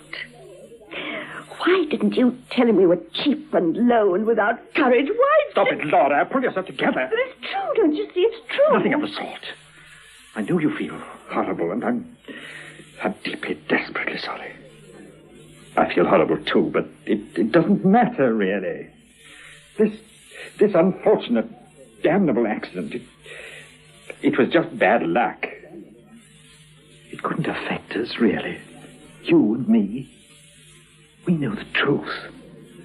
We know we really love each other. That's all that matters. It isn't all that matters. Other things matter, too. Self-respect matters and decency. I can't go on any longer. Could you really say goodbye and not see me anymore? Yes. If you'd help me.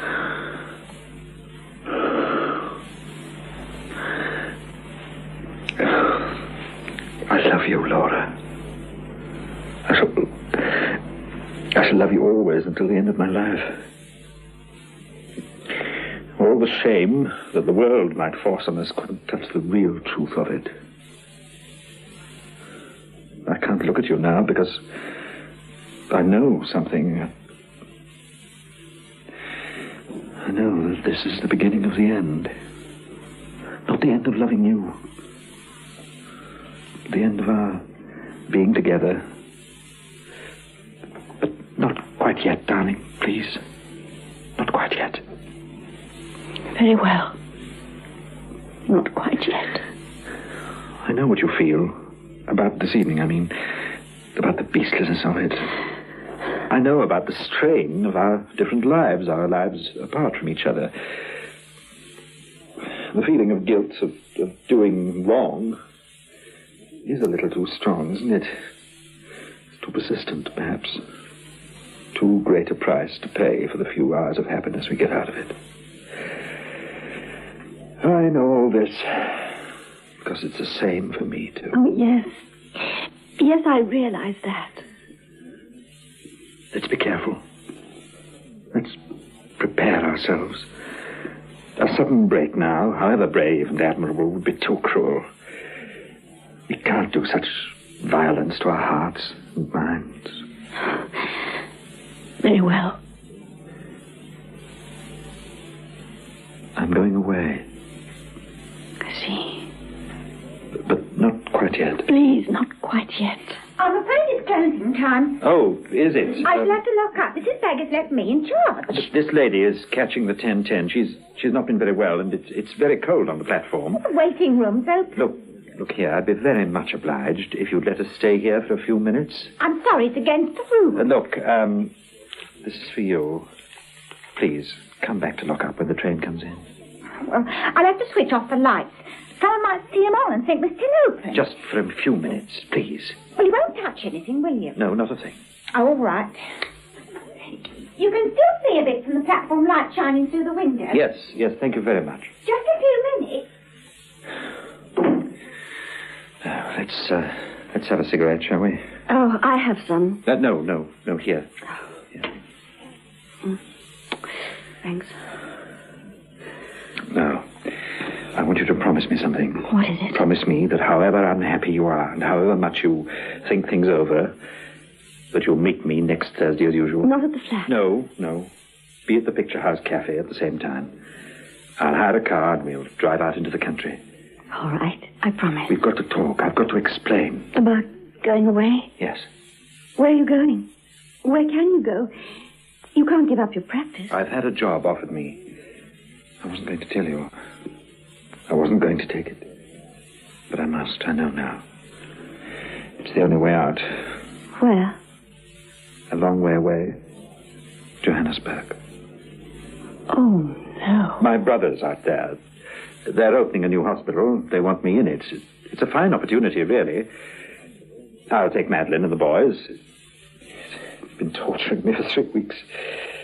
The necessity of making a decision one way or the other. I haven't told anybody, not even Madeline. I couldn't bear the idea of leaving you.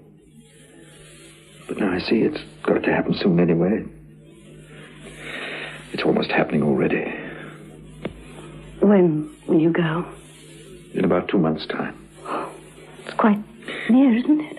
Do you want me to stay? Do you want me to turn down the offer? Don't be foolish. I'll do whatever you say. That's unkind of you, my darling. Laura. Oh, Laura, don't. Please. Please, Laura, don't.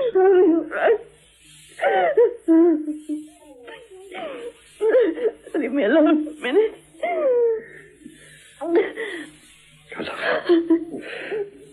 I love you. I know. We knew we'd get hurt. Oh, I'm being very, very stupid. Here, take my handkerchief. Thank you. Oh, that's my train. You're not angry with me, are you? No, I'm not angry. I don't think I'm anything, really. I feel just tired. Forgive me. Forgive you for what? For everything. For having met you in the first place. For taking the piece of grit out of your eye. For loving you. For bringing you so much misery. I'll forgive you.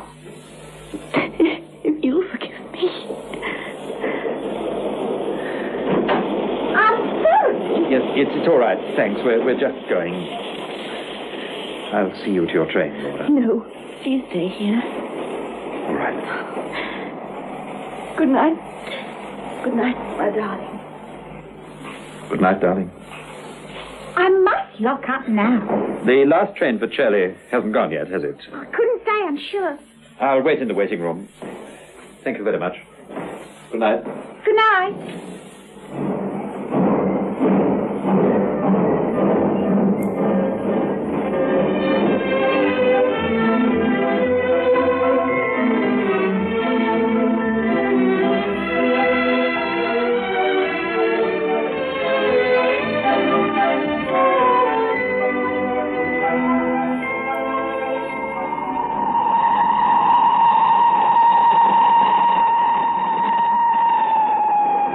The express through. 1 tea, please, and a bathful, and make it snappy. What's the matter with you? Beryl, up it. Don't you go ordering Beryl about. You haven't any right to. You heard me, Beryl. Up it. Well, I never. Go into the back room for a minute, Beryl. All right, Mrs. Baggett, I'm going. Now then, Albert, here's your tea. How do you feel? Don't talk so soft. How should I feel? Well, I only wondered, like, you know. Look out. Somebody's coming in. No, it's only Romeo and Juliet. Good afternoon. Good afternoon. Same as usual? Yes, please. 2 teas. Quite spree out, isn't it? Yes, quite. There you are. 1 and 6pence. Thanks. I'll take the tea. Now, look here, Myrtle. We can't talk now. Come home with me this evening, and we'll have a little supper. And you'll listen to what I want to say. Yes, but you must go now. Get back to your game. Aye, all right. I'll see you tonight, then. Are you all right, darling? Yes, I'm all right. I wish I could think of something to say. It doesn't matter. I'm not saying anything, I mean. I'll miss my train and wait to see you into your... No, please don't. I'll come over to your platform with you. I'd rather. Very well. Do you think we shall ever see one another again? I don't know. Not for years, anyway. The children will all be grown up. I wonder if they'll ever meet and know each other. Couldn't I write to you? Just once in a while. No, please not. We promised we wouldn't. Please know this. Please know that you'll be with me for ages and ages yet. Far away into the future. Time will wear down the agony of not seeing you. Bit by bit, the pain will go. But the loving you, and the memory of you, won't ever go. Please know that. I know it. It's easier for me than for you. I do realize that. Really, I do. I at least will have different shapes to look at and new work to do. You have to go among familiar things. My heart aches for you so. I'll be all right. I love you with all my heart and soul. I want to die. If only I could die. If you died, you'd forget me. I want to be remembered. Yes, I know. I do, too. Goodbye, my dearest love. Goodbye, my dearest love. We've still got a few minutes. Yes, a few minutes. No. Oh, what a lovely surprise. Oh, Dolly. Dear, I've been shopping until I'm dropping. That sounds like a song, doesn't it? My feet are nearly falling off and my throat's parched. I thought of having tea and spindles, but I was terrified of losing the train. So I'm always missing trains and being late for meals, and Bob gets disagreeable for days on end. Oh, dear. Do you mind if I sit at your table? Oh, this is Dr. Harvey, Mrs. Nessiter. How do you do? How do you do? Oh, would you be a perfect dear and get me a cup of tea? I don't think I could drag my poor old bones as far as the counter. Yes, of course. Well, I must get some chocolate for Tony, too, but I can do that later. All right. My dear, what a nice-looking man. Who on earth is he? Really, you're quite a dark horse. I shall telephone Fred in the morning and make mischief. This is a bit of luck. Do you know, I haven't seen you for ages, and I've been meaning to pop in, but Tony's had measles, you know, and I had all that awful fuss about Phyllis. Oh, but of course you don't know. She left me. Suddenly up Accident went, my dear, without even an hour's warning, let alone a month's notice. Oh, how dreadful. Mind you, I never cared for her very much. But still, Tony did. Tony adored her and... Oh, but never mind. I'll tell you all about it in the train. Here's your tea. Oh, thank you so much. We've certainly put enough milk in it. But still, it's wet, and that's all one can really ask for in a refreshment room. Oh, dear. No sugar. It's in the spoon. Oh, of course. Oh, what a fool I am. Laura, you're looking frightfully well. I do wish I had known you were coming in today. We could have come together and lunched and had a good gossip. I loathe shopping by myself anyway. Oh, there's your train. Yes, I know. Oh, aren't you coming with us? No, I go in the opposite direction. My practice is in Shirley. How interesting. What sort of doctor are you? I mean, are you a specialist or anything, or just a sort of general family doctor? I'm a general practitioner at the moment. Dr. Harvey is going out to Africa next week. Oh, but my dear, how thrilling. Are you going to operate on the Zulus or something? I always associate Africa with Zulus, but I may be quite wrong. I must go. Yes, you must.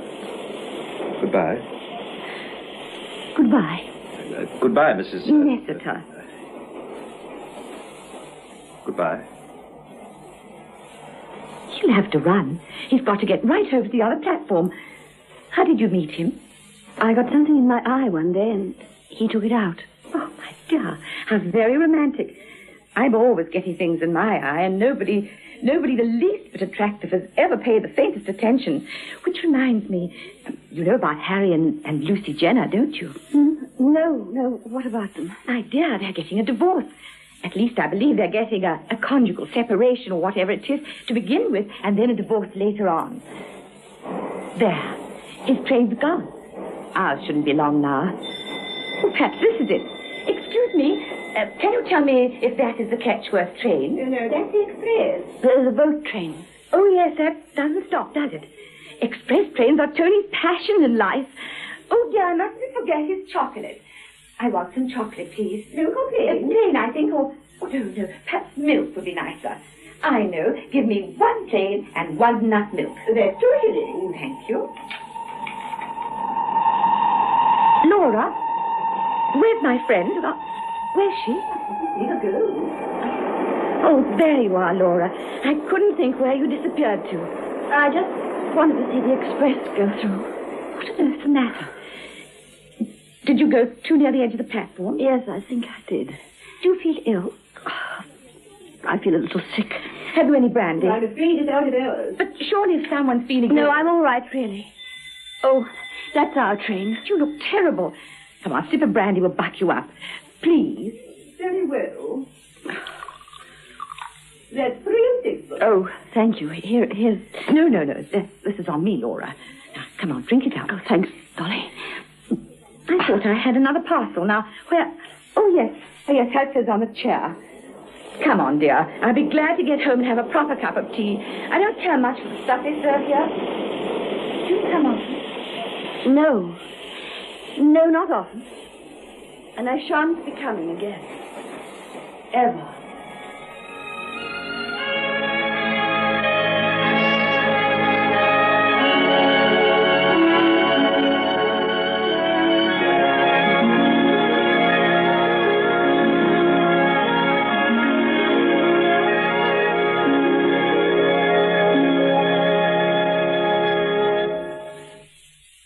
In tonight's presentation of Brief Encounter by Noble Coward, the parts of Laura Jesson and Alec Harvey were played by Valerie Miller and Michael Atkinson.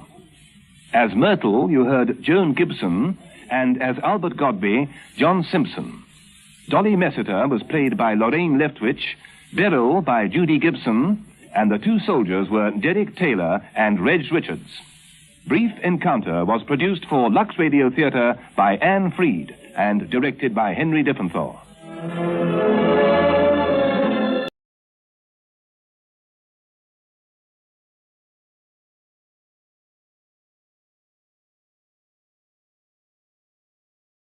Good evening. This is Peter Tobin introducing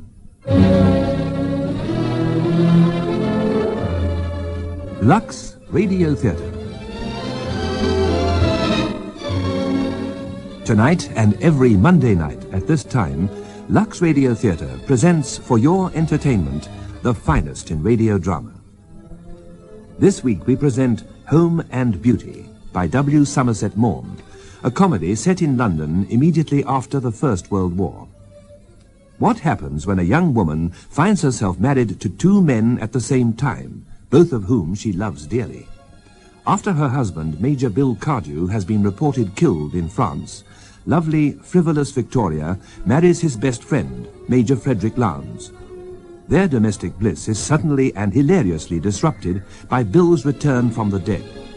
Victoria adores both her husbands, and they both adore her.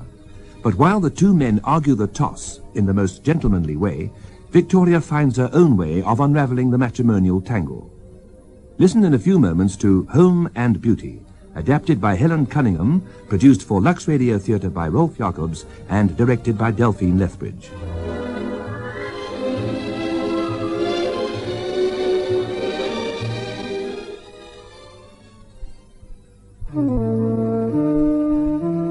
Here's an idea that will make you feel soft and beautiful, and you can do it this evening. Just take a long, creamy bath with Lux Beauty Soap. Sink back and relax and let the extra rich lather of Lux soften your skin to film star smoothness. Think of it, the creamy, moisturizing lather making your skin silky and relaxed. The precious perfume of Lux caressing you all over. Lux is the one beauty soap chosen by most beautiful Hollywood film stars.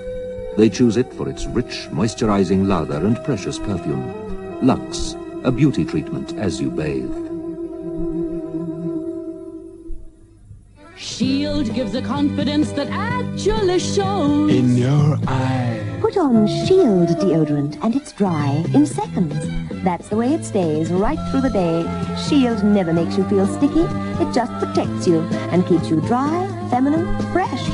Wear Shield and the only thing you show is confidence. Shield gives a confidence that actually shows in your eyes, in your eyes. And now Act One of tonight's Lux Radio Theater presentation, Home and Beauty.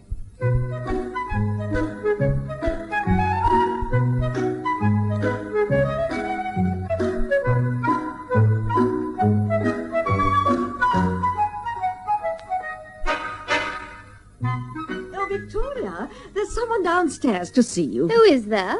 Who? Mr. Lester Peyton. I didn't know you were still seeing anything of him. He has been rather attentive lately, yes. You should have married him instead of Freddie when poor Bill was killed in France. He's made a fortune during the war. He's got a Rolls Royce. And he can wangle things like butter and sugar. Mother, don't talk like that. Freddie was Bill's best friend. It's only natural I should turn to him for comfort. And I adore him. Oh, he's a little unreasonable at times, but then so was Bill. I adored him, too. Yes. And they both adored me. All the same, both so handsome. Oh, look at their photographs side by side on my dressing table. Yes. And both dear souls. I flatter myself there aren't many women who'd be married to two dear souls. I know, darling, but... Bill was very fond of Freddie, and particularly wanted our child to be called after him. And that's why I called him Frederick, although he was born 3 months after poor Bill was killed. I know, and that's why now you've married Freddie and had a son, you've called him William. Yes, I thought it was only fair, and Freddie agreed. By the way, where is Freddie? Oh, dear, I'm absolutely furious with him. He promised to take me out to luncheon, but he never turned up. Didn't even telephone. I think it's too bad of him. He may be dead for all I know. What about Mr. Peyton? Are you going to see him? I mean, you can't keep him waiting all afternoon. Oh, I may as well.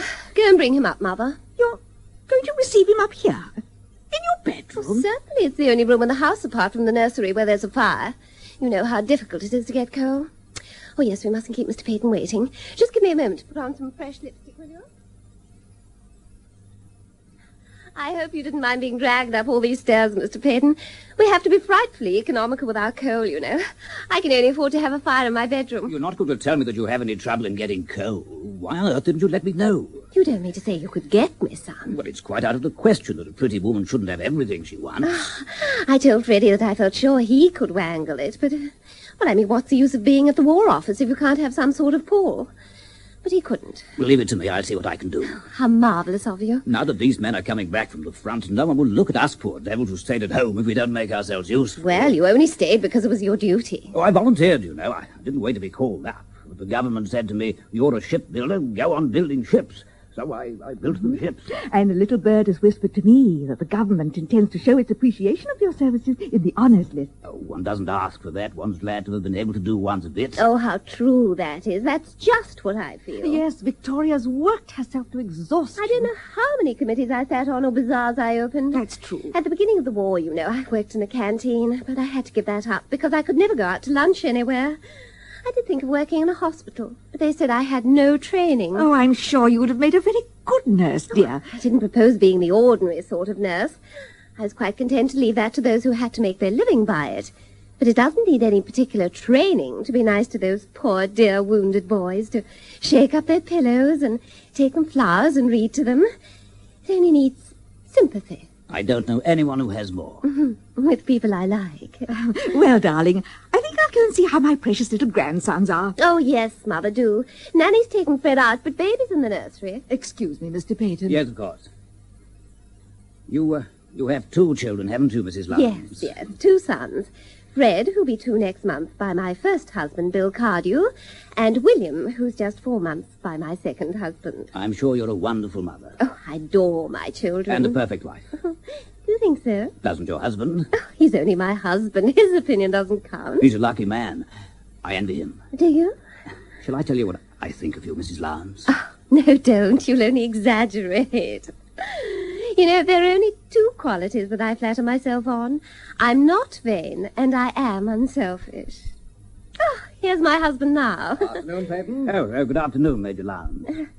Freddie, where have you been all this time? At my club. But you promised to take me out to luncheon. Did I? Oh, I forgot all about it. I'm so sorry. Were you busy? Yes. Well, Bill was never too busy to give me luncheon when I wanted it. Well, fancy that. Well, I've been getting along. Now the war's over, you fellas can take things easily. My work goes on just the same. That's a new car you've got, isn't it? I have to get about somehow, you know. So do I, but being only a soldier, I manage it on my own 2 feet. Well, goodbye, Mrs. Lyons, and goodbye, Major. Goodbye. So nice of you to come and see me. Now, Freddie, I'd be glad to know why you threw me over like that. Are you obliged to receive visitors in your bedroom? Oh, you don't mean to say you're jealous, darling. I thought you seemed grumpy.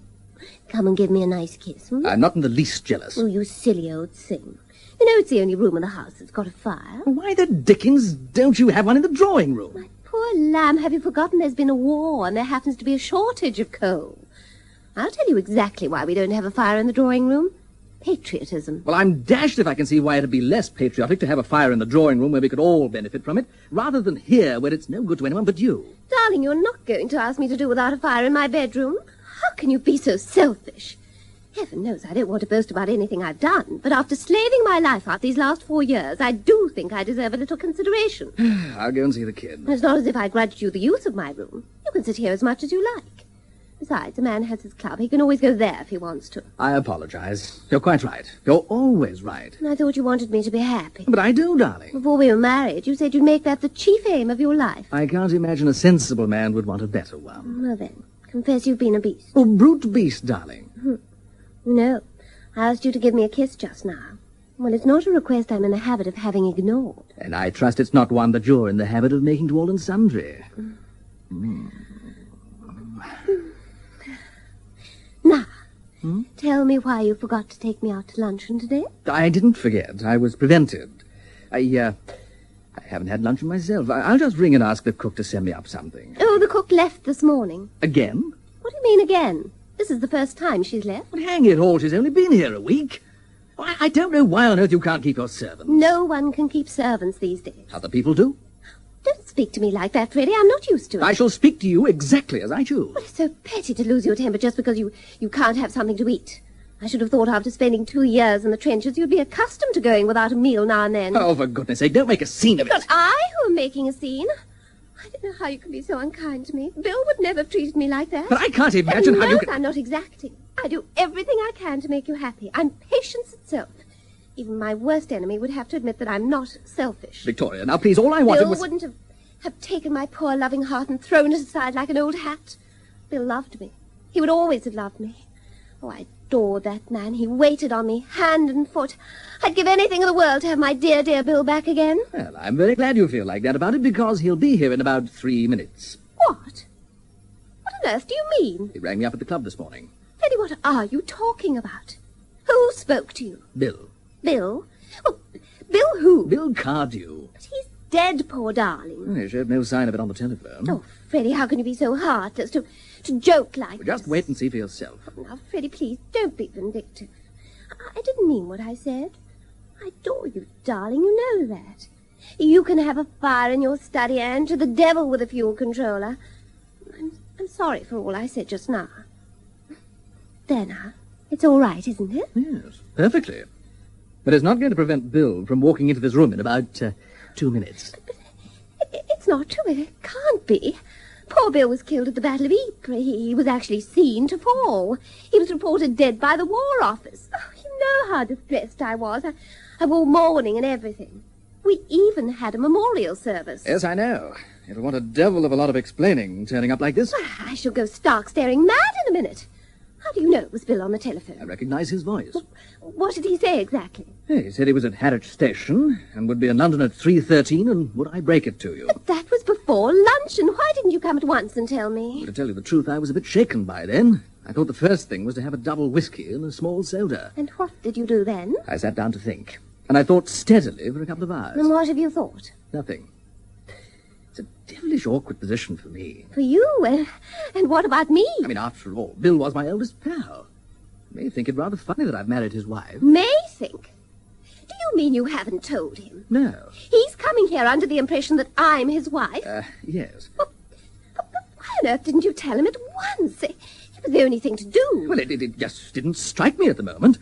Besides, it's rather a delicate thing to say on the telephone. Well, someone must tell him. I've come to the conclusion that you're the person to do it. Oh, no, I'm not going to deal my darling Bill this bitter, bitter blow.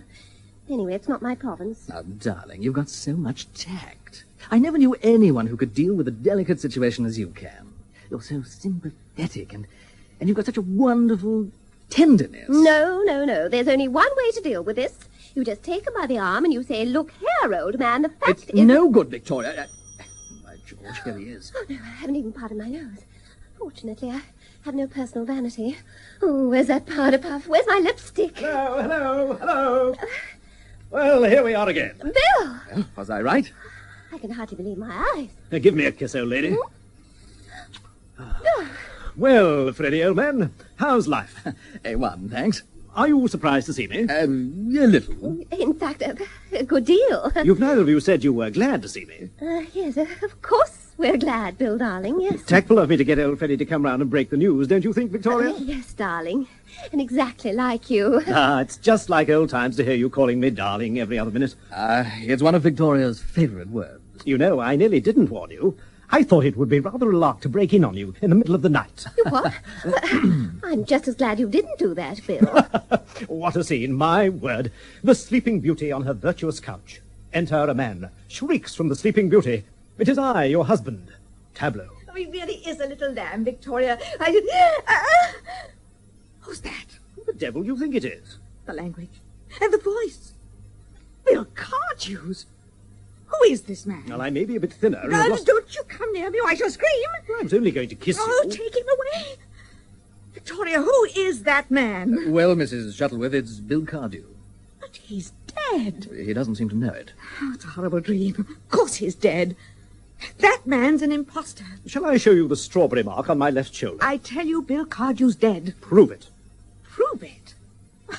The War Office announced it officially. Victoria went into mourning. Why, we had a memorial service. Fully choral. Yes. Did you have a memorial service for me, Victoria? Oh, that was nice of you. I say, old man, we don't want to hurry you now, but we're all waiting for some sort of explanation. Well, I was coming to that. I was just giving you time to get over your first raptures at seeing me again. Well, have you got over them? I can only speak for myself. I was wounded at Ypres. Badly wounded. Yes, a fellow saw you fall. Said you were shot through the head. Just stopped a minute and saw you were killed and went on. Well, I wasn't. I was eventually picked up and taken to Germany. Next thing I knew, I was in hospital, and my memory had completely gone. Very strange. But your memory came back? Yes, gradually. It only returned fully shortly before we were released. Well, couldn't you have written then? They said I'd arrive before a letter or even a telegram. Well, I suppose it is possible. Well, I'm not dead, as you can see. And what's more, I propose to live for another 40 years, if not 50. Now, I wouldn't mind getting out of these dirty clothes and into something decent.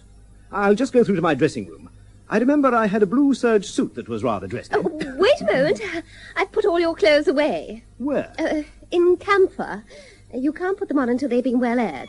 Oh, well, I suppose I can... I say, is that the kid? What's his name? Well, don't you remember just before you went away, you said you'd like him called Frederick if he was a boy? Yes, I did. But you said you'd made up your mind to call him Lancelot. Yes, well, when I thought you were dead, I felt I must respect your wishes.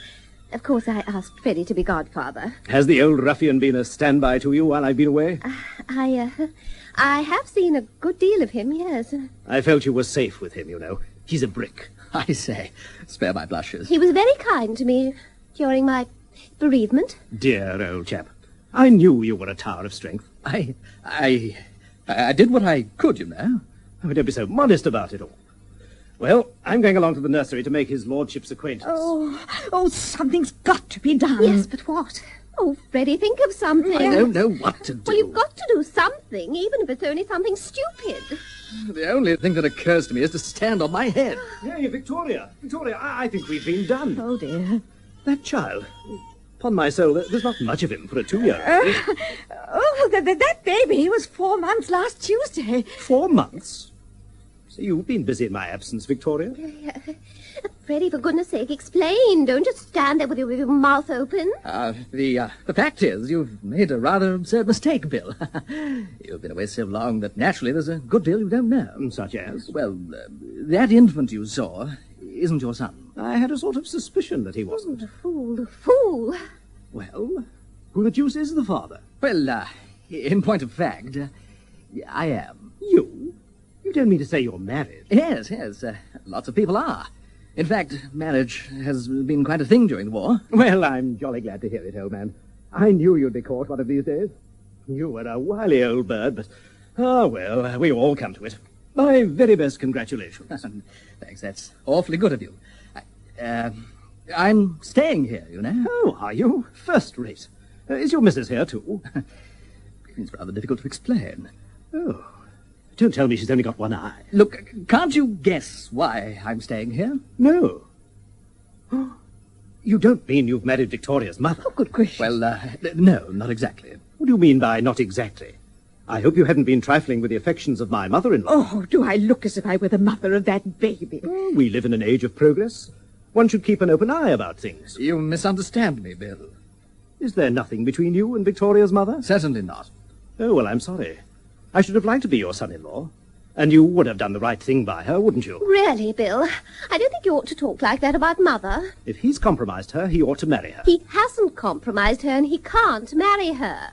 Well, I don't want to be inquisitive, but if you didn't marry Victoria's mother, who did you marry? Confound you, I married Victoria!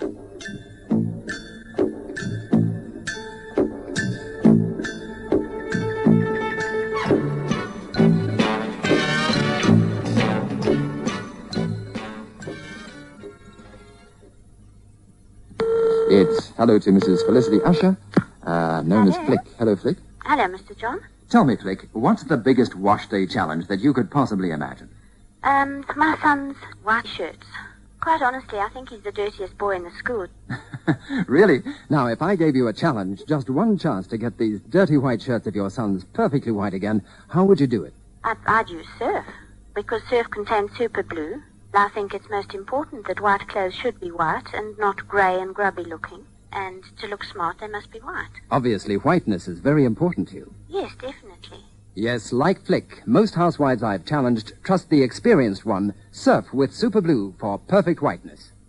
Gosh, Mary, you're lucky to have such a hard-working servant. What do you mean? I haven't got a maid. Well, how on earth do you manage to keep your floors so clean and shiny? Ah, that's easy. I use Dual. Dual? Yes, Dual, the self-shining floor cleaner. It's so easy because Dual cleans and polishes in one go. How do you mean? Well, Dual lifts all the dirt out of the floor and dries to a bright, long-lasting shine, all by itself. So when you use Dual, you don't have to worry about polishing? No, Dual cleans and polishes in one go.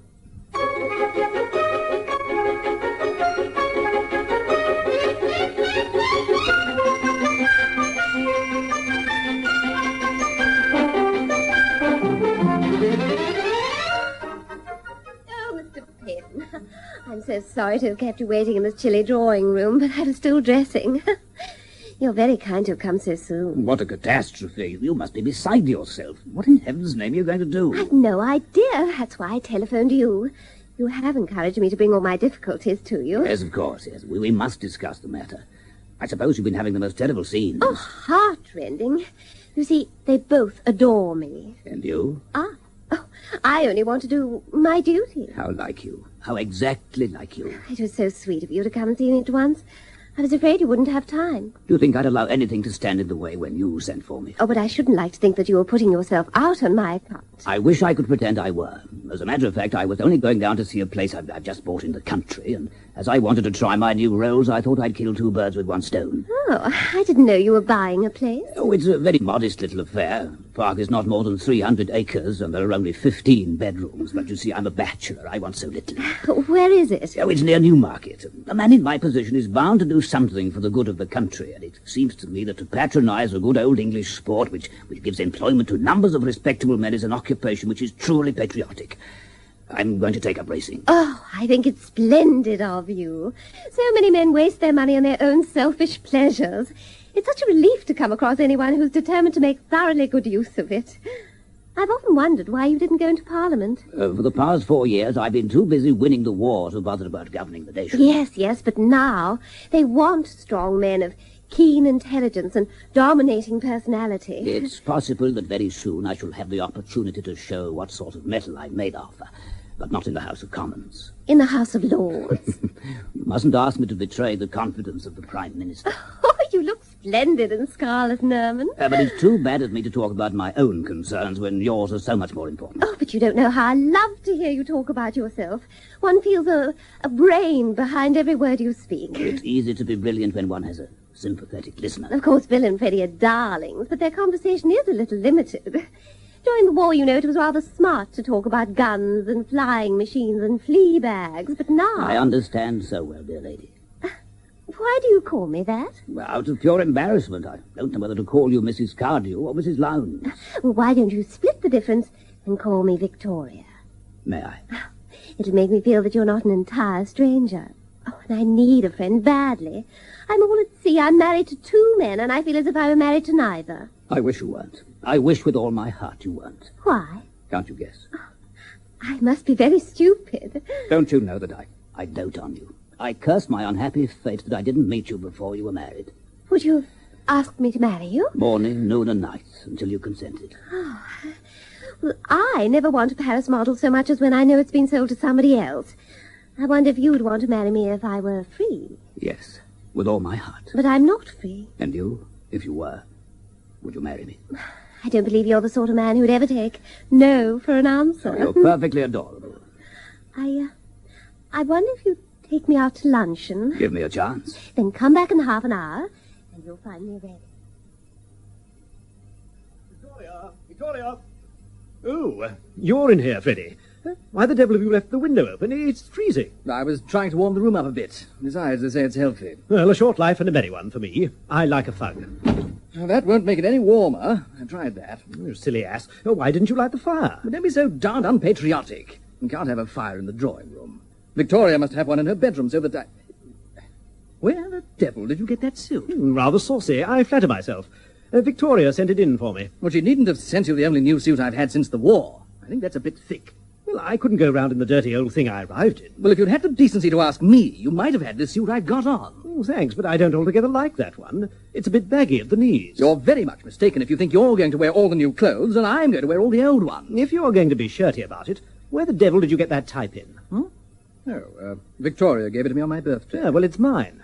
She gave it to me on my birthday first. And where did you get those cufflinks? Those? Oh, Victoria gave them to me as a Christmas present. Oh, did she? Well, she gave them to me as a Christmas present before she gave them to you. You jolly well take them off. I'll see you blowed first. At your death, you left everything to her in your will. If she chose to give them to me, it's no business of yours. Well, I'm not going to argue about it, but I think it's dash bad form to swank about in a dead man's jewellery. By the way, did you ever have a hammered gold cigarette case? Rather. That was Victoria's wedding present to me. Did you get it too? Thrifty woman, Victoria. I say, unless I have a fire, I shall turn into the Albert Memorial. Well, it's all late. Apply a match and see what happens. I think I will. Here are some matches. Oh, thanks. There. But now I can take my overcoat off. You know, Victoria will be furious. Well, that's your lookout. You'll have to take the responsibility. Me? But it's nothing to do with me. You're the master of this house. Not at all. I am but an honoured guest. Oh, no. The moment you appeared, I sank into insignificance. My dear fellow, where did I sleep last night? In the spare bedroom. That proves conclusively that I'm a guest, and nothing more. Nonsense. Where the devil do you think I slept? Down here. Why on earth did you do that? You were perfectly sober when I went to bed. Victoria said I couldn't sleep in the next room to hers now that you were back. Oh, well, I dare say you made yourself very comfortable on the sofa. Look at the darn thing. By the way, why has all the furniture been changed? Well, Victoria had the room redecorated after you were killed. It had too many old associations. She wanted to distract her mind. Oh, I was under the impression that you'd undertaken that. I was sympathetic. That is surely what you'd have liked me to be. Of course. I'm not blaming you. If you'd seen Victoria in tears, you couldn't have expected a man not to try and console her. She's the only woman I ever knew who looks as pretty when she cries as when she smiles. It's a great power. There. I knew you'd take it like a sensible man. Quite so. When would you like me to clear out? My dear fellow, why should you want to do that? Surely you don't for a minute imagine that I shall be in the way. I propose to make my visit quite a brief one. Oh, I'm sorry about that. Victoria will be very disappointed. But of course that's no concern of mine. You and your wife must arrange that between you. My dear fellow, you quite misunderstand me. I am not a man to come between husband and wife. What the devil do you mean? Well, if it comes to that, what the devil do you mean? Good morning, Bill, dear. Good morning, Victoria. Good morning, Freddie. Good morning, Victoria. I went to Bill first because he's been away so long. Very naturally. And he was your husband long before I was. I don't want either of you to be jealous of the other. Who lit that fire? He did. It was his match. Of course, you don't care if we run so short of coal that my wretched babies die of double pneumonia. It's simply criminal to use coal in here. I'm tortured by the pangs of remorse. But if you feel so badly about it, need you get quite so close to the fire? Well, if there is a fire, I may as well get some benefit from it. Now, as I was saying, I don't want any jealousy. I adore you both, and I'm not going to show any favoritism. It's quite all right, Victoria. I know quite well that I only came second in your heart. As long as Bill was around, you never had a thought for me. Oh, I don't know about that.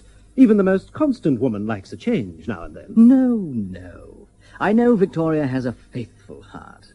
She can never really love any man but you, Bill. Victoria, you know how I adore you. You're the only woman in the world for me. But Bill has come back. And therefore there's only one course open to me as a gentleman and a man of honor. It's a bitter, bitter sacrifice, but I'm equal to it. I renounce all rights in you. I will go away, a wiser and a sadder man, and leave you to Bill. Goodbye, Victoria. Give me one more kiss before we part forever. Oh, how beautiful of you, Freddie.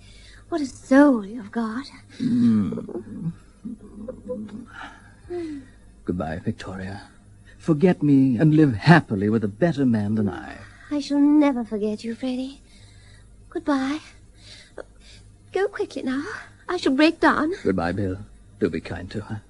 I couldn't do this for anyone but you. Nothing doing. What do you mean? Get away from that door and let me pass. Only over my dead body. Bill, why prolong a painful scene? My dear Victoria, I'm not the man to accept a sacrifice like that. No, I'll not come between you. Oh, Bill, how noble. Victoria, I'm a gentleman and a soldier. To all intents and purposes, I'm as dead as mutton. I'll remain so. Victoria will never be happy with me now that you've come back. Not another word. She's yours. I understand it all. You're both so noble, so heroic, so unselfish. But I can't have you both. I must have a husband, but only one. I cannot have and will not have two. Wait, I have an idea. Let's draw lots. How do you mean, Freddie? Well, we'll take 2 pieces of paper and make a cross on one of them. Then we'll fold them up and put them in a hat. We'll draw, and the one who draws the cross gets Victoria. Oh, that'd be rather thrilling. No, I'd sooner toss for it. I'm lucky at tossing. You mean to say you funk it? Well, I don't exactly funk it. It's an awful risk to take. Oh, it'd be so romantic. Come on, get some paper, Freddie. Yes, all right. No, I don't like it. This isn't my lucky day. I saw the new moon through glass. I knew something was going wrong the moment I opened my eyes this morning. Yeah. Now, whoever draws the blank paper renounces all claim to Victoria. He vanishes from the scene like a puff of smoke. He'll never be heard of again. I still don't like it. I repeat that I only do it under protest. Now, Bill, don't be disagreeable the moment you come home. We'll have plenty of time for that during the next 40 years. And you seem rather above yourself, Freddie. Supposing you draw the blank. I saw a dappled horse this morning. Well, the pieces of paper are ready. What shall we put them in? Well, here's the waste paper basket. That's the best thing. Right. Now, you do understand. One of these papers has a cross on it. I will put the 2 papers in the basket. There we are. And now Victoria shall hold it. It's agreed that whoever draws a blank shall leave the house at once. Yes. Right. Here you are, Victoria. Now, shake them well. All right. I say, isn't this thrilling? Now, you draw first, Bill. No, I can't. I really can't. But it's your right. You're Victoria's first husband. Oh, he's right there, Bill. You must have the first dip in the lucky bag. Oh, Come on. This is awful. I'm sweating like a pig. Courage, old man, courage. It's no good. I can't. Oh, I can see how much you love me, Bill. Shut your eyes, man, and make a plunge for it. Oh, well, the only thing is to get it over. I wish I'd been a better man. Now, the other's yours, Freddie. Come on, take it. Thank you. Blank. It's blank. Blank. Oh, I haven't opened mine yet. Oh, my heavens. Oh, my poor Freddie. Don't pity me, Victoria. I want all my courage now. I've lost you, and I must bid you goodbye forever. Oh, Freddie, this is too awful. You must come and see me sometime. No, I couldn't. That's more than I could bear. I shall never forget you. You're the only woman I have ever loved. Give me one last kiss, Victoria.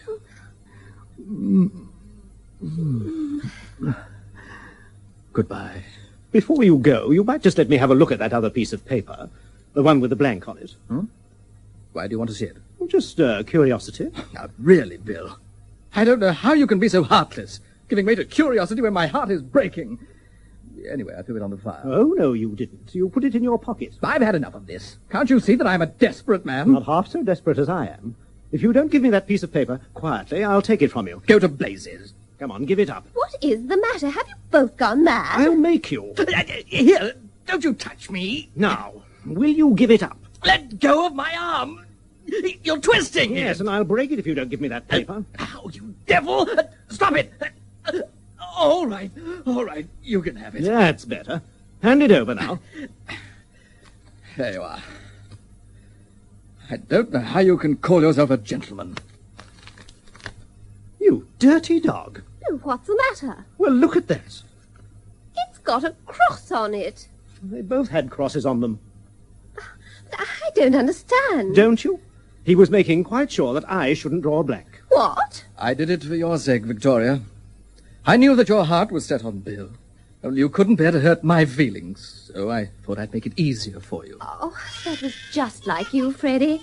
You have such a charming nature. It almost brings tears to my eyes. Oh, now that's the baby. I must go and see where Nanny is. Now, don't say anything important till I get back. How did you guess? You were so devilish calm about it. That was the calm of despair. One might almost think you didn't want Victoria. Bill, old chap, you know I'm not the sort of man to say a word against my wife. Nor am I the sort of man to listen to a word against mine. But hang it all, if a fellow can't discuss his wife dispassionately with her first husband, who can he discuss her with? I can't imagine, unless it's with her second. Tell me what you really think of Victoria. The sweetest little woman in the world. No man could want a better wife. She's pretty. Charming. Delightful. I confess that sometimes I've thought it hard that when I wanted a thing it was selfishness, and when she wanted it was only her due. I did sometimes wish I could call my soul my own. The fact is, I'm not worthy of her, Bill. As you so justly said, no man could want a better wife. No, you said that. But I'm fed up. If you'd been dead, I'd have seen it through like a gentleman, but you turned up. So now it's over to you. No. Look here, there's only one thing to do. She must choose between us. I'd rather toss for it. I'm not going to risk anything like that. I've had enough of your hanky-panky. I thought I was dealing with a gentleman. Here she's coming now. Oh, really, this is too much. Nanny's given notice. What? So I've telephoned Mother to come and fetch the children. Well, that's all right, then. No, all the other servants are leaving too, right now. Oh, well, that's a bit thick, I must say. Oh, I've done everything in the world for them. And now to walk out like this. They're following the example of that wretched cook, of course. Oh, well, Freddie and I will do the housework and cooking until you get some more.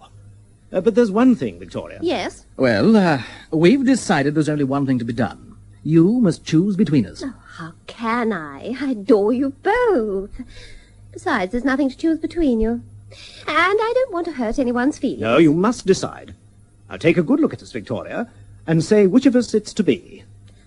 To tell you the truth, I don't see why it should be either. What? Hang it all, it must be one or the other. I think no one can deny that since the day I married you, I've sacrificed myself in every mortal way. I've worked myself to the bone to make you comfortable. Very few men have had such a wife as I've been to both of you. But one must think of oneself sometimes. How true. Well, the war's over now, and I think I've done my bit. I've married 2 dear souls. Now I want to marry a Rolls Royce. But I thought you adored us. Well, you see, I adore you both. It's 6 of one and half a dozen of the other, and the result is... a washout. Hang it all, I think it's a bit thick. Do you mean to say that you fixed up to marry somebody else behind our back? Oh, you know I wouldn't do a thing like that, Freddie. Well, I don't get it. My dear Freddie, have you ever studied the domestic habits of the unicorn? We're afraid our education was very much neglected. The unicorn is a shy and somewhat timid creature, and it's impossible to catch him with the snares of the hunter.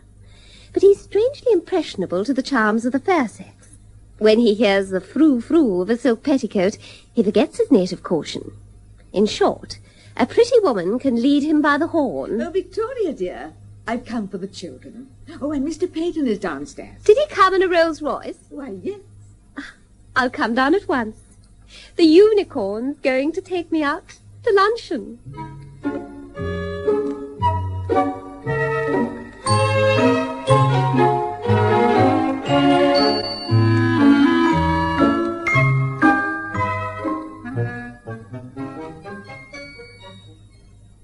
New Skip is the best powder for automatic washing machines.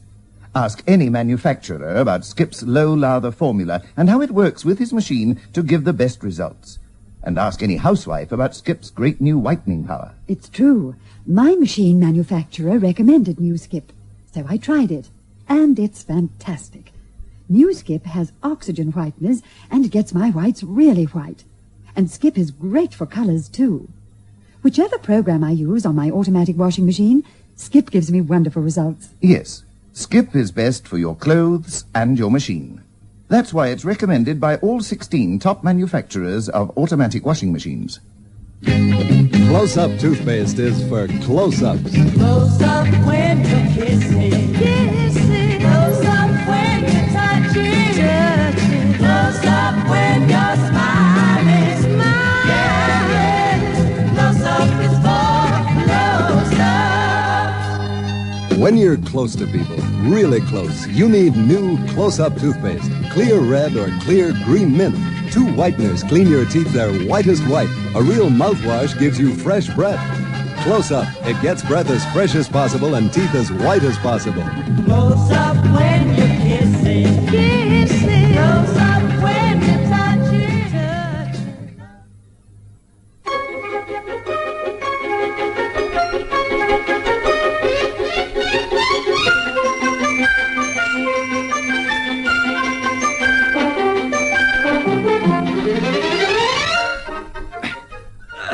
I say, these coals weigh about a ton.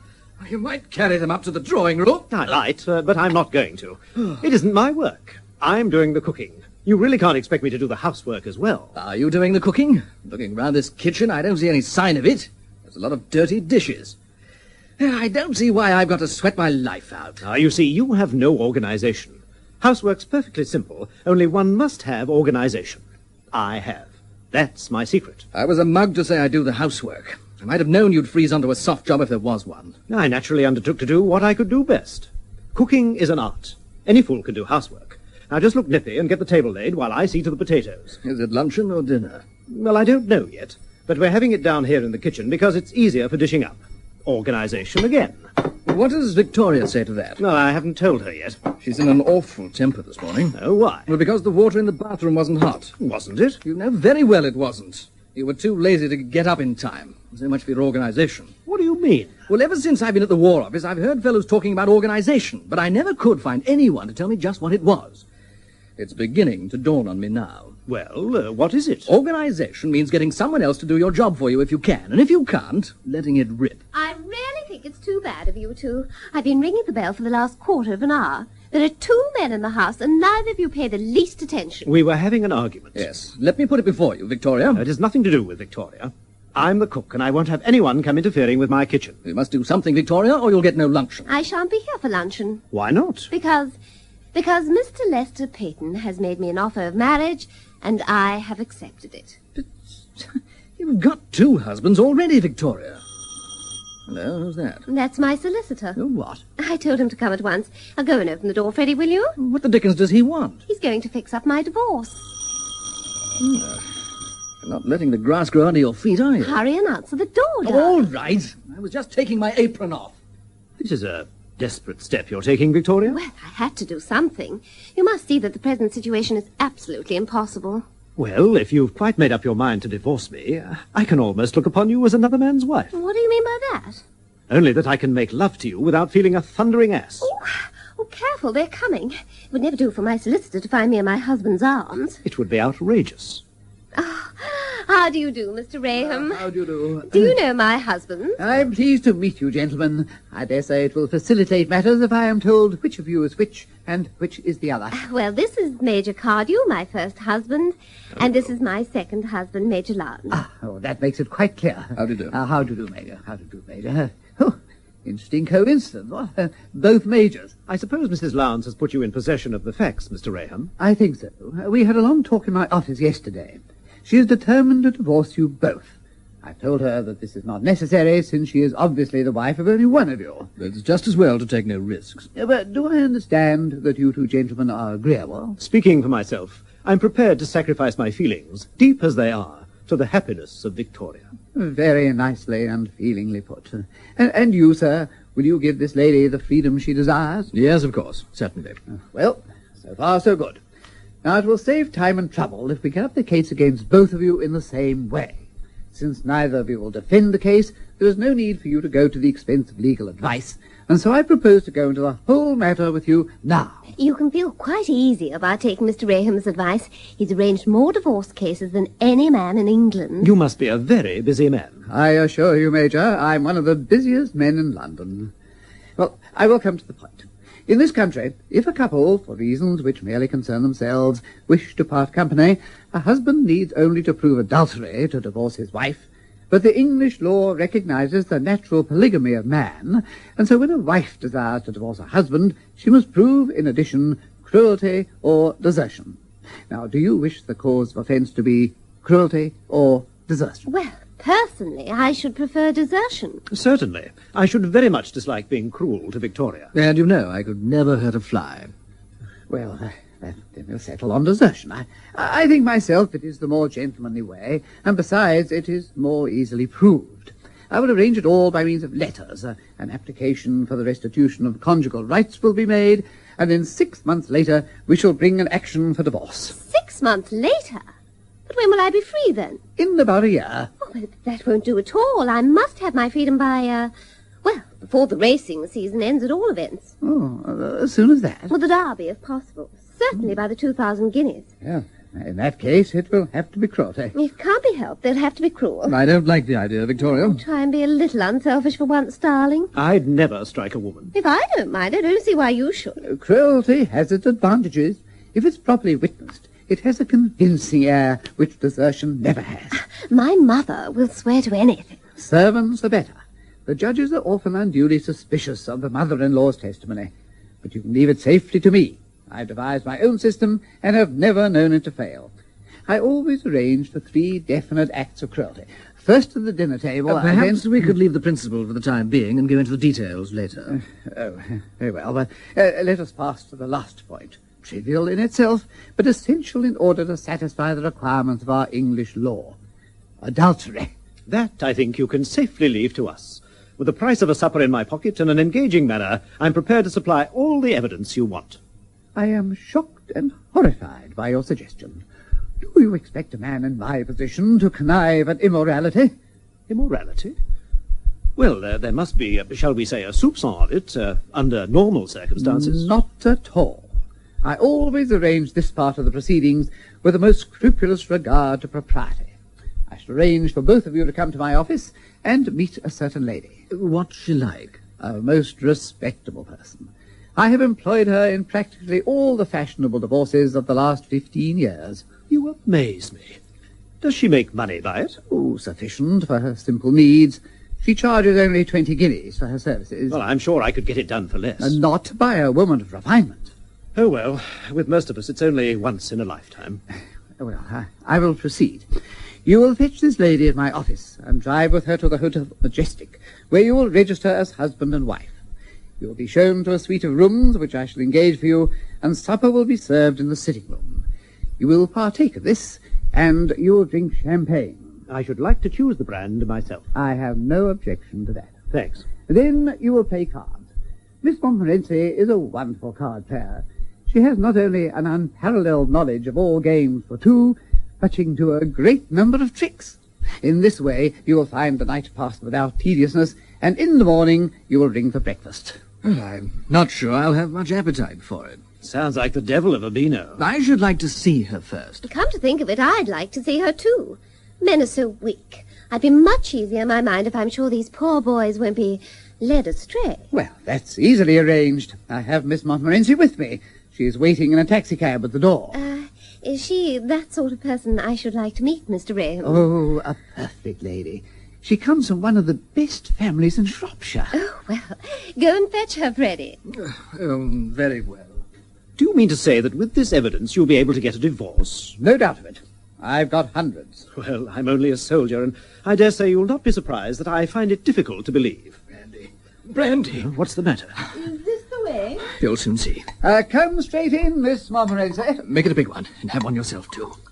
Ah, Miss Montmorency. But this is the kitchen. Oh, I see what you mean. Let's have another. I'm afraid it's the only room in the house that's habitable at the moment. Yes, Miss Montmorency, Mrs. Frederick Lowndes. I'm charmed to make your acquaintance. The injured wife, I presume? Yes. So sad. I'm afraid the war is responsible for the rupture of many happy marriages. I'm booked up for weeks ahead. So sad. Do sit down, won't you? Thank you. And now, which of these gentlemen is the erring husband? Well, they both are. Oh, really? And which are you going to marry after you've got your divorce? Neither. But I naturally concluded that one was the husband you are discarding, and the other the husband you are acquiring. The eternal triangle, you know. In this case, the triangle is four-sided. Oh, how very peculiar. I don't want you to think I've been at all careless, but the fact is, through no fault of my own, they're both my husbands. Oh, really? How very interesting. And which are you divorcing? I'm divorcing them both. Oh, I see. Oh, very sad. But I think I ought to tell you at once that I shouldn't like to misconduct myself. I use the technical expression with both these gentlemen. Oh, we shall be generous, Miss Montmorency. I have to think of my self-respect. One gentleman is business, but two would be debauchery. Mrs. Lowndes is anxious to put this matter through as quickly as possible. Well, I dare say my friend, Mrs. Onslow Jarvis, would oblige if I asked her as a personal favour. Are you sure she can be trusted? Oh, she's a perfect lady. The widow of a clergyman, and she has 2 sons in the army. Unless we can get Miss Montmorency to reconsider her decision, I'm afraid we shall have to put up with Mrs. Onslow Jarvis. I am adamant, Mr. Raham, adamant. Well, I'm all for Mrs. Onslow Jarvis, personally. Then you fall to me, Major. I didn't quite catch your name. Cardew. I hope you play cards. Sometimes. Oh, it's such a relief to find a gentleman who's fond of cards. Otherwise, I suppose the night seems rather long. Oh, not to me, you know. I am such a student of human nature. But my gentlemen begin to grow a little restless when I've talked to them for 6 or 7 hours. I can hardly believe it. One gentleman actually said he wanted to go to bed. But of course I told him that would never do. Forgive my asking. You know what men are. Do they never attempt to take liberties with you? Oh, no. If you're a lady, you can always keep a man in his place. I can assure you, Miss Montmorency, that you need have no fear that I shall take advantage of your delicate position. Of course you will divest yourself of none of your raiment. On the contrary, I propose to put on an extra suit of clothes. I'm sure we shall have a delightful night. And I know you, Major, Lowndes. I'm sure, Major Lowndes, you'll like Mrs. Onslow Jarvis. She has such charm of manner, so much ease. You can see that she did a lot of entertaining when her late husband was vicar at Clacton. They have a very nice class of person at Clacton. Yes, I shall be charmed to meet her. I don't know what Mr. Raham would say to our sharing a suite. We could play bridge. She's a very fine bridge player, and we only pay threepence a hundred because in her position she can hardly gamble, can she? I always like to oblige Miss Montmorency, but I hardly think that arrangement would do. You know how fussy some judges are. We might hit on one of them who saw nothing in it. Well, let's take no risks. Business is business. It must be you and me alone then, Major Cardew. You will let me know in good time when you fix the fatal night. I'm very booked up just now. Of course, we'll do everything to suit your convenience, Miss Montmorency. And now, Mrs. Lowndes, as we've settled up everything, I think Miss Montmorency and I will go. I can't think of anything else. Goodbye, then. I am not going to say goodbye to you, Major Cardew, but au revoir. Believe me, I look forward to our next meeting. Good morning, Mrs. Lowndes, and good morning, Major Cardew. Shall I show you to No, we shall find our own way out. Goodbye, Mr. Raham. Goodbye. Goodbye. Well, this is a bit of all right you've let us in for, Victoria. Well, darling, it's the only thing I've ever asked you to do for me in all my life, so you needn't complain. I'll bear it like a martyr. The only thing left is for me to bid you goodbye. Already? You must understand, under the circumstances, it wouldn't be quite nice for me to stay here. Besides, without servants, it's beastly uncomfortable. I should go to Mother. Oh, your mother? Where else would you expect a woman to go in a crisis like this? And the children are there already, so, Won't you even stay for luncheon? Lester will give me a better one, I think. In any case, I realize it's a painful moment for both of you, and we shan't make it any easier by dragging it out. True. Goodbye, Bill. I forgive you everything, and I hope we shall always be good friends. Goodbye, Victoria. I hope this will not be, by any means, your last marriage. When everything's settled, you must come and dine with us. I'm sure you'll find Lester has the best wines and cigars that money can buy. Goodbye. And now, Freddie, it's your turn. Now that there's nothing more between us, you might give me back that tie pin I gave you. Here you are. Thank you. And there was a cigarette case. You've no doubt got it in your pocket. Take it. Thank you. They say jewelry's gone up tremendously in value since the war. I'll give Lester a cigarette case as a wedding present. You always do, Victoria. Men like it. Goodbye, Freddie, dear. I'll always have a pleasant recollection of you. Goodbye, Victoria. Would you like a taxi? No, thanks, I'll walk. I think the exercise will do me good. Wonderful woman. Yes, I shall never regret having been married to her. Now, what about lunch?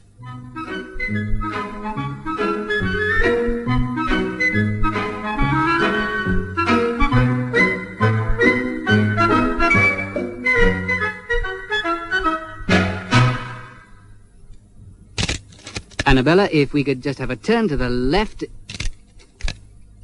That's enough. Now, smile.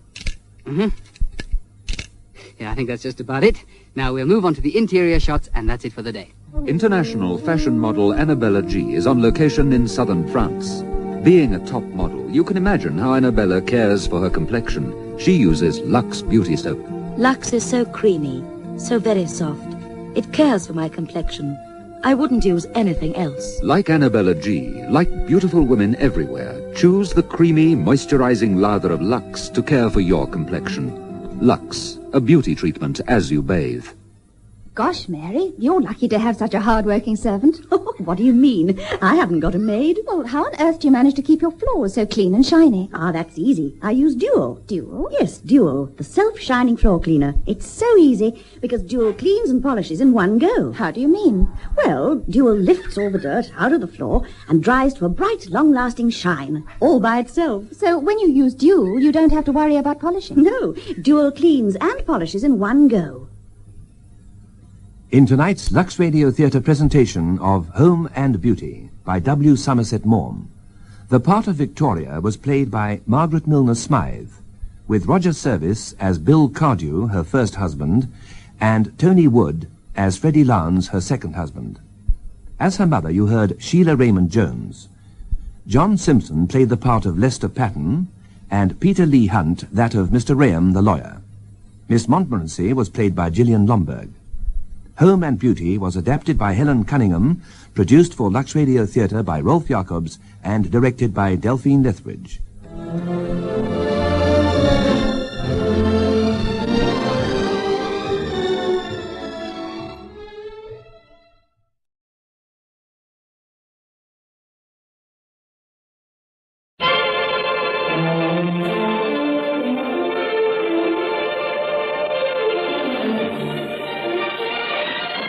Good evening. This is Peter Tobin introducing Lux Radio Theater.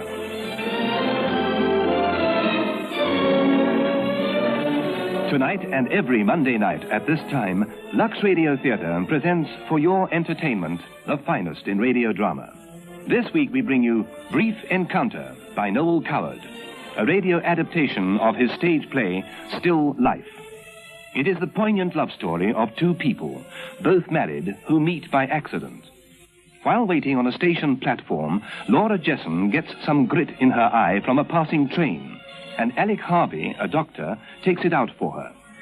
They meet and part as strangers, but they meet again several times and decide to enjoy the love which has sprung up between them, even if its flowering is brief.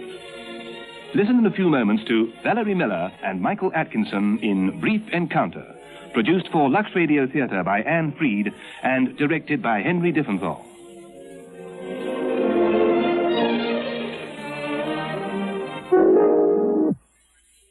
And now Act One of tonight's Lux Radio Theater presentation, Brief Encounter.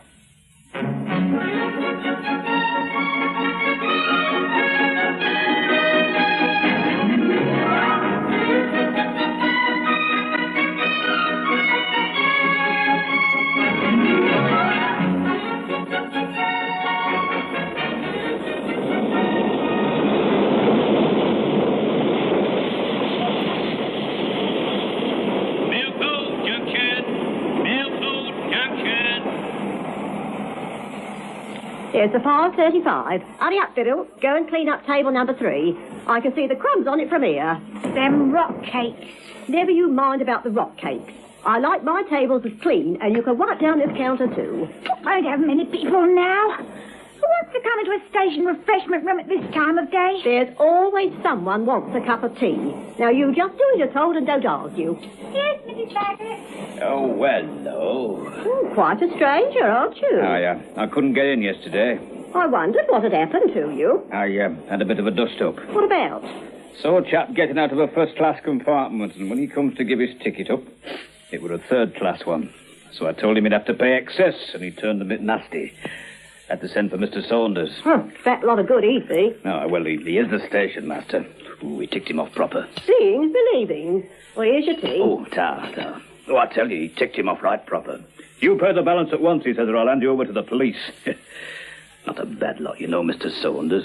After all, you can't be much of a spirit for a man, you know, if you've only got one lung and a wife with diabetes. Well, I thought something must be wrong when he didn't come. I'd have come in to explain, but I had a date and I had to run for it the minute I went off. Oh, indeed. A chap I know's getting married. Very interesting, I'm sure. You're a bit unfriendly all of a sudden, Mrs. Baggett. I'm afraid I can't stand here wasting my time in idle gossip, Mr. Godby. Aren't you going to offer me another cup, then? You can have another cup and welcome when you finish that one. Fiddle, I'll give it to you. I've got my accounts to do. Time and paid wait for no man, Mr. Godby. A cup of tea, please. Oh, certainly. Cake or pastry? No, thank you. There'll be ninepence. Oh, thank you. You can have it here at the counter or at one of the tables. Yes, thanks. I'll go and sit at the table. What's the matter with you today, Mrs. Baggett? What are you woofy about? You misunderstand me, Mr. Godby.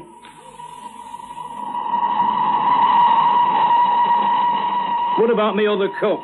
Oh, I shall have to be moving. That's the boat train. The 5:53 will be here in a minute. Who's on the gate? Young William. You're neglecting your duty, you know. That's what you're doing. No, I'm in relaxing for a few minutes. Oh, please, could you give me a glass of water? I've got something in my eye, and I want to bathe it. Would you like me to look? No. Please don't trouble. I think the water will do it. Here. Thanks very much. Oh, it's a bit of coldness, I expect. A man I know lost the state of 1A through getting a bit of grit in it. Oh, it's a painful thing, is this? It's very painful. Better? Oh, I'm afraid not. Can I help you? Oh, no, please, it's only something in my eye. Try putting down your eyelid as far as it'll go. And then blowing your nose. Let me look. I happen to be a doctor. Oh, well, that's very kind of you. Turn round to the light, will you, please? Yes. Look up. Now down. Yes, I can see it. Keep still. I'll take it out of my handkerchief. There. Oh, dear. Oh, what a relief. It was agonizing. Looked like a bit of grit. It was when the express went through. Thank you very much indeed. Not at all. There we go. I've got to run. How lucky for me that you happened to be here. Anybody could have done it. Oh, never mind. You did, and I'm most grateful. Oh, there's my train. Goodbye. Goodbye.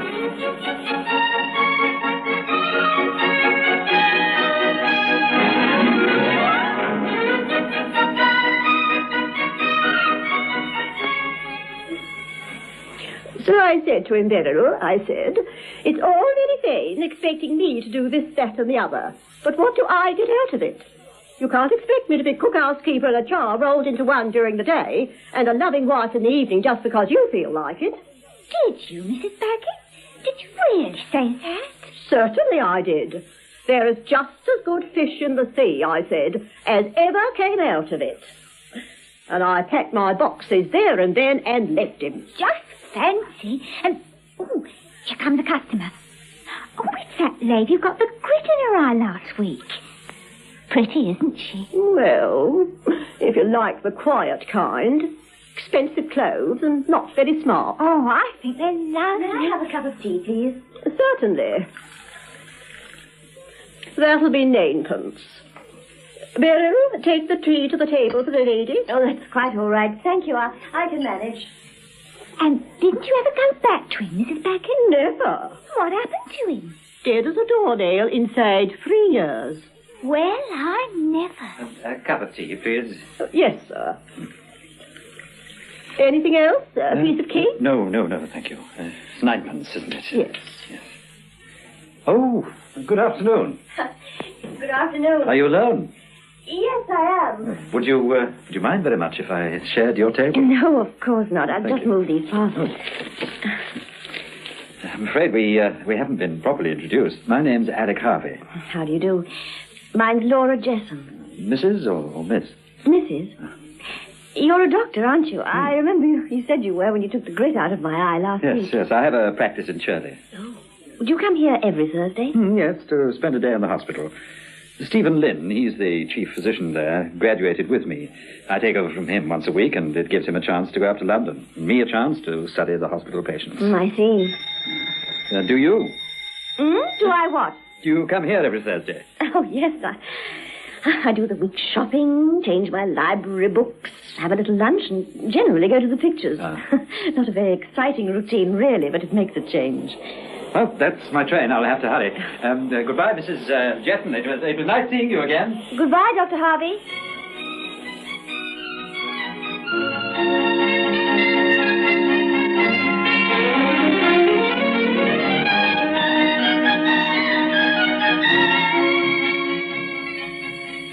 Minnie hasn't touched her milk, Mrs. Baggett. Did you put it down for her? Yes, but she never came in for it. Oh, I don't think you should encourage it, Beryl.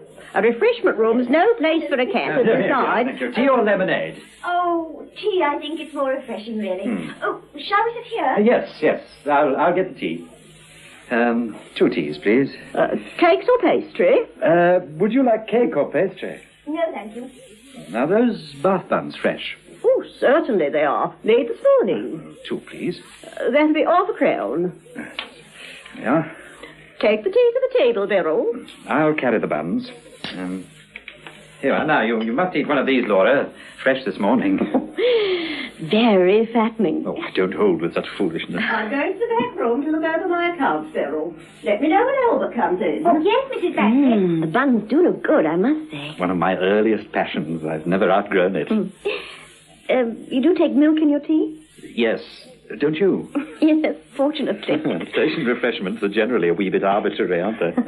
I wasn't grumbling. Do you ever grumble? Are you ever sullen and cross? Bad-tempered? Oh, of course I am. Well, he's not sullen exactly, but I sometimes get into rages. I can't visualize you in a rage. I really don't see why you should. Oh, I don't know. There are signs, you know. One can usually tell. Do you feel guilty at all? I do. Guilty? You ought to more than me, really. You neglected your work this afternoon. I worked this morning. A little relaxation never did anyone any harm.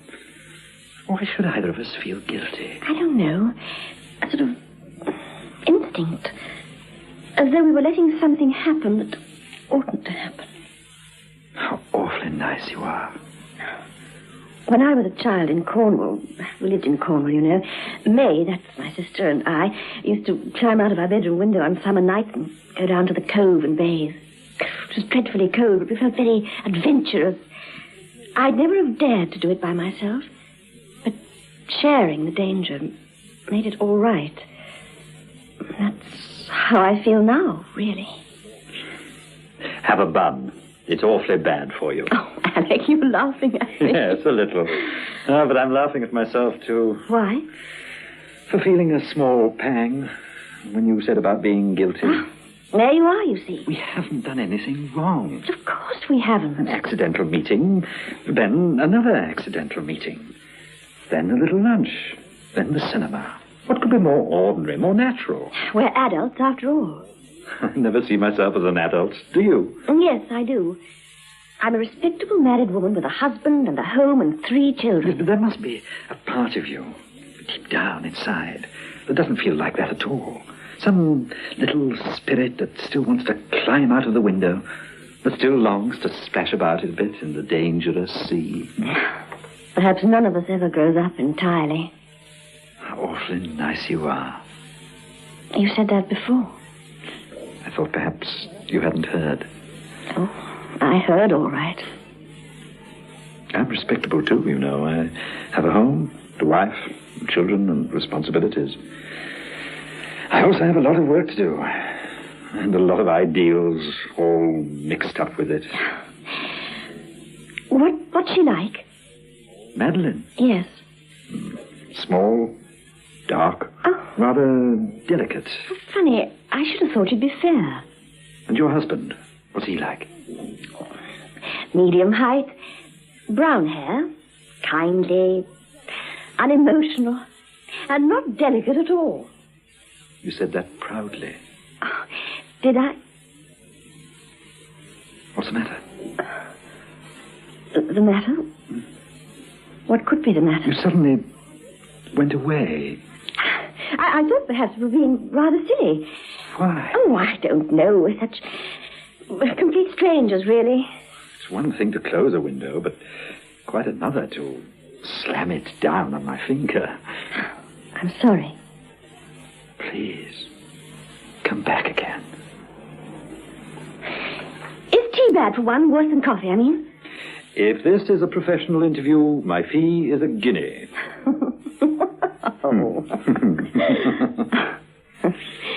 It's nearly time for your train. Oh, I hate to think of it. Chugging along, interrupting our tea party. I really am sorry now. What for? For being disagreeable. I don't think you could be disagreeable. You said something just now about your work and ideals being mixed up with it. What ideals? Oh, that's a long story. I suppose all doctors ought to have ideals, really. Otherwise, I should think the work would be unbearable. Oh, surely you're not encouraging me to talk shop. Well, why not? That's what you're most interested in, isn't it? Yes, it is. Or rather, my special pigeon is. Oh, what's that? Preventative medicine. Oh, I see. I'm afraid you don't. I was trying to be intelligent.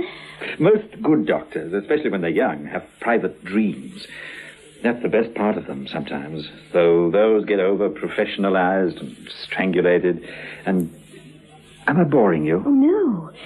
I don't quite understand, but you're not boring me. What I mean is this.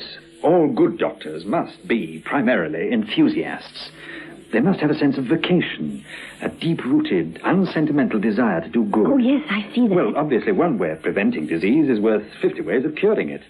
That's why my ideal comes in. Preventative medicine isn't anything to do with medicine at all, really. It's concerned with living conditions and common sense and hygiene. Mm-hmm. For instance, my speciality is pneumoconiosis.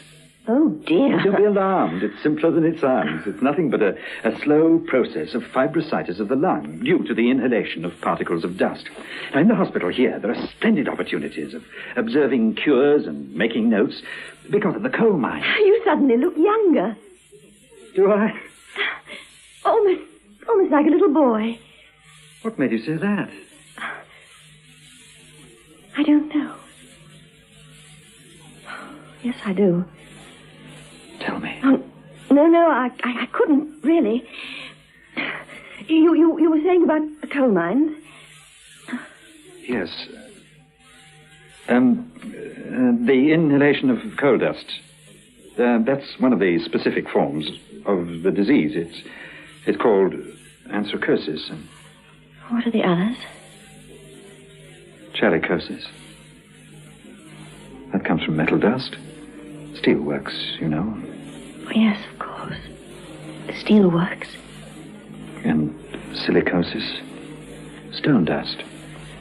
That's gold mines. I see. Oh. There's your train. Yes. You mustn't miss it. No. What's the matter? Nothing. Nothing at all. It's been so very nice. I've enjoyed my afternoon enormously.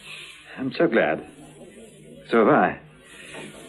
I apologize for boring you by talking about my work. I feel dull and stupid not to be able to understand more. Shall I see you again? It's the other platform, isn't it? You'll have to run. Don't worry about me. My train's due in a few minutes. Shall I see you again? Yes, of course. Perhaps you could come over to Ketchell's one Sunday. It's rather far, I know, but we should be delighted to see you. Please. What is it? Next Thursday. The same time. No, I can't possibly. Laura, please. I ask you most humbly. You miss your train.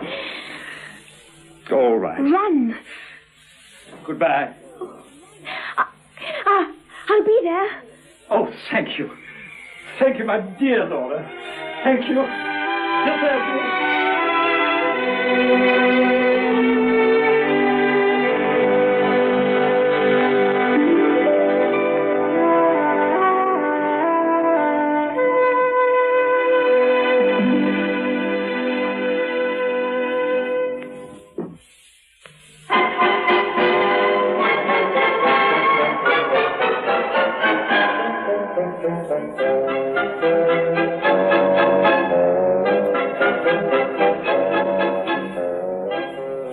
There's a carton of ginger that's under the counter, Beryl.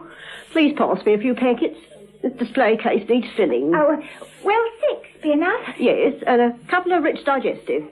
And some lemon creams. Oh, you'll need some chocolate too, Mrs. Baggett. The last customer took 4 large nut milk slabs, the 2-shilling ones. Oh, thanks. Oh, excuse me. Yes. Oh, good afternoon. A cup of tea? No, thank you. I just came in to...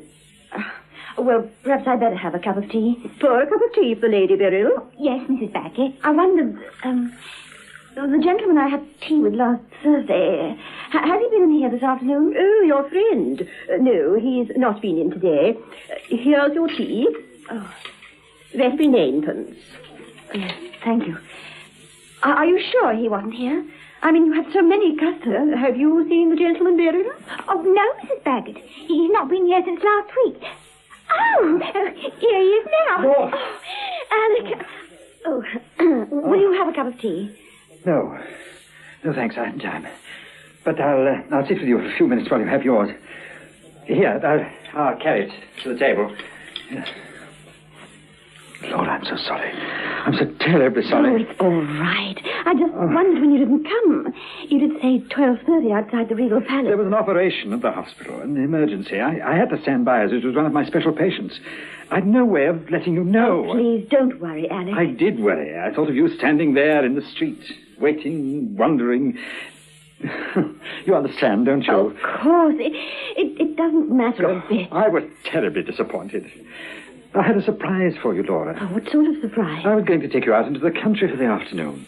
Stephen went to London by train today. He said I could borrow his car. Oh, that would have been wonderful. I was going to take you to a little pub I know for lunch, and afterwards we could have gone on the river. Oh, I had it all planned. An afternoon on the river, away from this... Never mind, Alec. The operation was much more important. It's your work. But you do understand. Yes. Don't think any more of it. Oh, dear. There's your train. You mustn't miss it. No, I mustn't miss it. I'm so relieved I had a chance to explain. I thought I should never see you again. How absurd of you. Quick, you'll have to hurry. Yes, I must run.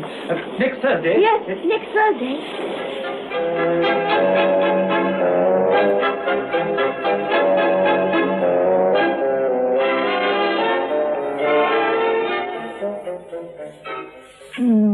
Albert, God be out there, you. Well, I couldn't resist it. Coming in here, taking liberties. Well, I didn't think after what you said last Monday you'd object to a little kiss. Never you mind about last Monday. I'm on duty now. And a nice thing if Mr. Saunders has happened to be looking through the window. If Mr. Saunders is in the habit of looking through windows, it's time he saw something worth looking at. You ought to be ashamed of yourself. Now, it's just high spirits. Don't be mad at me, Myrtle.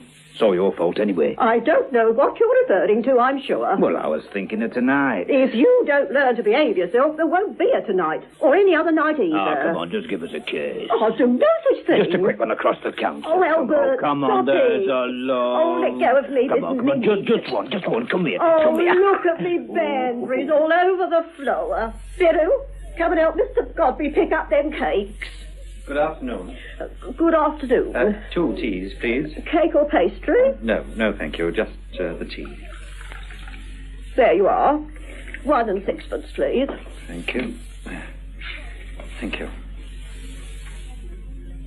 You're not angry, Laura. It doesn't matter. But it's true, what I said in the park.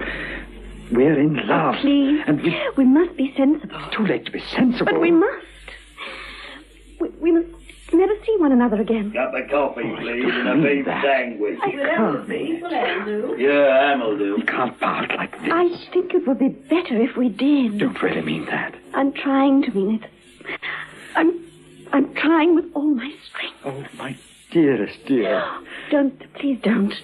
That'll be 1 and 6pence. Laura, thank you. It's all right about tonight, isn't it? I can't think. Come on, I'll be as good as gold. There's no running away from the truth, darling. You know I've fallen in love with you. Yes, I know. And it's the same for you. You've fallen in love with me. Oh, it's ridiculous. Why? We know so little about one another. I've only known you for 4 weeks. How often did you decide in those 4 weeks that you were never going to see me again? Several times a day. So did I. Oh, Alec. I love you. I love you. And you love me, too. It's no use pretending that it hasn't happened, because it has. Yes, but it's wrong. And that's why it must stop here and now. We're neither of us free to love each other. There is too much in the way. But, darling, we're lovers already, aren't we? If it happens or if it doesn't, we're lovers in our hearts. Can't you see how wrong it is? How dreadfully wrong. I can see what's true, whether it's wrong or right. I only know that I have to leave the keys of Stephen's car in his flat. And I want you to come up there with me. Mr. Saunders, Please, Laura. Please, don't say no. There's no peace for the wicked. I'll be back. It'll be perfectly all right, of course. But I don't know. It will. I tell you, it will. There's no chance of Stephen getting back until late. Nobody need ever know. It's so furtive to love like that. So cheap. Much better not to love at all. It's too late not to love at all. Be brave. We're both in the same boat. Let's be generous to each other. What is there brave in it? Sneaking away to someone else's house. Loving in secret with the horror of being found out hanging over us all the time. It would be far braver to say goodbye and never see each other again. Could you be as brave as that? I know I couldn't. Oh, you. Listen, my dear. This is something that's never happened to either of us before. We've loved before and been happy before and miserable and contented and reckless, but this is different. Something lovely and strange, desperately difficult. We can't measure it along with the values of our ordinary lives. Why should it be so important? Why should we let it be so important? We can't help ourselves. We can. We can if only we're strong enough. Why is it so strong to deny something that's urgent and real, something that all our instincts are straining after? Mightn't it be weak and not strong at all to run away from such tremendous longing? Is it so real to you? So tremendous? Can't you see that it is? Oh, it's so difficult, so strained. I'm lost. Don't say that, darling. Loving you is hard for me. It makes me a stranger in my own house. The familiar things, or ordinary things that I've known for years, like the dining room curtain and the wooden tub with a silver top that holds biscuits, look odd to me, as though they belong to someone else. When I've just left you, when I go home, I'm more lonely than I've ever been before. I passed the house the other day without noticing. Had to run back. And when I went in, it seemed to draw away from me.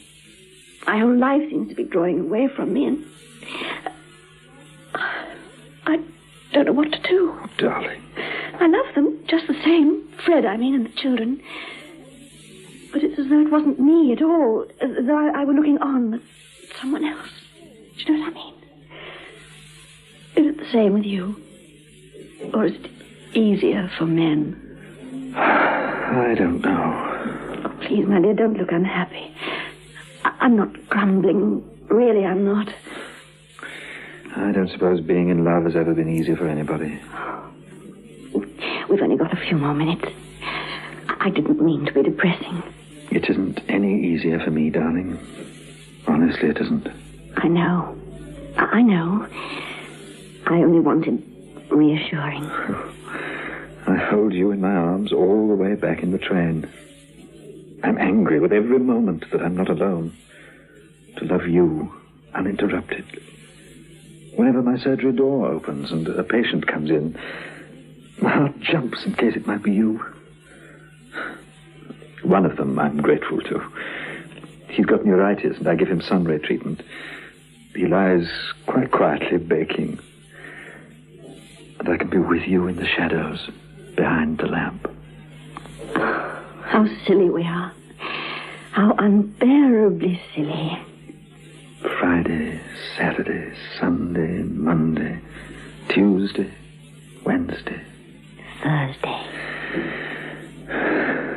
It's all right, isn't it? Oh, yes. Yes, of course it is. Don't pass the house again. Don't let it snub you. Go boldly in and stare the dining room curtains out of countenance. All right. Don't beg your poor neuritis man too long. You might blister him. Good, Kate. Afternoon, lady. Good afternoon. Couple of splashes, please. Very sorry it's out of hours. Come on, lady, you got a kind face. That's neither here nor there. Come on, be a sport. Nobody'll know. I'm very sorry I'm sure, but my licence does not permit me to serve alcohol out of hours. An order stone, that's what you got, lady. An order stone. You wouldn't want me to get into trouble, would you? Give us a chance, lady, that's all. Cyril, ask Mr. Godby to come here for a moment, will you? Yes, Mrs. Beckett. Who's he when he's at home? You'll soon see. Coming in here and cheeking me. What about them drinks, lady? Come on, mother, be a pal. I'll give you mother, you saucy upstart. Who are you calling a saucy upstart? Now, what's going on here?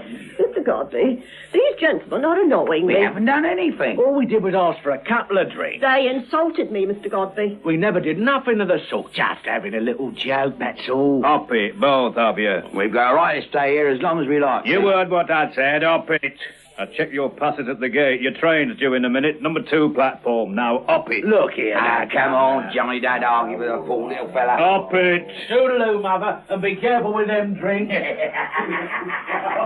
Thank you, Albert. What a nerve, talking to you like that. Be quiet, Beryl.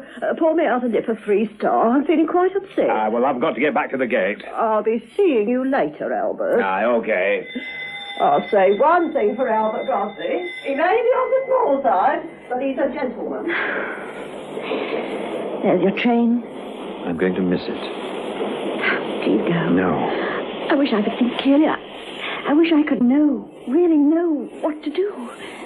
Do you trust me? Oh, yes, I trust you. I don't mean conventionally. I mean really. Yes. Everything's against us. The circumstances of our lives, those have to go on, unaltered.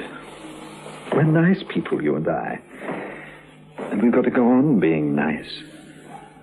Let's enclose this love of ours with real strength.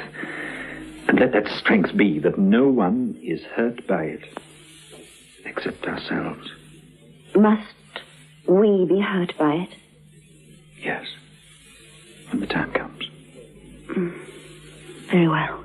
All the furtiveness and the secrecy and the hole-in-corner cheapness can be justified if only we're strong enough. Strong enough to keep it to ourselves, clean and untouched by anybody else's knowledge or even suspicion. Something of our own, forever to be remembered. Very well. We won't speak of it anymore. I'm going now, back to Stephen's flat.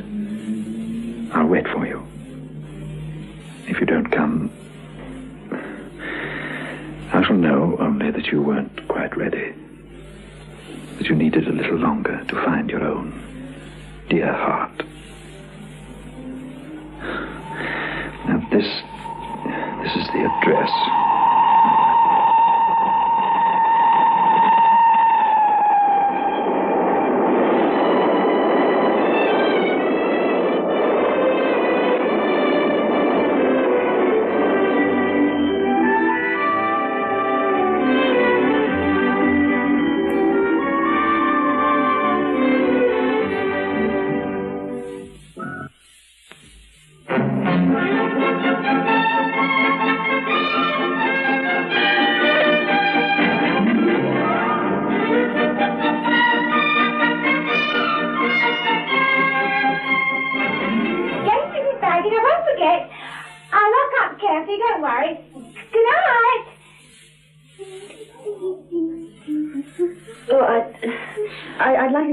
Brandy, please. We're just closing. Yes, I see you are, but you're not quite closed yet, are you? 3 Star. Yes. That'll do. That'll be 3 and 6pence. Oh, yes, yeah. Thank you. Have you a piece of paper and an envelope? I'm afraid you'll have to get that from the bookstore. Well, the bookstore's shut. Please, it's very important. I should be so much obliged. Oh, all right. Here you are. Oh, thank you. Thank you so much. We close in a few minutes, you know. Yes, I know. I'll go into the table. I won't be long. Well, I'll be in the back room if you want me. Oh, thank heaven. Oh, darling. Please go away. Please don't say anything. I can't let you go like this. You must. It'll be better, really, it will. You're being dreadfully cruel. I feel so degraded. It was just a beastly accident that Stephen came back early. He doesn't know who you are. He never even saw you. I listened to your voices in the sitting room. I crept out and down the stairs, feeling like a... Oh, don't, dearest, don't talk like that, please. I suppose he laughed, didn't he? After he got over being annoyed. I suppose you spoke of me together as men of the world. We didn't speak of you. We spoke of a nameless creature who'd no reality at all. Why didn't you tell him the truth? Why didn't you say who I was? And that we were lovers. Shameful, secret lovers. Using his flat like a bad house because we had nowhere else to go. And were afraid of being found out. Why didn't you tell him we were cheap and low and without courage? Why? Stop it, Laura. Pull yourself together. But it's true, don't you see? It's true. Nothing of the sort. I know you feel horrible, and I'm deeply, desperately sorry. I feel horrible, too, but it doesn't matter, really. This unfortunate, damnable accident, it was just bad luck. It couldn't affect us, really. You and me. We know the truth. We know we really love each other. That's all that matters. It isn't all that matters. Other things matter, too. Self-respect matters and decency. I can't go on any longer. Could you really say goodbye and not see me anymore? Yes. If you'd help me.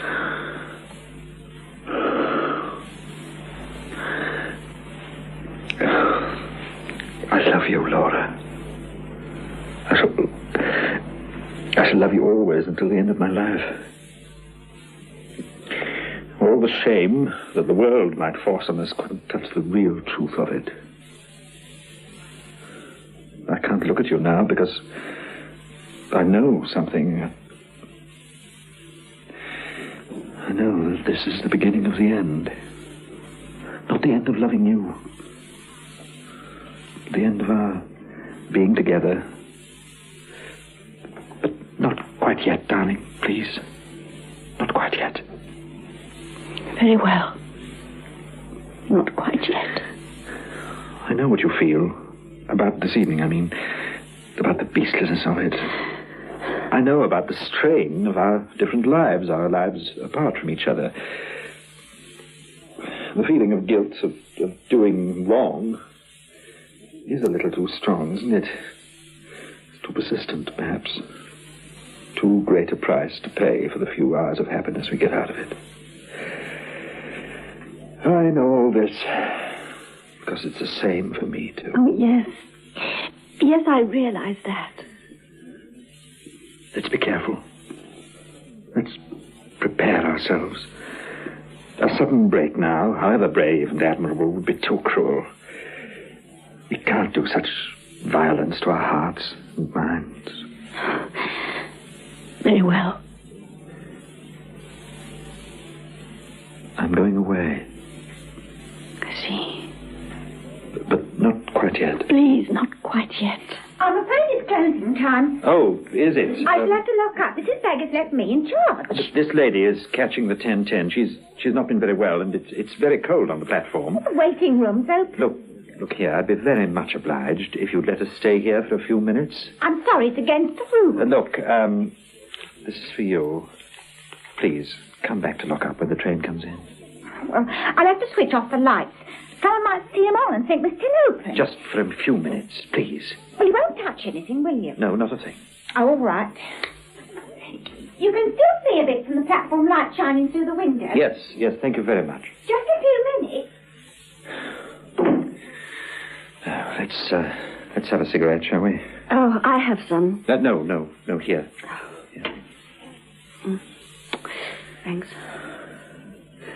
Now, I want you to promise me something. What is it? Promise me that however unhappy you are and however much you think things over, that you'll meet me next Thursday as usual. Not at the flat. No. Be at the Picture House Cafe at the same time. I'll hire a car and we'll drive out into the country. All right, I promise. We've got to talk. I've got to explain. About going away? Yes. Where are you going? Where can you go? You can't give up your practice. I've had a job offered me. I wasn't going to tell you. I wasn't going to take it. But I must. I know now. It's the only way out. Where? A long way away. Johannesburg. Oh, no. My brother's out there. They're opening a new hospital. They want me in it. It's a fine opportunity, really. I'll take Madeline and the boys. It's been torturing me for 3 weeks. The necessity of making a decision one way or the other. I haven't told anybody, not even Madeline. I couldn't bear the idea of leaving you. But now I see it's got to happen soon anyway. It's almost happening already. When will you go? In about 2 months' time. Oh, near, isn't it? Do you want me to stay? Do you want me to turn down the offer? Don't be foolish. I'll do whatever you say. That's unkind of you, my darling. Laura. Oh, Laura, don't. Please. Please, Laura, don't.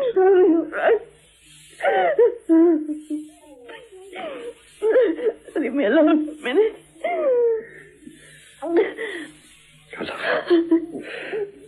I love you. I know. We knew we'd get hurt. Oh, I'm being very, very stupid. Here, take my handkerchief. Thank you. Oh, that's my train. You're not angry with me, are you? No, I'm not angry. I don't think I'm anything, really.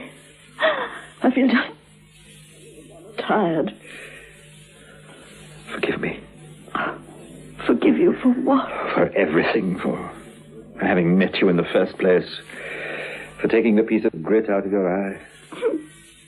For loving you. For bringing you so much misery. I'll forgive you. If you'll forgive me. I'm sorry. Yes, it's all right. Thanks. We're just going. I'll see you to your train, Laura. No, please stay here. All right. Good night. Good night, my darling. Good night, darling. I must lock up now.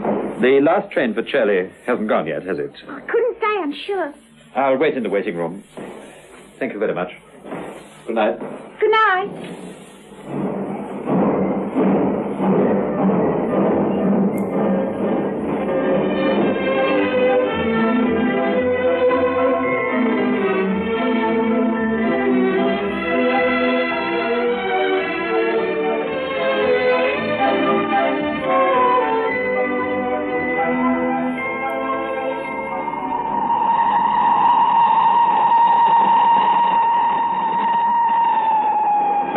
The express through. 1 tea, please, and a button, and make it snappy. What's the matter with you? Beryl, up it. Don't you go ordering Beryl about. You haven't any right to. You heard me, Beryl. Up it. Well, I never. Go into the back room for a minute, Beryl. All right, Mrs. Baggett, I'm going. Now then, Albert, here's your tea. How do you feel? Don't talk so soft.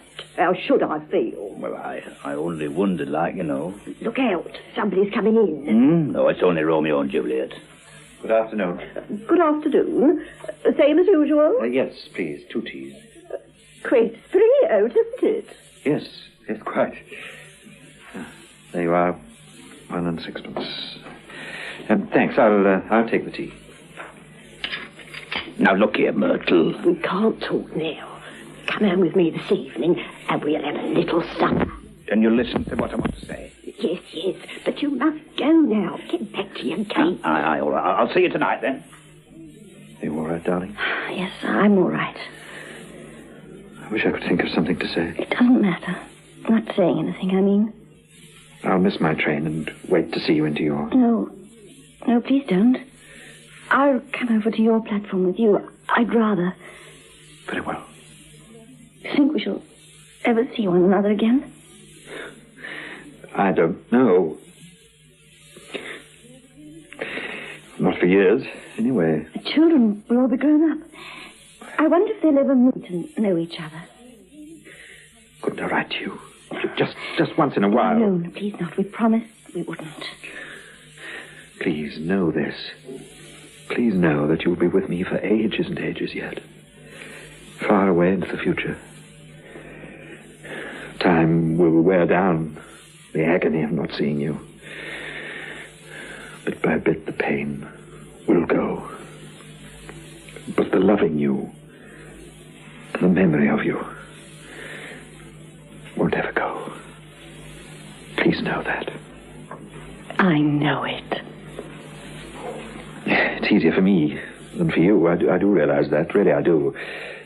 I at least will have different shapes to look at and new work to do. You have to go among familiar things. My heart aches for you so. I'll be all right. I love you with all my heart and soul. I want to die. If only I could die. If you died, you'd forget me. I want to be remembered. Yes, I know. I do, too. Goodbye, my dearest love. Goodbye, my dearest love.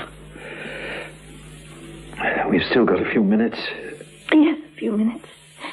Lord, oh, what a lovely surprise. Oh, Dolly, dear, I've been shopping until I'm dropping. That sounds like a song, doesn't it? My feet are nearly falling off and my throat's parched. I thought of having tea and spindles, but I was terrified of losing the train. I'm always missing trains and being late for meals, and Bob gets disagreeable for days on end. Oh, dear. Do you mind if I sit at your table? Oh, this is Dr. Harvey, Mrs. Nessiter. How do you do? How do you do? Oh, would you be a perfect dear and get me a cup of tea? I don't think I could drag my poor old bones as far as the counter. Yes, of course. Well, I must get some chocolate for Tony, too, but I can do that later. All right. My dear, what a nice-looking man. Who on earth is he? Really, you're quite a dark horse. I shall telephone Fred in the morning and make mischief.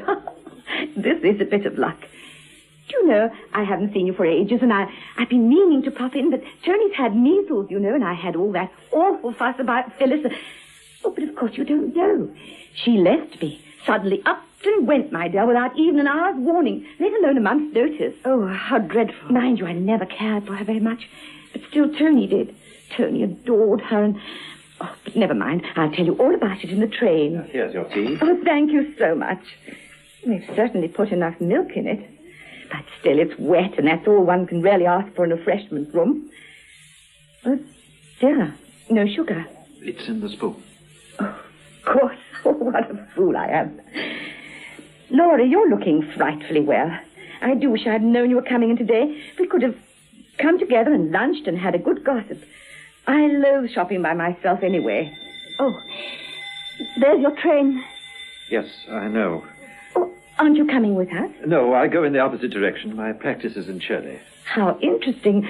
What sort of doctor are you? I mean, are you a specialist or anything, or just a sort of general family doctor? I'm a general practitioner at the moment. Dr. Harvey is going out to Africa next week. Oh, but my dear, how thrilling. Are you going to operate on the Zulus or something? I always associate Africa with Zulus, but I may be quite wrong. I must go. Yes, you must. Goodbye. Goodbye.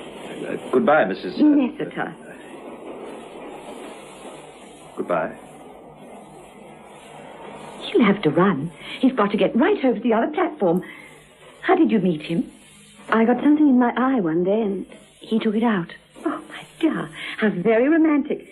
I'm always getting things in my eye, and nobody the least bit attractive has ever paid the faintest attention. Which reminds me, you know about Harry and Lucy Jenner, don't you? No. What about them? My dear, they're getting a divorce. At least I believe they're getting a conjugal separation or whatever it is to begin with, and then a divorce later on. There. His train's gone. Ours shouldn't be long now. Well, perhaps this is it. Excuse me. Can you tell me if that is the Ketchworth train? No, that's the express. The boat train. Oh, yes, that doesn't stop, does it? Express trains are Tony's passion in life. Oh, dear, I mustn't forget his chocolate. I want some chocolate, please. No, okay. Plain, I think, or... Oh, no, perhaps milk would be nicer. I know. Give me one plain and one nut milk. That's 2 shillings. Oh, thank you. Laura? Where's my friend? Where's she? Here goes. Oh, there you are, Laura. I couldn't think where you disappeared to. I just wanted to see the express go through. What on earth's the matter? Did you go too near the edge of the platform? Yes, I think I did. Do you feel ill? Oh, I feel a little sick. Have you any brandy? I'm afraid it's out of hours. But surely if someone's feeling No, ill... I'm all right, really. Oh, that's our train. You look terrible. Come on, a sip of brandy will buck you up. Please. Very well. That's 3 and 6. Oh, thank you. Here's... No. This is on me, Laura. Now, come on, drink it up. Oh, thanks, Dolly. I thought I had another parcel. Now, where... Oh, yes, Helter's on the chair. Come on, dear. I'll be glad to get home and have a proper cup of tea. I don't care much for the stuff they serve here. Do you come often? No, not often. And I shan't be coming again. Ever.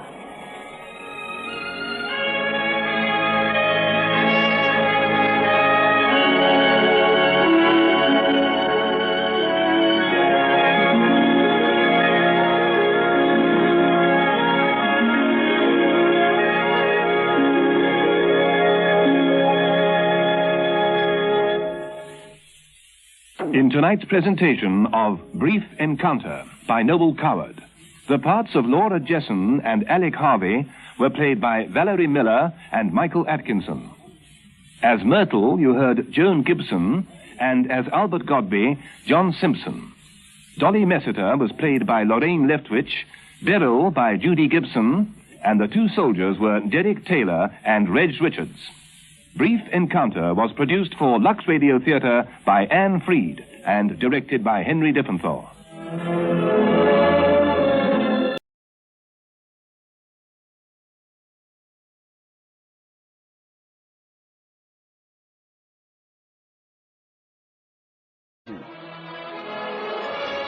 Lux Radio Theater. Tonight and every Monday night at this time, Lux Radio Theater presents for your entertainment the finest in radio drama.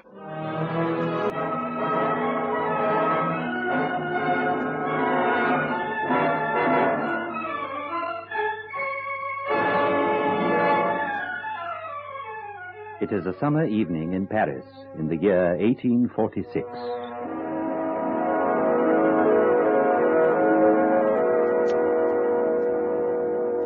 Good evening, Monsieur le Baron. Good evening, Nanine. Is Marguerite at home? She is at the opera, but she'll be back soon. How is she? Oh, much the same. Her cough is bad at times, and also the pain in her chest, but she makes light of it. What does the doctor say? He implores her to rest as much as possible, but she will not listen. I will wait for her.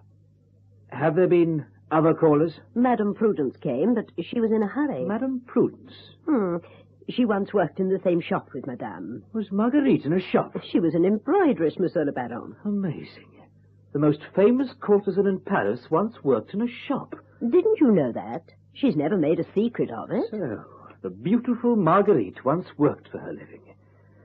And now she has horses, carriages, jewels, and debts amounting, so they say, to 2,500 louis. Which you are offering to pay, but it may be better to owe money to some people than gratitude to others. Of course, there's always the Count de Giray. Oh, be careful, Monsieur le Baron. You have a wicked tongue. Oh, here's Madame now. Supper ready, Nanine? Oh, the opera's made me so hungry. Oh, de Barville, so you're here. Isn't it my fate always to be waiting for you? Is it my fate never to come home without finding you here? Is it my fault that I love you? My dear friend, if I were to listen to all the people who say they're in love with me, I should have no time to eat or drink. I allow you to come here at any hour when I'm at home, and to wait for me if I'm out. But if you will persist in talking of nothing but your love... And yet, Marguerite, a few months ago at Bagnières, you did give me a little hope. My dear, that was at Bagnières, when I was ill and bored. This is Paris, and I'm well again, and not at all bored. I imagine not, when one is in love with a Count de Giray. I'm free to love whom I choose. It concerns no one but myself, and you least of all. So if you've nothing better to say, perhaps you'll be good enough to go. Oh, Marguerite, listen. I have 4,000 louis a year. How nice. I have 5,000. Nanine. Yes, madame. Did you see Madame Prudence? Is she coming this evening? Yes, she'll be here in a minute. This bouquet came for you. Roses. You like roses, don't you, Nanine? Take them and put them in your room. Oh, thank you, madame. Don't you like roses? What do they call me? Marguerite Gautier. What other name? Lady of the Camellias. Why? I suppose because you wear no other flowers. I like no other flowers to wear or have in my rooms. So never send me roses again. I always do the wrong thing. Don't I, Marguerite? Prudence? Prudence? Yes? Prudence, aren't you coming? Supper's practically on the table. Oh, I can't come this evening after all. Oh, why not? I have a young gentleman with me who's taking me out to supper. Well, bring him over then, and he won't have to pay for it. Very well. Does Madame Prudence live opposite you? Yes, the house across the street. It's most convenient. I just have to call across. Who is this Madame Prudence? She's a milliner. The pity is that nobody buys her hats. save myself. And actually, I never wear the ones I do buy. But I like her, and she's hard up. Marguerite! Marguerite! Prudence, my dear. Marguerite, may I introduce Monsieur Armand Duval, a man who swears he worships you more than does anyone else in Paris. Well, Monsieur Duval, I trust your great passion has not destroyed your appetite. I cannot bear to see a man who nibbles at his food. Madame, this is a great honor. Monsieur, you are very welcome. Prudence, may I introduce Monsieur le Baron de Varville, Monsieur Duval, Monsieur le Baron. Good evening, Monsieur le Baron. Monsieur. I have wanted to meet you, Monsieur le Baron, for such a long time. Our meeting is a pleasure for me also, Madame. Monsieur Duval, may I inquire whether you are related to the Receiver General? He is my father, sir. Do you know him? Yes, I met him some years ago at the casino. Well, Marguerite, how do you like my young friend? He is charming. Oh, he adores you. In fact, he talks of nothing else. He's loved you for 2 years. Quite a classical story, then. When you were ill a year ago, do you remember that they told you of a young man who called to inquire after you every day? And he wouldn't leave his name? I remember. Well, that was Monsieur Duval. How nice of him. Monsieur Duval, Madame. Do you know what I've just been hearing? That you called to inquire after me every day when I was ill. It is quite true. Then the least I can do is to thank you. Do you hear that, de Varville? You never did that for me, did you? I didn't know you then. I've only known you for a year. Oh, don't be silly. Monsieur Duval has only known me for 5 minutes. Supper is served, madame. Oh, thank you, Nanine. Goodbye, de Varville. What? Is he going without supper? Yes. The Baron has to leave. When shall I see you again, Marguerite? We'll see. Not again this evening, anyhow. Goodbye. Goodbye, Madame Prudence, Monsieur Duval. Bye. Goodbye, Monsieur le Baron. Good night, Marguerite. You really are very hard on the Baron, my dear. Oh, he bores me with his 4,000 louis. Oh, fancy complaining about that. I wish someone would offer to keep me once again. Oh, I do so hate making hats. Come, Monsieur Armand, we will go and have supper. And forget the sordid business of money. That was the most delicious supper, Marguerite. I was famished. Oh, why, here's Monsieur le Comte. Desiree, I didn't hear you. How did you get in? The concierge, my lovely lady of the camellias, the concierge. You're looking even more beautiful this evening, my Marguerite, than when I left you this morning. Sit down and... Oh, may I present Monsieur Duval, Monsieur le Count de Giray. Good evening, Monsieur le Count. Evening. How is Madame Prudence? I heard something about you in Saint-Gaudin the other day. I suppose you heard that he is deceiving me. That's nothing new. No, that's true. Who's not been deceived? One's friends and one's mistresses are always deceiving one. Kiss me, Margaret. Oh, really, Monsieur le Count?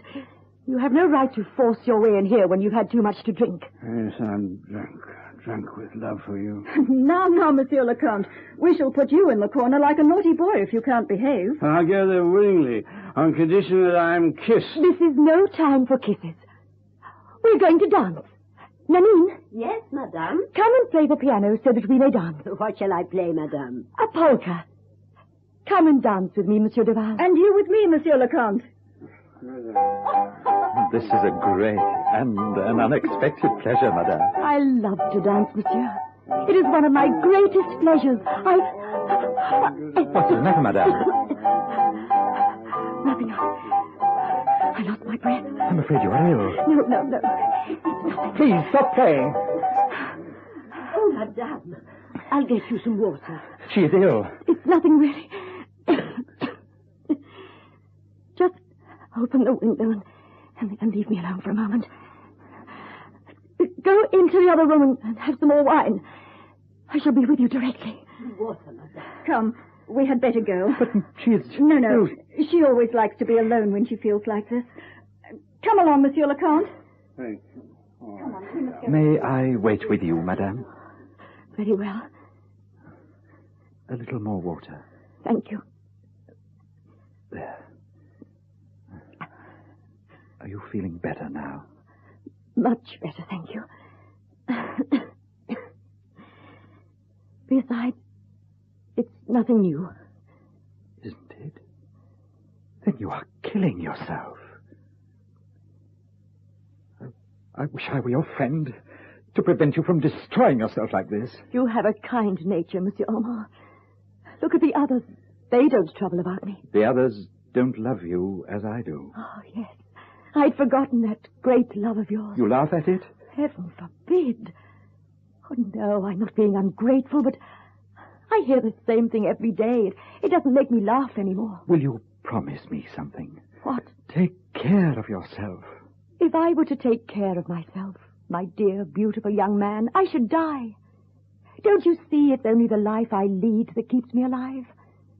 And then it's easy enough for women who have friends and a family to take care of themselves, but for the rest of us, the moment we're no longer amusing, everyone forgets us. And the long days are followed by even longer evenings. Oh, I know all about it. I was in bed for 2 months, and after 3 weeks, nobody came near me. I know that I am nothing to you, but if you would let me, Marguerite, I would take care of you. I would never leave you. You'd spend time with me? As long as I did not bore you. You really love me as much as that? Someday I shall tell you how much. No, you must never tell me. Why not? Because a woman who spends thousands of louis a year may suit a rich man like Count de Giray, but not a young man like you. May I give you a piece of advice? Yes? Go away at once, if what you feel about me is true. Oh. Or else care for me as a friend and no other way. Come and talk to me sometimes. But have no illusions about me, for I'm not worth illusions. You're too young, and you have too much feeling to live in this world of mine. I'm trying to be honest with you. Don't dream of love and me any longer. I shall love you forever. Forever? Yes. It seems that I'm destined to live a shorter time than most people. But be sure of this. However eternal your love may be, and however short a time I have to live, I shall yet live longer than your love. Marguerite. Oh, I know you believe what you say. You're sincere, and that deserves a reward. Here, take this camellia I'm wearing. Oh, I shall treasure it. No, bring it back to me. When? When it's faded. How long will that take? Just the length of time it takes for any flower to fade. A morning or an evening. Oh, Marguerite. Tell me again that you love me. I love you. Now you must go.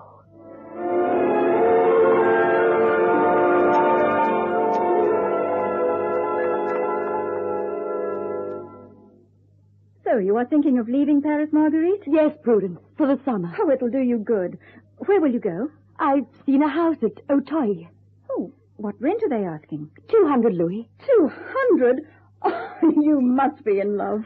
Perhaps. Has Armand been here today? Need you ask? I brought him here 4 days ago, and he's been here every day since. Prudence, feel my heart. There. Can you feel how it's beating? What's it doing that for? Because it's 6 o'clock and Armand is coming. So, for the first time in your life, you have fallen in love. Marguerite!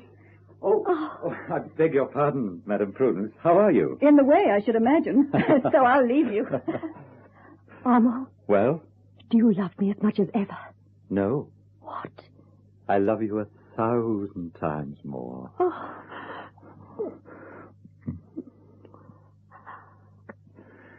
What have you been doing since you left me?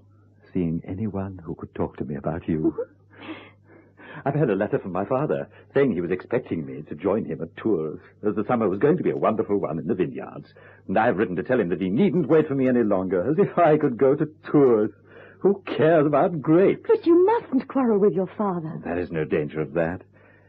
And you, what have you been doing? Thinking of you. Really and truly? Really and truly. And I've been making some splendid plans. Tell me about them. Would it make you happy if you were to spend the summer in the country with me? Oh, how can you ask? Well, I thought of a scheme.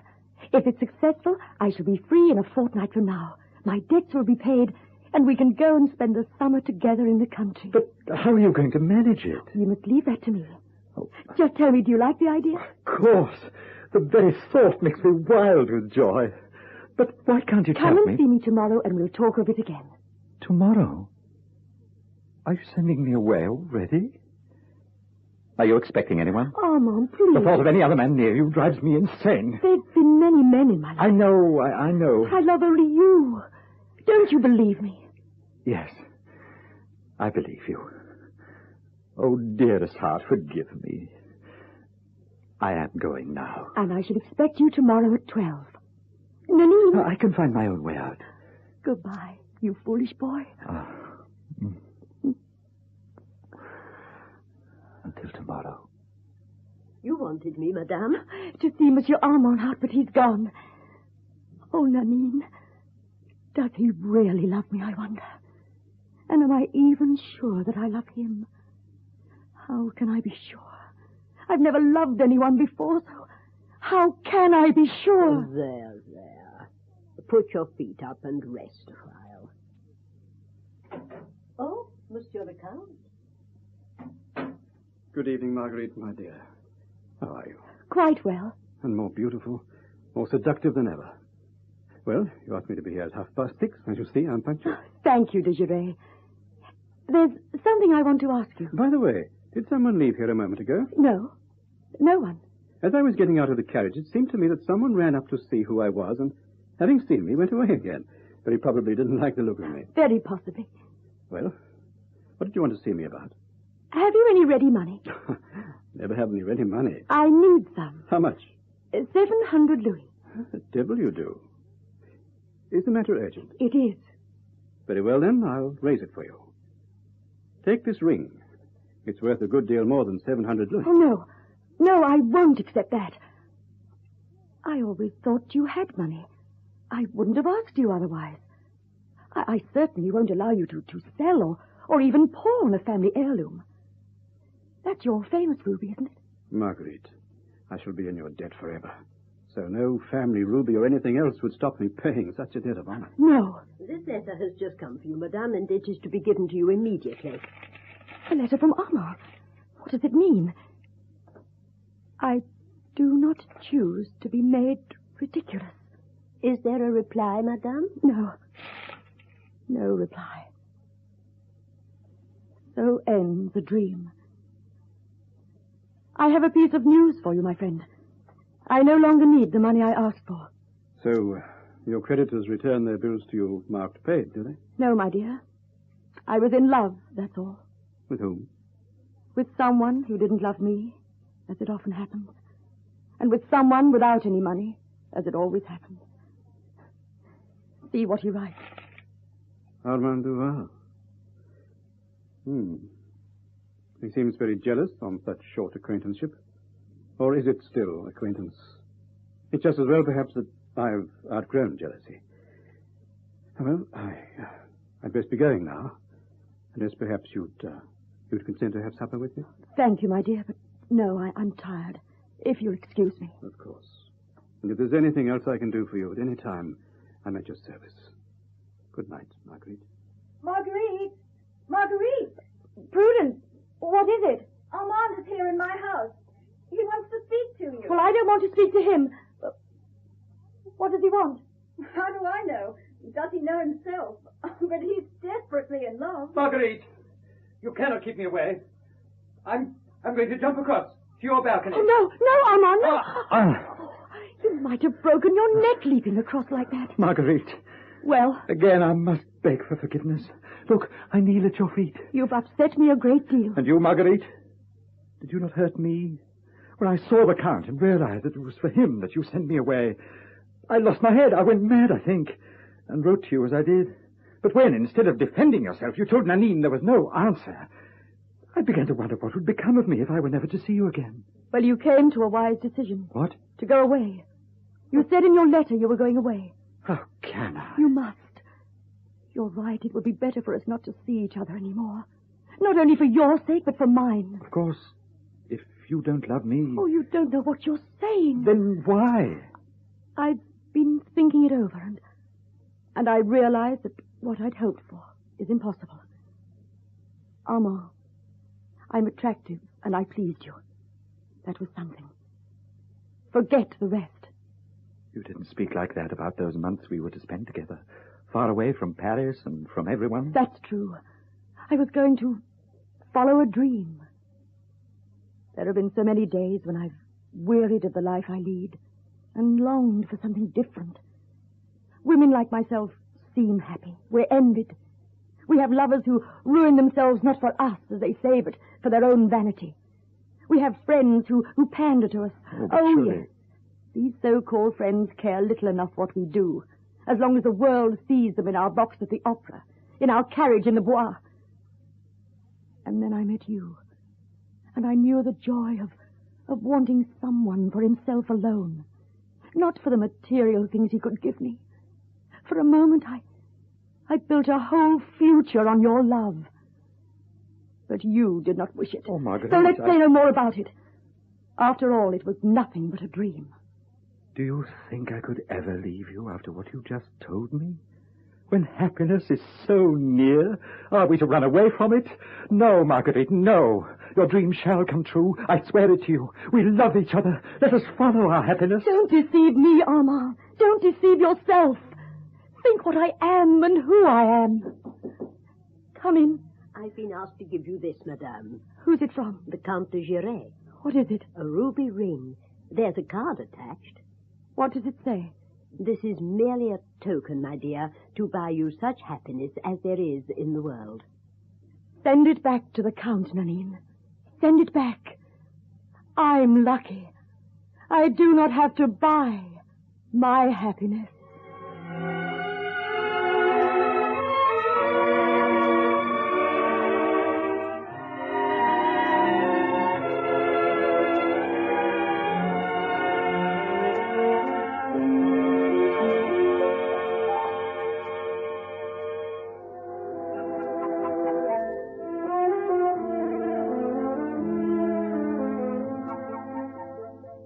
Marguerite! Marguerite! Dear one, what is it? Oh, I missed you. It's only 2 minutes since I left you in the garden. I miss you if you leave me for 2 seconds. And I you.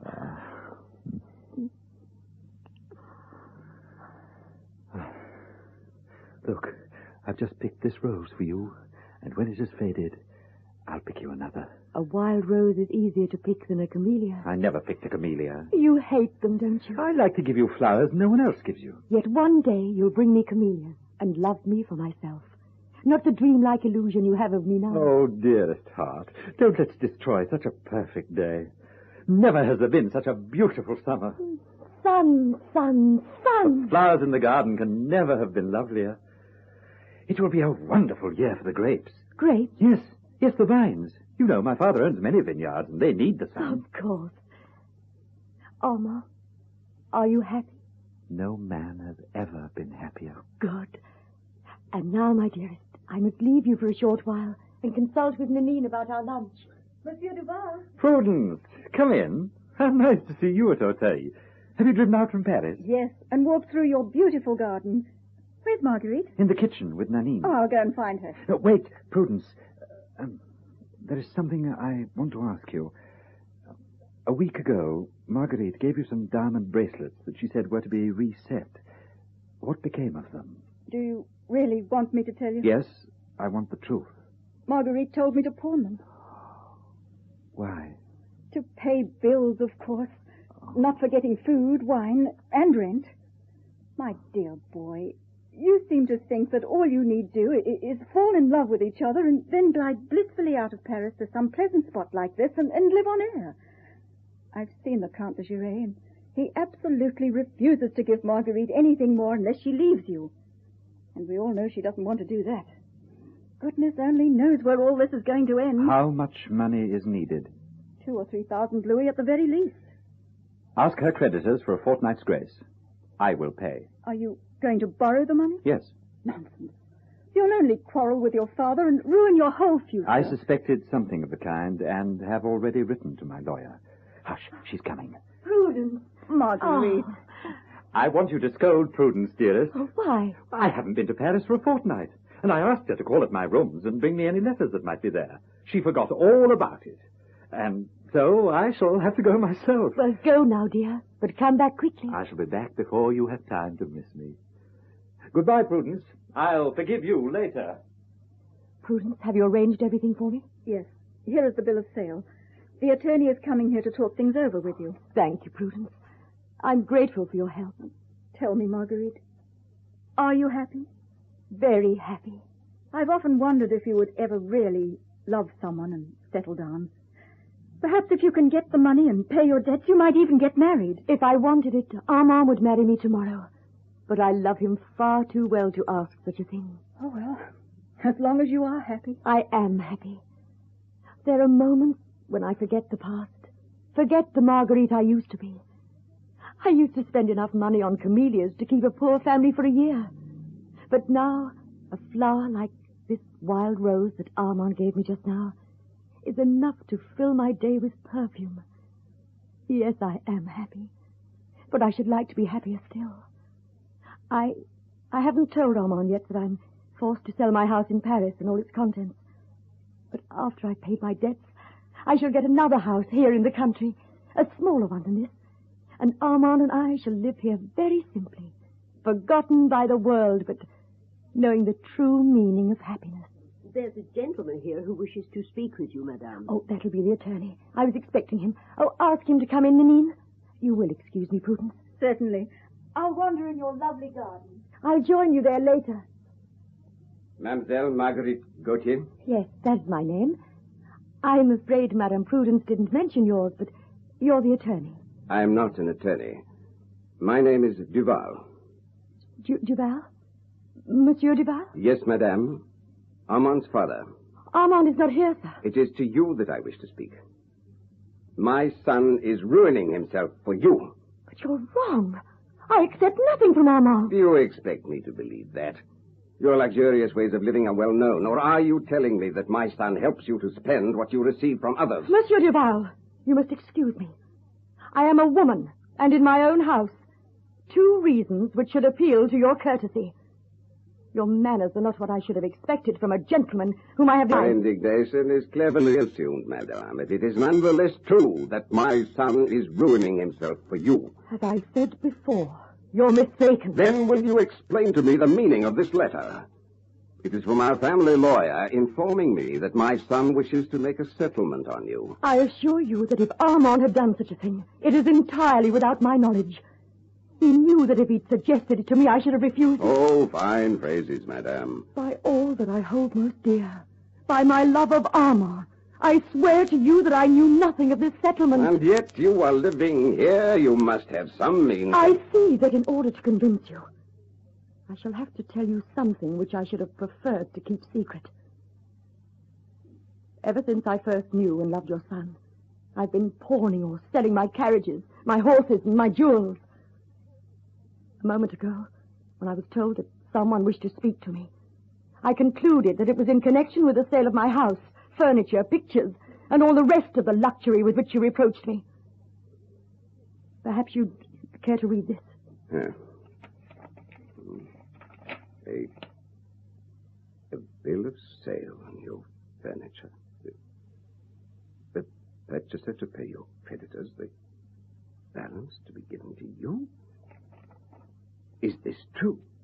Is it possible that I've been mistaken? You have. It's Armand who's changed me. He loved me so much. He loves me now. You're his father. You must be like him in some ways. So be kind. Don't speak ill of me to him. He'd believe you because he loves you. And I respect you because you're his father. Oh, forgive me, madame, for my discourtesy a moment ago. I did not know you and was quite unprepared for what I was to find. I beg your pardon. Thank you. And what if I were to ask you to give Armand a real proof of your love? No, you're going to ask something terrible of me. You are capable of a generosity to which few women could rise, and I speak to you as a father who asks you for the happiness of his 2 children. 2 children? Yes, Marguerite. May I call you Marguerite? 2 children. I have a daughter, young, beautiful, and virtuous. She is to be married, and she, too, has made her love the dream of her life. I'm happy for her. Wait. Monsieur. Society is exacting in certain respects. However pure your love for Armand may appear in his eyes, it is not so in the eyes of the world, which will see in you Nothing but your past, and which will close its doors relentlessly against you. The family of my future son-in-law have learned of the manner in which Armand is living, and they have given me to understand that my daughter's marriage cannot take place if it continues. Marguerite, in the name of your love, grant me the happiness of my child, my daughter, Armand's sister. Armand's sister. You're right. I'll go back to Paris. I'll leave Armand for a while. It will be torment for me, but I'm glad to do this for you, so that you'll have nothing to reproach me with later. And then when his sister's married... A temporary parting is not enough. You mean you want me to leave Armand altogether? You must... Never.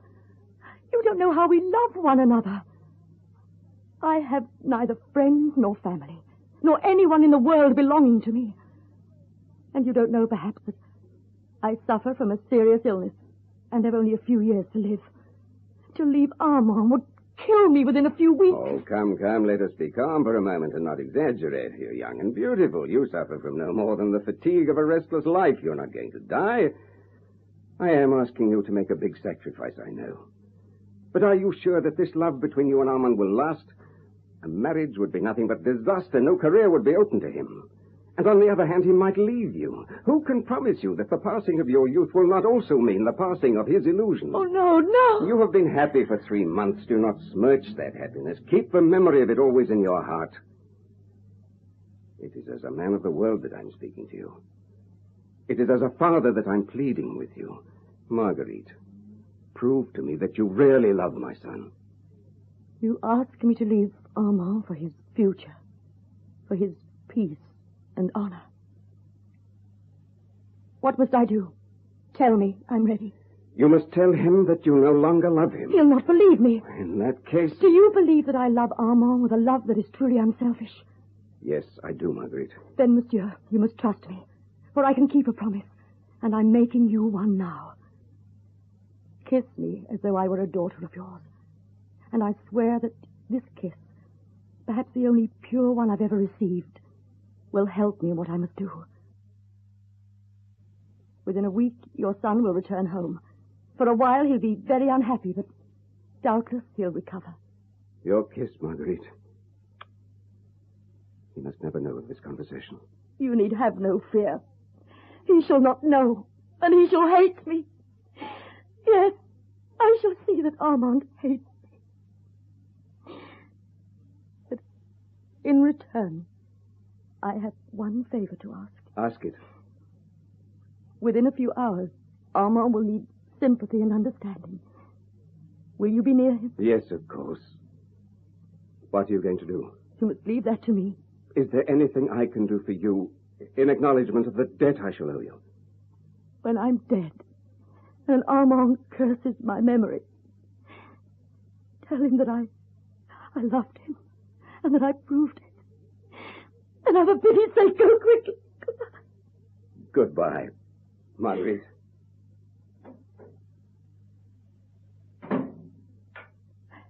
And now the letter. I must write it quickly. My dear... Oh, Armand.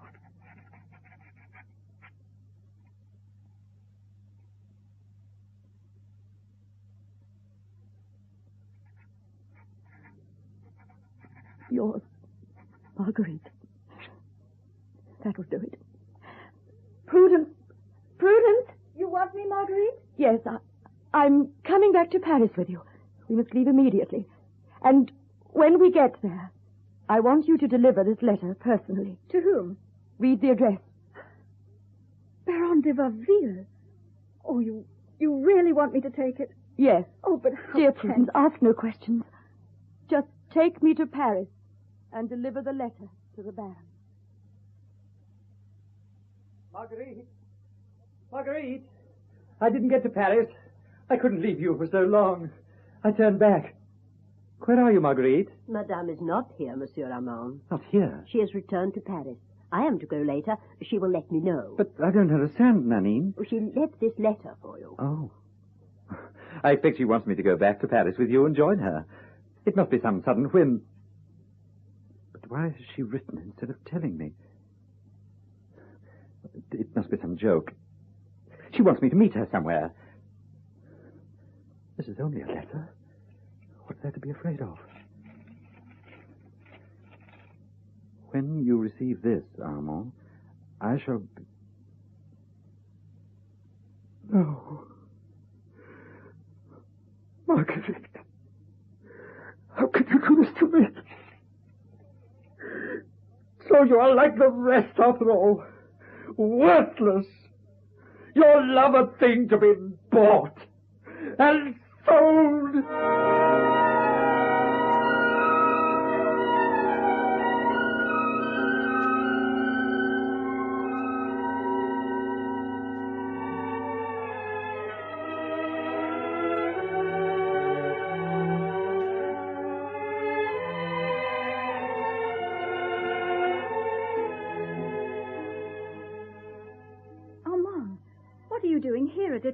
I've come to see Marguerite. Did she ask you to come here? No, but I doubt if she will refuse me her hospitality. After all, I am, shall we say, an old acquaintance. What a strange way to express yourself. Acquaintance? How would you wish me to say it? So, in the month since you and Marguerite parted, you're cured then? Completely. I imagine Marguerite is well and that all her debts are paid? Oh, yes, all of them. By the Baron de Varville? Yes. Everything turned out for the best, then. Ah, yes. This room has been redecorated, I see. Silks, satins, and camellias. Well, there are some men born to get what they want in the end. And de Varville did wait a long time for what he wanted. I didn't expect her to stay in this house. I thought she would return to Paris. She did for a while. Then she came back here. Then she went back to Paris. Then she came back here again. I have never known her so restless as she is now. She's out every night and never seems to sleep. It must be bad for her, but she listens to no one, not even the doctor. Oh, Armand, why did you leave her? Leave her? Prudence, you believed Marguerite loved me, didn't you? Of course. Perhaps you don't know that she wrote me a letter a month ago, telling me that she no longer loved me. I didn't She said that she loved de Varville, and never wished to see me again. Never wanted to see you again? Oh, what did you reply? What could I say? She turned out to be like the rest, ready to sell herself to the highest bidder. I went away with my father. We went to Tours, but I could find no peace there. I couldn't sleep. I couldn't breathe. At last I felt that if I didn't see Marguerite and hear from her own lips that what she had written to me was true, I should die. But I came here tonight. I suppose I'm mad to have done such a thing. Here comes Marguerite. Armand, Nanina's just told me that you're here. You must go at once. Go? Yes, immediately. Why? If the Baron finds out that you're here, there'll be trouble. He may even challenge you to a duel. And you suggest that I should run away? Armand, I've suffered so deeply in the last month that I can scarcely find strength to say what must be said. There's a burning pain here that takes away my breath. For the sake of our past love, for the sake of anything that you've ever held dear in your life, go home and forget that you ever knew me. So, you are afraid for your wealthy lover. You're the danger. Did you care whether I lived or died when you wrote to me that you preferred the Baron de Varville to myself and were joining him in Paris that evening? If that letter did not kill me, it was only that I might live to be revenged. I tell you that between de Varville and me, there is a quarrel to the death. For I shall kill him. The Baron is not to blame for this. You love him. That is reason enough for me to hate him. You know that I don't love this man, that I could never love him. And yet you left me and went to him. Why? Don't ask me, Armand. I can't tell you. Then I will tell you. You gave yourself to this man because you don't understand the meaning of loyalty and honor. Because your love belongs to the highest bidder. Because when you found yourself face to face with the sacrifice you were going to make for me, your courage failed you and you went back to the past. Because I, who would have devoted my life to you and my honor too, meant less to you than your horses and carriages and the jewels around your neck and your chameleons. Yes, it's all true. I am a worthless and ungrateful creature who's cruelly betrayed you and who's never loved you. But the more degraded you know me to be, the less you ought to endanger your life for my sake. Armand, I beg of you to leave this house. I will, on one condition. That you come with me. Never. Listen, Marguerite. There is madness in me tonight. I thought it was hatred that was driving me back to you, but it was love, Marguerite. Angry, remorseful, torturing love. For there is shame in my loving you after all that has happened. Say just one word, and I will forget everything. What do I care for this man, or any of the men in your life? Only tell me that you love me, Marguerite. We will leave this house in the past behind us, find a quiet place, and be alone with our love. I'd give paradise itself for 1 hour of such happiness. But it's impossible. Go, forget me. You must. I've sworn it. To whom? To the one who had the right to ask such a thing. To the Baron de Varville? Yes. Because you love him? Let me go, Armand. Tell me that you love him and I will let you go. Then yes. I love him. Prudence? Baron de Varville. Come on, what is it? I request your presence, and that of the Baron. I don't know what you're doing in my house, sir, but will you please leave immediately, or it will be the worse for you? First, I have something to say to you. This woman here, Marguerite Gauthier, do you know what she did? She sold all that she had in order to live with me because she loved me so much. It was noble and generous, wasn't it? You shall hear and tell the world how vilely I treated her. I accepted the sacrifice and gave nothing in return. But it is not too late. I know now that I was wrong, and I wish to settle the account between us. I call upon you to witness that I owe this woman nothing. Here is the money I have lately won at the gambling tables. A bagful of golden louis. She shall have it all. Oh, no. You are a coward. A despicable coward. Sir, I will answer that challenge tomorrow morning at dawn.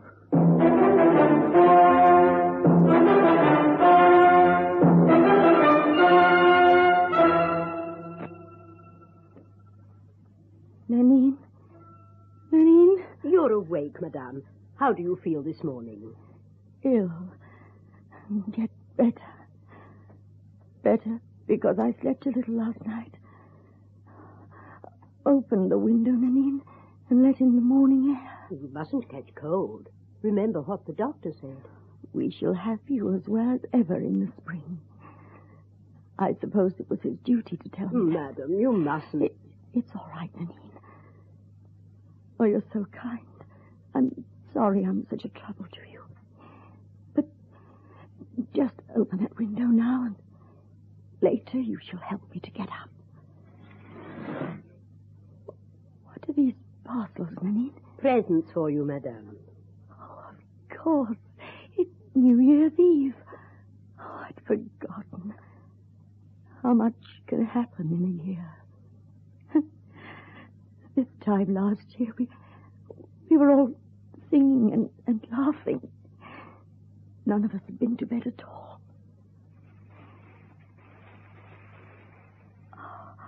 Oh, look. A scarf from Madame Prudence.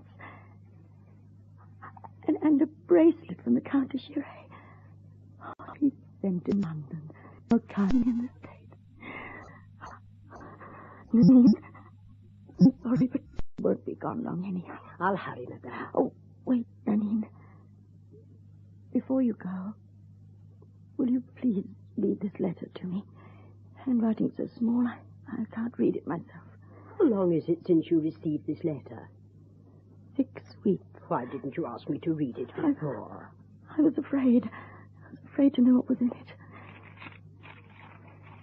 It is from Monsieur Duval. Read it.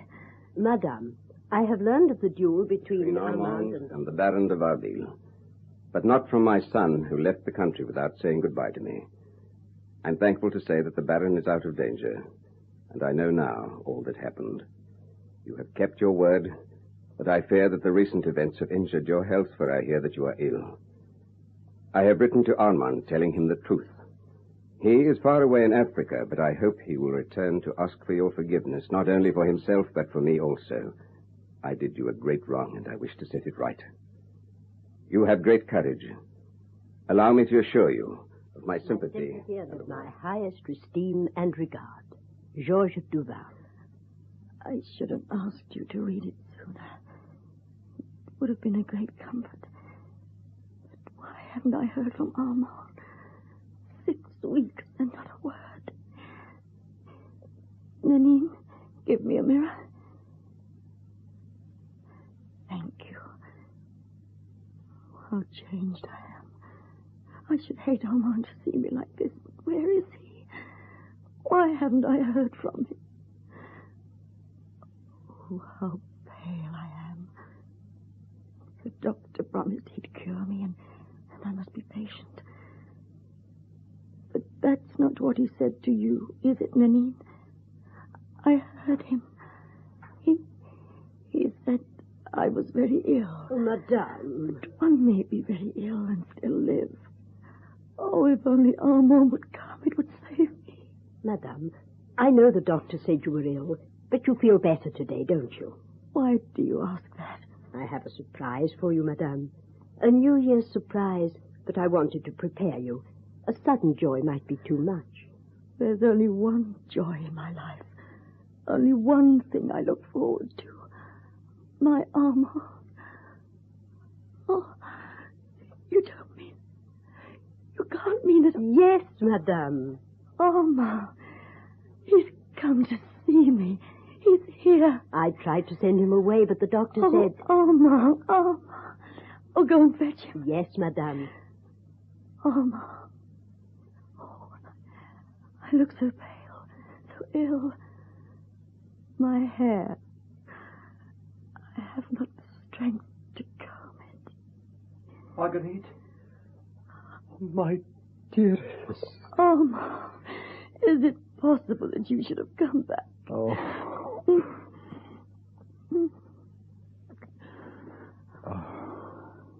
If I hadn't met the doctor, I should have remained outside the house and never dared to come near you. Oh, forgive me, Marguerite. Forgive me. My father wrote and told me everything. But I was so far away, it has taken me all this time to get home. If I hadn't seen you again... Because it would have been I who killed you. Oh, how good it is to see you again, my beloved. To hold you in my arms. Do you forgive me? Say that you do. Forgive you? Oh, my darling. It was all my fault. But what could I do? Your father won't part us again, will he? No. You do not see the Marguerite you used to know, dear one. I've been ill, but I'm still young. I shall grow beautiful again now that I'm happy. I shall grow beautiful again, shan't I?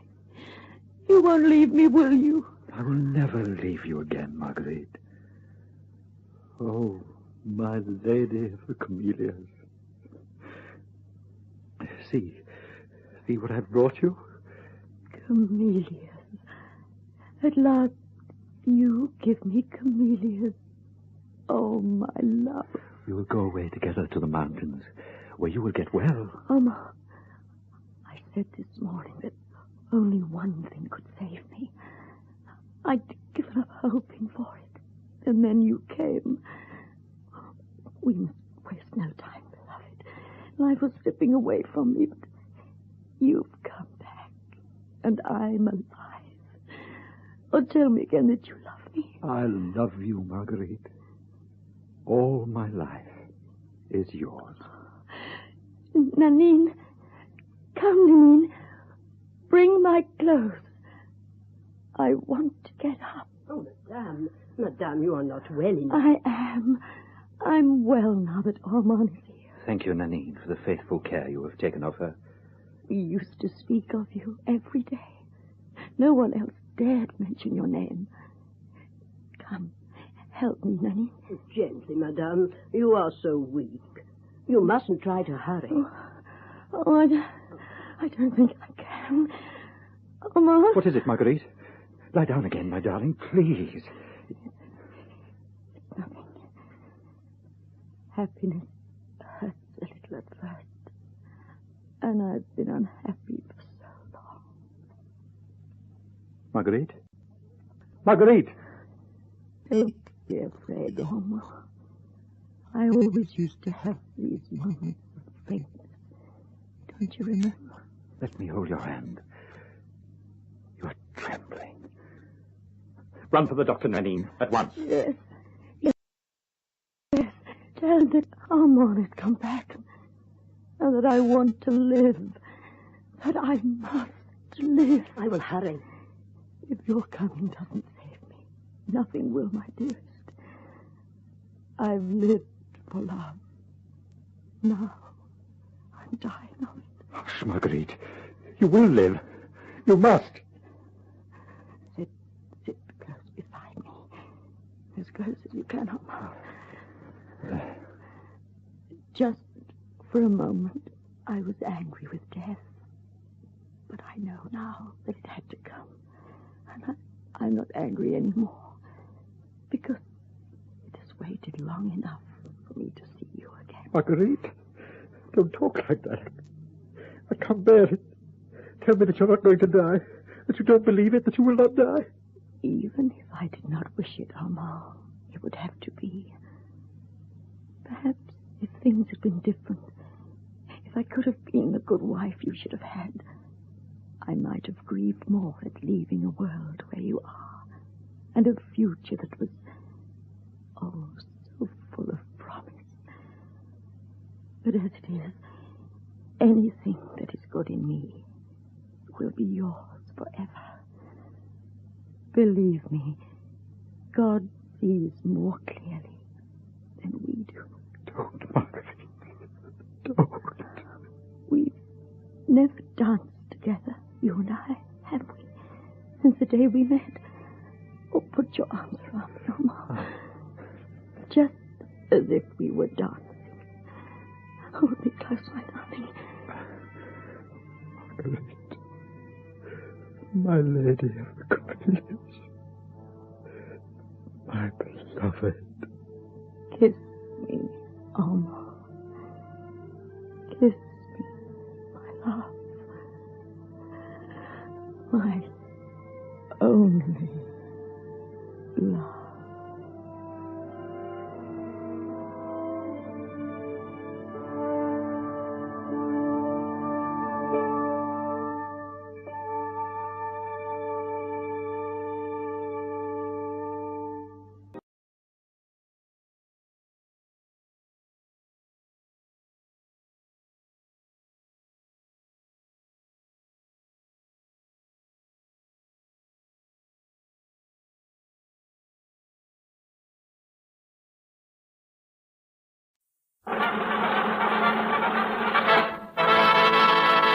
From Hollywood, California, the Lux Radio Theater presents Joan Crawford and Basil Rathbun in A Doll's House.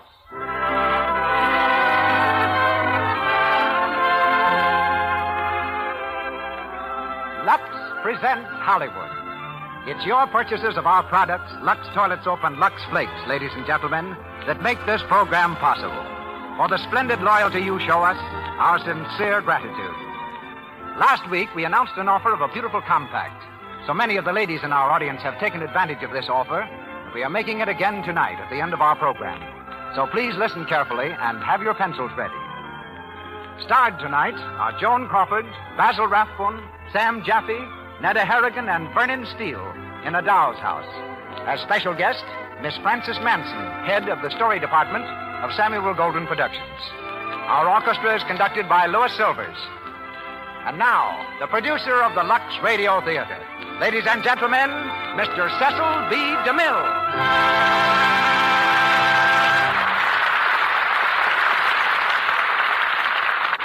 Greetings from Hollywood, ladies and gentlemen. Tonight's play is the work of one of the loneliest figures in literature, Henrik Ibsen.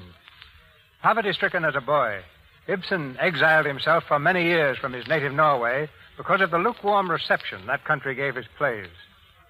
First produced many years ago, A Doll's House provoked a storm of angry criticism because the playwright dared express the belief that a happy marriage must have a foundation of truth, freedom, and intellectual companionship. Like all masterpieces, A Doll's House has a deathless quality and has brought fame to a score of world-renowned actresses, to which list we add tonight the name of Joan Crawford. And no one is less conscious of her success than Joan herself. She tackles each new job with the same I've got to make good attitude that she had when she first arrived here, fresh from a Schubert chorus. A Metro-Goldwyn-Mayer star, Joan is seen next in The Shining Hour and is heard tonight as Nora Helmer. Co-starred as Torvald Helmer a part more sympathetic than his usual roles, is that master of glistening villainy, Basil Rathbone. One of Hollywood's more gentle and considerate citizens off the screen, this splendid actor is currently flaunting his darksome deviltry in the adventures of Robin Hood, and is with us this week straight from the set of Paramount's If I Were King. Sam Jaffe, who gave such a remarkable performance of the ancient llama in Lost Horizon, plays Krogstad, the same role which brought him unstinted praise when A Doll's House played on Broadway this season. Netta Harrigan plays Mrs. Linden, and Vernon Steele is Dr. Ronk. And now, the Lux Radio Theater presents Joan Crawford and Basil Rathbone in A Doll's House.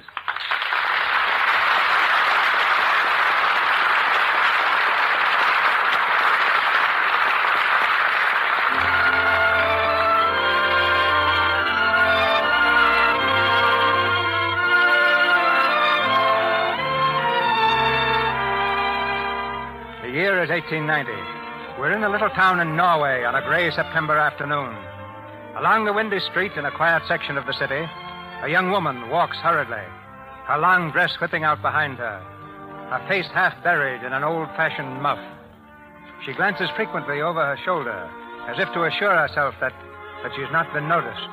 Then she stops, and after a final nervous glance, darts quickly into a doorway.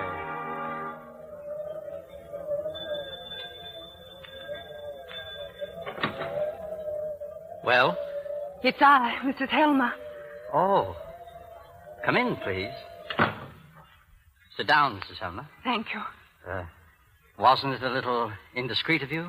To come here, I mean. Oh, I was very careful, Mr. Krogstad. I'm quite sure no one saw me. I hope not. Did you think it over, Mr. Krogstad? The matter we spoke of yesterday? Yes. The lending of money, Mrs. Helmer, is a serious business. Oh, I know it is. It's even more serious when the loan is to be made to a wife without the consent or even knowledge of her husband. Oh, but he mustn't know. He mustn't even dream that I've borrowed the money. That's why I came to you. You've known him at the bank. Yes, at the bank and at school. But we were never very friendly. Well, you worked with him. You must know how he feels about being in debt. He has a dread of it, Mr. Krogstad. He thinks debts are immoral, almost criminal. He'd never allow me to owe the butcher or the baker a single krona. And now you wish to borrow a great many kronas. Because he needs it. Oh, you know how ill he's been. And now the doctors say that he must go away to rest. A long rest in Italy. And if he doesn't go, he'll never be well again. I want to save my husband's life, Mr. Krogstad. Mrs. Helmer, I wish I could help you. Does that mean you won't? Oh, but I'll pay it back. I promise I will. I'll save and I could make money other ways. I'm very clever at copying. Mrs. Helmer, is there anyone you could get to sponsor the loan? Sponsor it? To sign the note with you and act as surety. I mean a man, of course. Well, I don't know. There's no one I'd like to ask for fear Torvald would find out. Well, you have a father living. My father? Oh, would he do? If he'd sign the note with you, yeah. Oh, then he will. I'm sure he will. Very well. Oh, thank you. Now, here is the note. Yes? When you come back to me with the note signed by you here and your father's signature down here, I'll let you have the money. Oh, how wonderful. It really isn't difficult at all, is it? Oh, I almost wish Torvald could know. Then perhaps he'd see how clever I really am. Oh, but he mustn't. All he must know is that we have money from somewhere and that we're going away to Italy.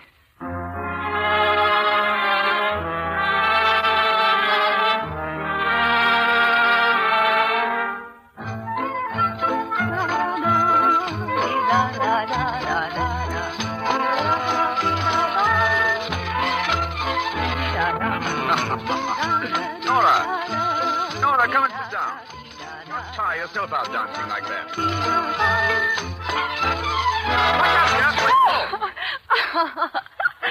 Now, sit down, Nora, please. Oh, Torvald, isn't it wonderful?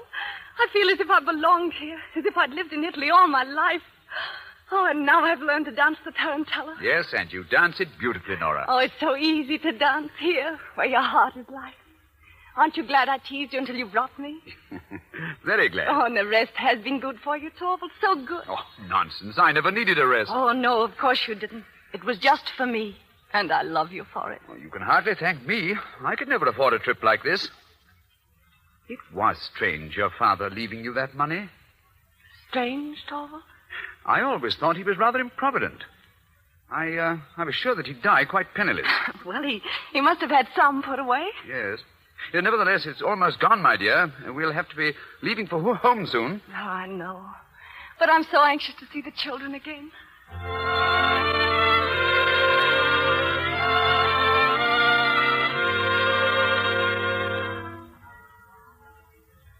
Ellen, you can put these flowers in water. Oh, flowers too, Oh, ma'am. yes, Ellen, and so awfully expensive. Oh, did the Christmas tree come yet? Yes, ma'am. I put it in the kitchen so the children wouldn't see it. Is that you, Nora? Oh, Torvald, I'm so glad you're home. Come and see all the presents I have. Look, Torvald. You mean to say you've bought all these? Oh, just a few little things for the children and Ellen and Anna and Dr. Ronk and... I suppose